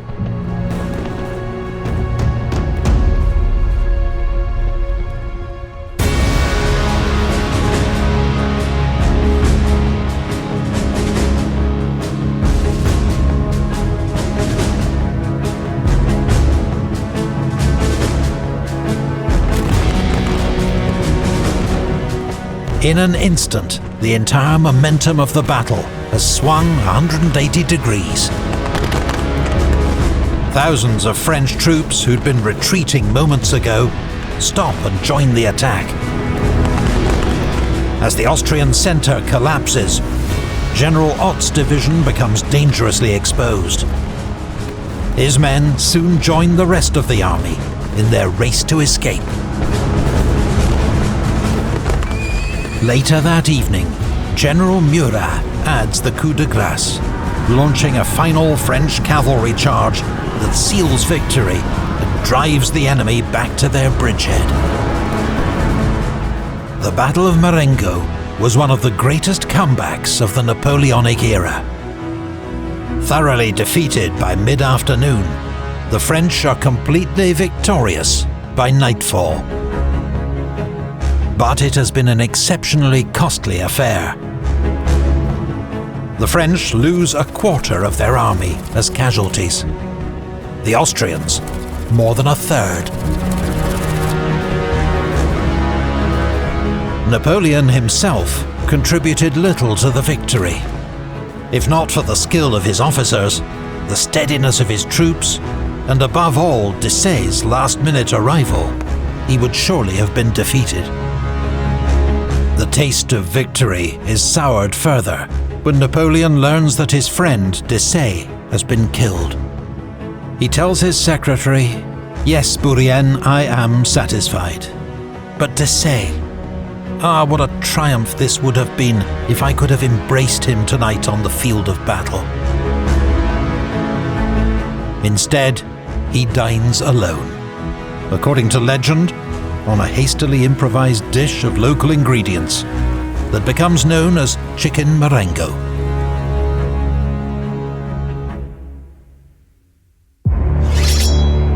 General Mélas, shaken by his unexpected defeat, is unsure how to react. Some of his officers urge him to continue fighting.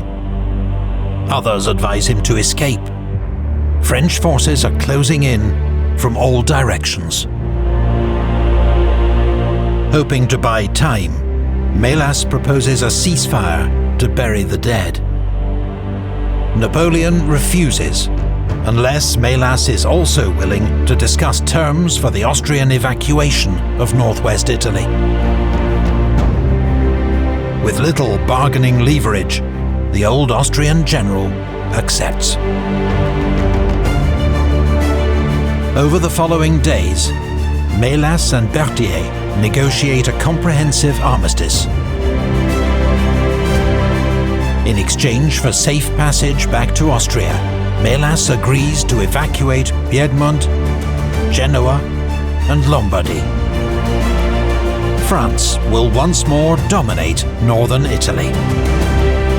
Napoleon has achieved his victory and cemented his position as France's new head of state. What's more, the near-miraculous manner of his victory assures him more than ever of his own special destiny. The gods of war and fortune are with him. What limit can there be to his accomplishments? That winter, Moreau inflicts a second crushing defeat on the Austrians at the Battle of Hohenlinden. Defeated in Italy, and now Germany too, Austria finally sues for peace. The subsequent Treaty of Lunéville sees the French frontier advance to the River Rhine. In Italy, French client republics are officially recognized by Austria, and the following year, France annexes Piedmont. France is now larger and stronger than at any time since the reign of Charlemagne 1,000 years ago. She has just one remaining enemy: Great Britain.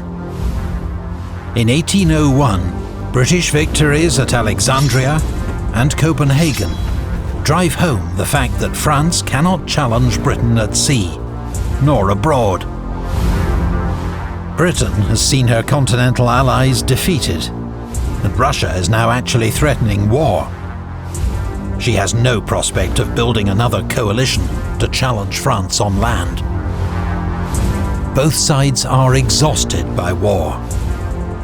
The result, after months of negotiation, peace. For the first time in Europe in 10 years. How long it will last, nobody is quite sure.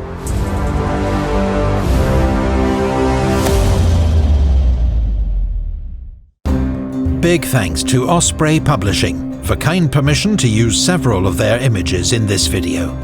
You'll find links to some great Osprey titles on this topic and other historical campaigns in our video description.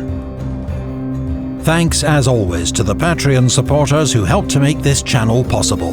From builders such as Charlie, Dan Wilder and Samuel Lamar Jackson, to citizens such as Clemens, Tyler Hammond and Henry O'Jarvis, and heroes like Philip Vladimir Closhan. Join their ranks by joining us on Patreon, where you'll get early ad-free access to new videos.